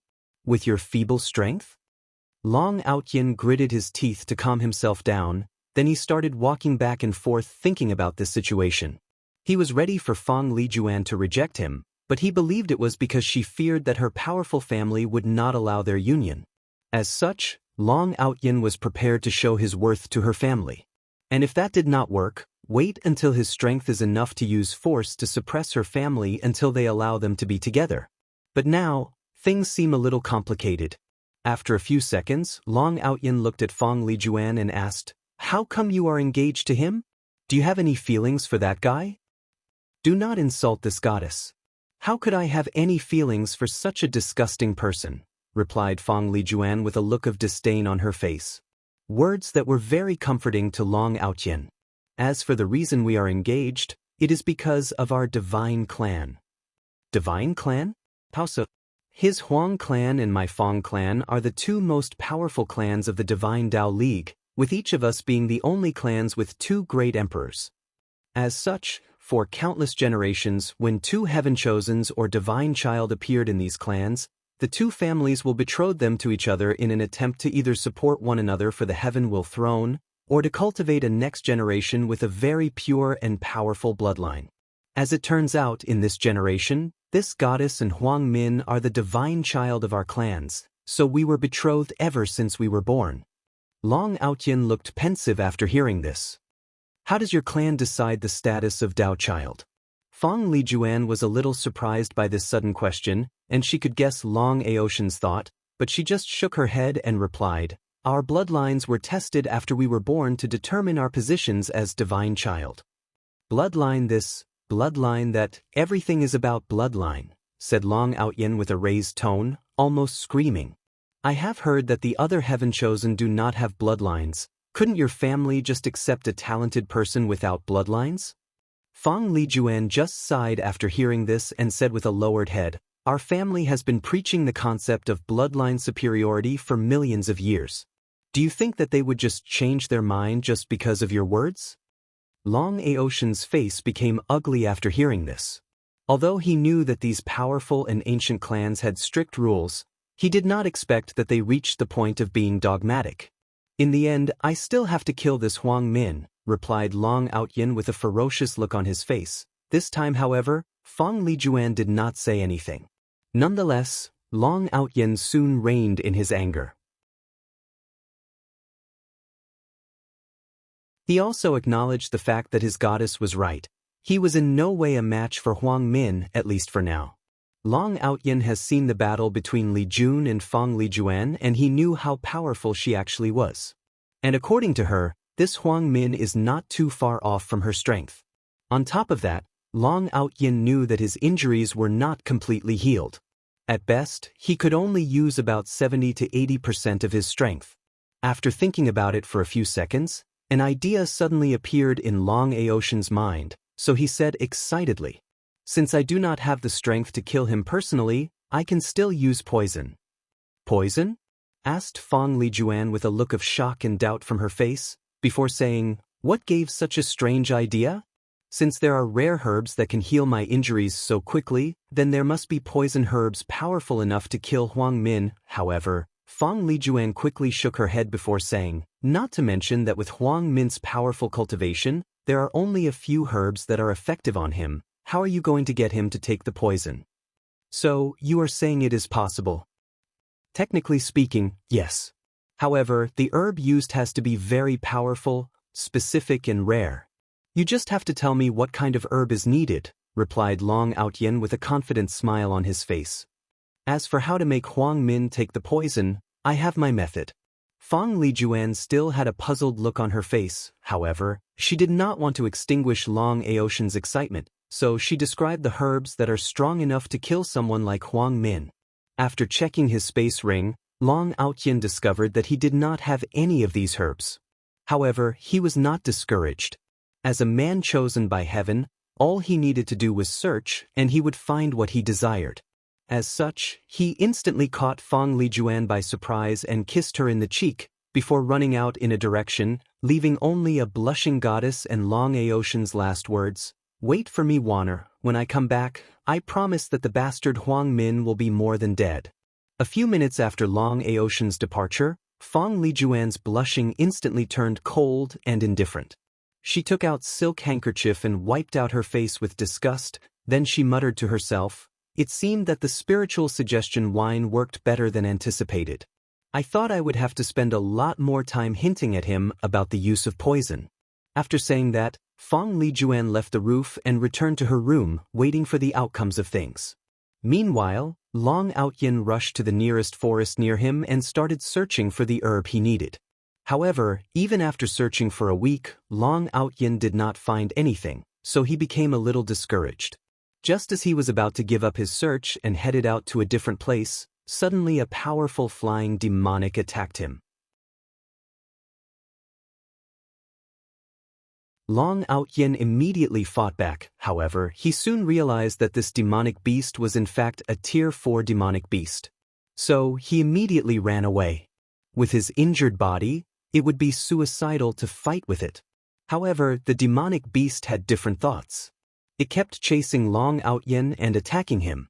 After a few minutes of no success, the demonic beast seemed very angry, so it opened its mouth to gather a powerful lightning, then shot at Long Outyen. Boom! A powerful explosion resulted after this attack. Although Long Outyen jumped in time to evade the attack, the shockwave created by the blast still hit him. Unfortunately for him, he happened to be running close to a cliff, so he was sent over the cliff due to the attack. Long Outyen cursed the beast out loud before trying to use his origin chi to hang on the cliffside. However, his injuries suddenly acted up, forcing him to throw a big mouthful of blood and falling down the cliff. Knowing that this might be the end of him, Long Outyen used his origin chi to protect his body, then closed his eyes hoping for the best. However, Long Outyen was not splashed to death as he anticipated. Instead, he fell inside a river or water source of some kind. After swimming out the river, he praised his luck once again before navigating around looking for a place to exit. Soon, an enticing scent attracted Long Outyen and he followed it. There he saw a very clear lake with rainbows emanating from it.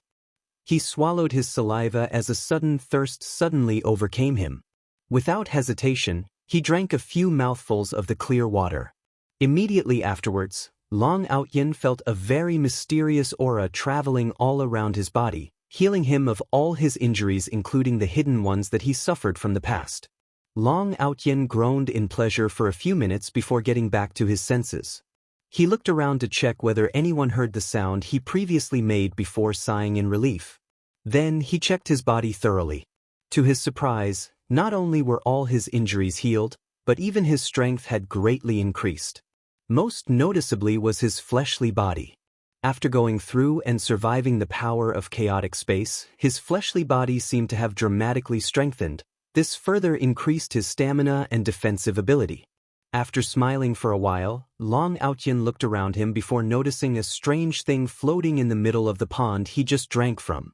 After closer observation, Long Outyen suddenly started laughing out loud as he realized that this was the exact spiritual herb that he was searching for. I'm truly the illegitimate child of the goddess of luck, smiled Long Outyin with a big grin on his face.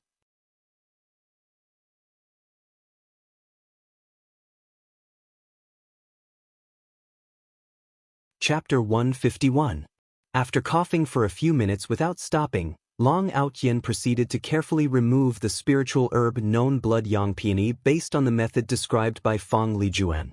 After that, he took out a talisman with a grin on his face, as this was the method he planned to use that allows him to feed this spiritual herb to Huang Min. Then Long Outyin suddenly slapped himself in the face before muttering, "How stupid am I? Why didn't I use this invisible talisman to hide from that demonic beast?" After that, Long Outyin proceeded to climb the cliff he had just fallen off. There he saw the demonic beast not far from him. So, he activated the talisman, turning him completely invisible before he secretly approached the Tier 4 demonic beast. However, as soon as he reached more than a few meters from the beast, it suddenly reacted and started looking around. However, the beast did not find anything around him. Meanwhile, Long Outyin frowned after seeing this. He realized that this talisman was not all-powerful and some people will notice him if he gets close enough, for example Huang Min. However, he did not care since his plans can still be executed despite this flaw. Furthermore, he realized that this talisman was not as simple as it seemed. There seemed to be some kind of seal on him, preventing it from showing its full power. After thinking about this, Long Outyin then had a fierce battle with the Tier 4 demonic beast. Well, to be precise, he hid with the talisman then sneak attacked the beast. When the bird was in its last dying breath, Long Outyin promised to save it if it surrendered to him, becoming its slave. Although unwilling, the Tier 4 Thunder Eagle signed a beast contract with Long Outyin, becoming his pet. After that, Long Outyin rode the Thunder Eagle towards the direction of the Huang Divine Dynasty.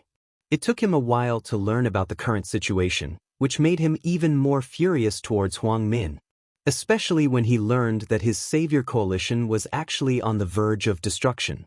Long Aotian's urge to kill Huang Min suddenly increased dramatically. After hearing this news, he rushed straight towards the border where Huang Min was located.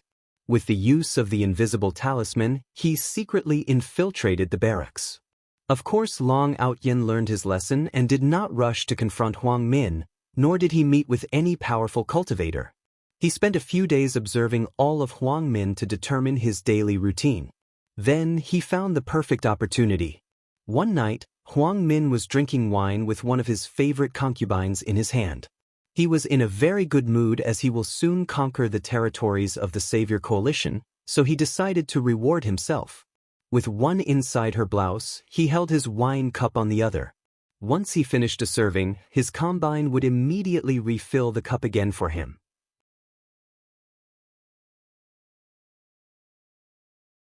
Huang Min was very happy with how submissive she was. After drinking a few dozen cups, Huang Min suddenly felt a little dizzy. At first he thought that he might have drunk a little too much, however, things suddenly took a different turn when he spat a big mouthful of black blood. Realizing the severity of the situation, he immediately mobilized his origin chi to try to remove the poison in his body. However, it turned out to be useless. On the contrary, this poison seemed to spread throughout his body even quicker. Afterwards, Huang Min fell on the ground breathing heavily, black blood started coming out his eyes and an intense pain suddenly assaulted him. He tried to scream for help, however, no sound seemed to be coming out of his throat. So, he looked in the direction of his concubine, hoping that she would go quickly to ask for help. Unfortunately for him, when his eyes locked onto his concubine, all he saw were eyes full of hatred looking at him. Then, the concubine spit at Huang Min before starting to kick him in his private area. Huang Min tried to scream again, but it was of no avail. Meanwhile, the concubine had tears streaming down her eyes as she screamed while still kicking Huang Min. "You took everything from me, my body, my soul, and even my family. You defiled my purity by making me do these horrible things. I wish that your death was even more miserable than it is now." Meanwhile, Huang Min, who was struggling down in the floor, managed to gather some strength to activate his bloodline power. Then with a wave of his hand, a powerful shockwave hit the concubine, throwing her away. However, Huang Min's situation suddenly aggravated. The poison seemed to have discovered something very appealing to it, so it rushed straight inside his bloodline, destroying everything in its path. As such, Huang Min's face became even more ugly than it was. Without hesitation, he bit the tip of his tongue to draw some of his blood essence and used it to open his space ring. After taking out a talisman, he immediately crushed it, then a space crack appeared and swallowed him. Meanwhile, Long Outyin, who heard a thumping sound from the outside, immediately rushed in. He was just in time to see Huang Min disappearing into the space crack or passage. Without hesitation, he rushed to the concubine lying on the floor with blood all over her body. He injected his origin qi inside her body, noticing that most of her internal organs have been liquefied. Although he knew that it was impossible to save her, he still tried. He took out the clear water that helps his injuries and fed it to her. After a few sips, she regained consciousness. However, Long Outyin could tell that she would not last long. Why did you have to confront him? If you had followed the plan and stayed close to the door, you could have just watched the bastard slowly die, said Long Outyin with a little guilt in his face. I had to confront him for myself, replied the concubine after spewing out a mouthful of blood. Watching this bastard dying was very satisfying. Was it worth you dying in the process? Yes, it was, she responded with a smile on her face. Furthermore, to me, death is probably a relief. After that, she raised her feeble hand to caress Long Aotian's face, before saying, "Thank you for giving me a chance to avenge myself." Then her hand dropped to the floor, never moving again. Long Outyin looked at her in his arms. He looked at her smile before she died. Despite the fact that her mouth was still full of blood, her smile was still full of brilliance and vigor. More importantly, it was peaceful. He sighed. The original plan was for her to just wait for Huang Min's death after putting the poison in his drink. Long Outyin promised her that afterwards, he would take care of her as one of his wives. And if she did not want that, he would give her enough wealth to live a life of luxury, without worrying about anything. After finding a place to make a proper grave for her, Long Outyin sighed again. However, thinking about the fact that he could finally be with his goddess, he rushed straight back to the Feng divine dynasty. After getting back, he saw Feng Lijuan waiting for him, so he rushed to hug her, explaining to her in great detail how he killed Huang Min. Meanwhile, Feng Lijuan just smiled and nodded happily. Then, Long Outyin suddenly said, "Wano, now that no one can prevent us from being together, how about we consummate our marriage early?" Feng Lijuan blushed shyly before answering with her head down, "Now? Aren't we moving too fast?" "Of course not. You love me and I love you, that's all that matters." After heeding this, Feng Lijuan nodded shyly before she was led by Long Outyin to her room in the manner they live in. There, Long Outyin started kissing Feng Lijuan with great passion. However, when he was about to remove her clothes, she stopped him and said, "Wait, give me a few minutes to prepare." After that, she went to change her clothes, while Long Outyin removed all of his clothes. After a few minutes, Feng Lijuan came back wearing bright dark rouge in her lips with a very thin veil on her body that could be removed by the slight breeze of the wind. Afterwards, she slowly walked towards Long Outyin before removing her thin veil. She leaned on him in the bed and gave him a deep kiss, an act which greatly excited Long Outyin. After a long, deep and passionate kiss, Long Outyin wanted more. So, he rushed out to touch her two peaks and forbidden zone. However, midway though, his head suddenly became dizzy, and before he could react, he passed out. Meanwhile, Feng Lijuan looked at this with cold eyes and without any surprise, she muttered, "You are the only man who saw this goddess' divine body. Unfortunately, you will take this knowledge to samsara." With a wave of her hand, numerous circles with strange writing or runes appeared all over the room. This was a formation. This array had only the purpose to absorb the chi luck of one person and transfer it to someone else. This array was designed solely for Sons of Destiny. Feng Lijuan had this idea or plan the moment she realized that Long Outyin was the son of destiny of this warring kingdom world. As for Huang Min's death, it was just because she wanted a reason to annul their marriage, thus gaining her freedom. After thinking for a brief moment, Fong Lijuan finished activating the array. A massive golden energy from Long Outyin suddenly entered her body, then she looked at how her chi dragon changed from purple to the peak of purple gold. After her transformation was done, Fong Lijuan dressed herself before taking the space ring off of Long Aotian's mummified corpse.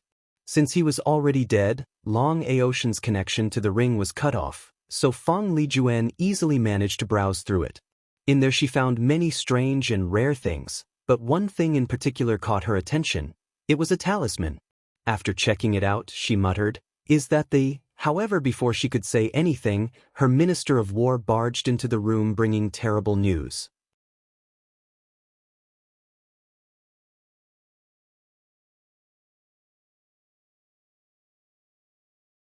Chapter 152. The Minister of War looked at the mummified corpse of Long Outyin on the bed, and she was not that surprised.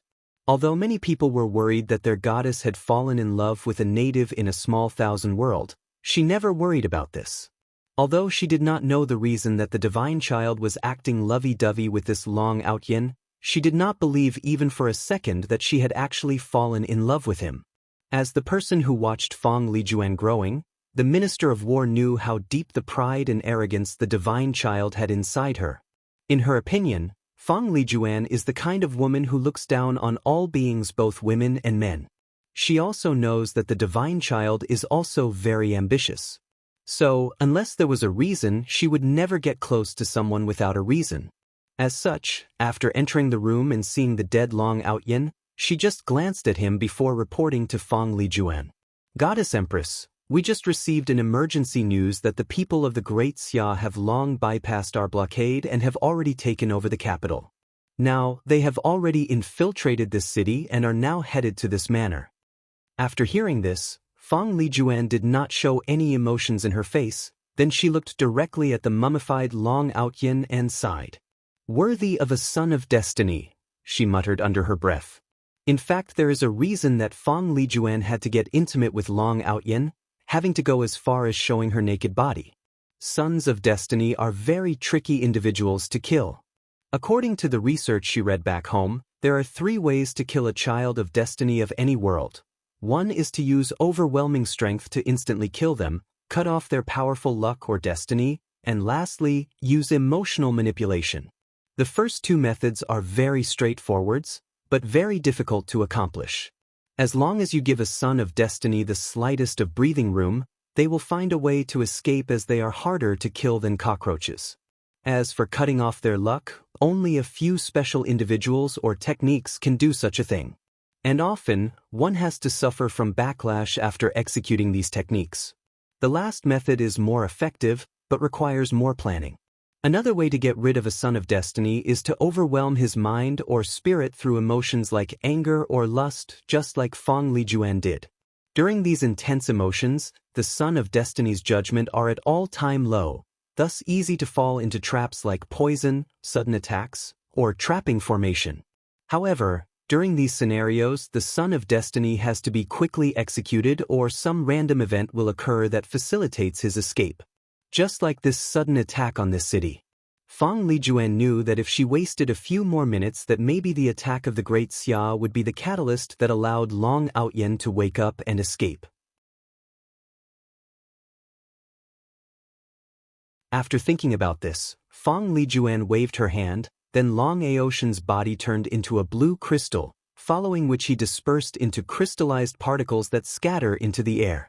After that, she took out her conferred god list and imperial seal to check the chi luck of her dynasty. And as expected, her chi dragon was on its last breath and on the verge of dying. Normally speaking, as soon as the people of the Great Xia stepped into the capital, as the dynasty's ruler, she should have been notified, and yet she was not. Fong Lijuan guessed that the heavenly Tao of this world hid the movement of her dynasty's luck in an attempt to save Long Outyin. If she had known about the movement of the Great Xia army, she would have reinforced the city she was currently located in, thus preventing any chances that this son of destiny had to escape. Meanwhile, in the brief moment that Fong Lijuan took to do all these things, loud sounds could be heard coming near the manor she was in. She knew that time was running out, however. She did not care about such a thing given the fact that she had accomplished her task in this trial. So, without hesitation, Feng Lijuan crushed a talisman that swallowed both her and the Minister of War. In the endless void, as soon as Feng Lijuan appeared, she saw the furious face of her Dao protector. "Are you happy now?" asked the true monarch Dao protector of the Divine Dao League. "I don't know what you mean," replied Feng Lijuan with a calm look on her cold and beautiful face. "Do you know how much impact your little scheme has on our family? And even the Divine Dao League?" Feng Lijuan frowned after hearing this. She noticed that there was only one true monarch of the Divine Dao League left floating around here. "Your poison did not kill Huang Min, however. You should have expected that given that your true objective was actually to ruin his bloodline. With us around, you probably guessed that he would not die, so you chose a herb that specifically targeted bloodline powers. Without a powerful bloodline, Huang Min can no longer hold the position of Dao Child, and of course, you do not have to marry him." Feng Lijuan did not say anything, however, she did not also apologize. She never regretted her actions. Now, the Huang Min family has demanded that our Feng family give them an explanation. Worse, they have even threatened to go to war with us if necessary. "Our Feng clan does not fear their Huang clan," replied Feng Lijuan calmly. "That may be so. However, have you ever thought about the consequences of internal friction between the two most powerful families of the Divine Dao League? The status of our divine clans has always been precarious in the myriad emperor world. So, what do you think will happen to us if we start a civil war?" Feng Lijuan further frowned after hearing this. She did not think that fat. All she knew was that she did not want to marry Huang Min, so she found a way to get rid of him. She thought due to the fact that she did not, personally, do something to him that she could get away with it. But now, things seemed more complex than she imagined. If the situation escalated like her Dao protector said, the Huang family might ask that she be handed off as a peace offering between the two clans. Then she would still be forced to marry some random person. However, Feng Lijuan suddenly thought of the talisman she discovered in Long Outyen Space Ring. If this talisman is the one she believed it to be, then not only would her clan 100% support her from the pressure of the other divine clans, she will have a powerful boost for this generation's heaven will. As such, Feng Lijuan instantly removed the little regrets she had due to her actions and remained firm by her decision.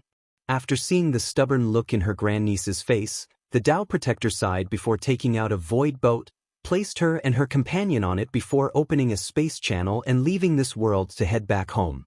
Meanwhile, back in the Warring Kingdom world, the Great Xia dynasty had just finished conquering the Feng Divine Dynasty when they received a sudden news. Both the leaders of the Savior Coalition and the Huang Divine Dynasty have been killed, thus leaving these territories without a proper leader. Chancellor Yan Liling, who is the de facto ruler of the dynasty while Wang Wei was in retreat, ordered all the dynasty's legions to try to occupy as much territory as possible as quickly as possible. Unfortunately, the Great Xia was not the only dynasty that received this news. The Great Zhou, who had just started stabilizing the territories that they occupied from Great Wu, also sent their military to occupy these leaderless lands. Meanwhile, in the Great Shu dynasty, Feng Heng was also having some troubles. After the assassination attempts of the Fate Shadow Guards, a few of his officials were killed. However, the impact was not enough to affect the entire dynasty. Unfortunately for Feng Heng, someone took the opportunity to create more chaos in his dynasty. Many more officials and generals were assassinated again, and with great success.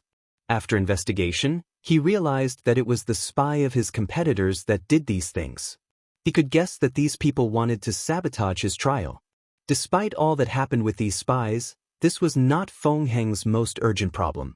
After his teacher returned from the secret realm, he noticed that the disappearance of the incense power in the temple dramatically increased.